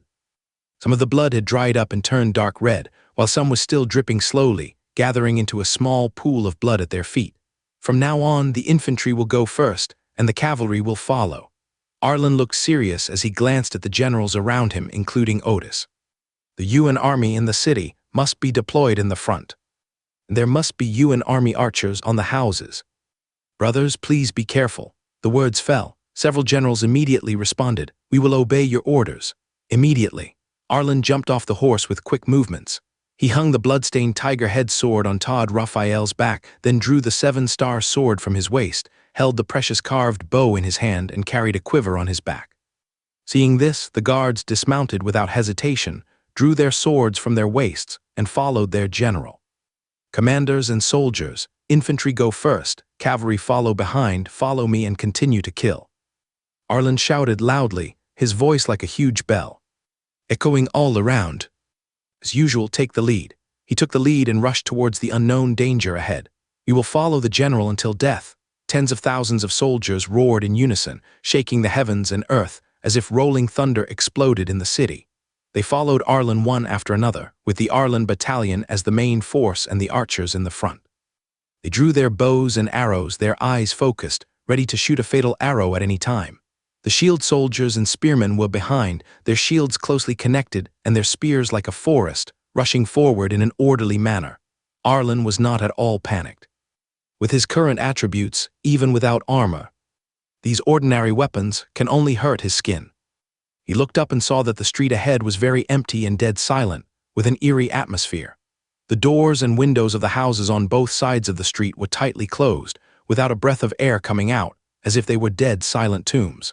But with just one glance, he could clearly feel the endless murderous intent hidden in the darkness. Arlen, in particular, was able to keenly sense the many dangers lurking ahead. The Yuan army was all hiding in the dark.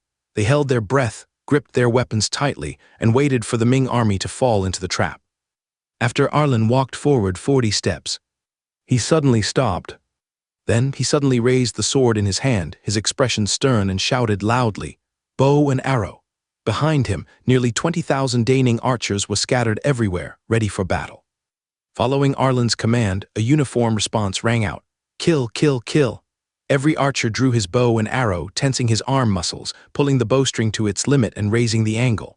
The next moment, thousands of arrows were fired, whizzing towards the seemingly empty and silent street ahead. A rain of arrows cut through the sky, making a dense whistling sound, as if countless sharp arrows were flying through the air. Countless sharp arrows, like silver meteors, carried the breath of death and pierced directly through the house. Perhaps these rain of arrows have already affected the civilians. War is so cruel, there's no absolute right or wrong. In this era, once a war breaks out, it is difficult to pay too much attention to the safety of civilians. As countless arrows rained down, the originally empty streets was suddenly filled with painful screams and miserable wails. These sounds sounded a bit creepy. Obviously, these sounds were made by the UN army hiding in the darkness ahead. Rain down arrows continuously, kill all the Tartars. Arlen shouted loudly, his voice revealing an unquestionable momentum. Although his mental power cannot be fully released now, his sense of murderous intent is extremely sharp. Tens of thousands of murderous intentions gathered in front of him, and Arlen could sense it clearly. The so-called ambush of the UN army was nothing but a joke in his eyes. Moreover, a golden eagle was already circling high in the sky. Its sharp eyes overlooked everything in the city, and it could see the ambush layout of the UN army clearly. Obviously, the UN generals in the city planned to wait for Arlen to lead his army into a trap, and then shoot arrows at them. At that time, the Ming army would inevitably suffer heavy casualties, but in the end they still underestimated Arlen. At this moment, the Ming army's bows and arrows are within the range, and the Ming army's bows and arrows can shoot farther than those of the UN army. Countless arrows rained down, causing heavy casualties among the ambushing UN army. The streets were instantly in chaos, with the screams of the UN army and the sounds of falling weapons intertwined. Oh no, the Ming army has discovered our army, General. A UN general, his face pale as paper, was filled with panic as he looked at Egan. His body was trembling slightly, and his eyes were filled with fear and despair. How do they know the location of our ambush so accurately? Egan frowned, his face full of shock and confusion, in thoughts, trying to find out why the Ming army knew their ambush location. This time, under his careful and strict layout, the nearly 30,000 UN troops under his command were all well hidden and perfectly concealed everywhere. His elite soldiers were hiding on the roofs of houses, behind the ruins of collapsed buildings, and in every street. He had already laid a huge pocket like a dragnet, waiting for the Ming army to step in without any preparation, so that he could close the pocket in an instant and annihilate them in one fell swoop. But at this moment, Arlen and the Ming army suddenly stopped, and then thousands of arrows were fired. The dense rain of arrows was like a swarm of locusts pouring down towards the hiding places of the UN army. This was a sudden murderous intent. This was completely unexpected for Egan, and made many UN soldiers even more puzzled. General, what should I do? The UN general standing by looked panicked, his voice trembling. Was obviously frightened by this unexpected situation and was eager to ask for Egan's orders. Hold still, shield troops in front, archers on guard. Mahao gritted his teeth and spoke with forced calmness. He glanced around, trying to find some peace of mind. This may just be a coincidence. Our army's location is so secretive that it would never be exposed. There was a hint of self-comfort in Mahao's tone, as if the Ming army had really just acted by accident. But that's it. Arlen took action again. Arlen had a sneer on his face, and his smile was filled with mockery of the UN army's ignorance. Through the vision of the golden eagle hovering high in the sky, he could see that the UN army was still standing still and hiding everywhere. Still holding back? Do you think it's just a coincidence? Arlen sneered and shouted orders to the archers behind him again. Archers, take 10 steps forward and shoot continuously. As Arlen's order was issued, the Ming army archers advanced 10 steps forward quickly and in an orderly manner. Each of them had a focused expression. The longbow in their hands was pulled like a full moon, and the bowstring was taut. Immediately afterwards, wave after wave of arrows poured towards the hiding place of the UN army. Each arrow carried endless murderous intent, cutting through the sky and making a sharp whistling sound.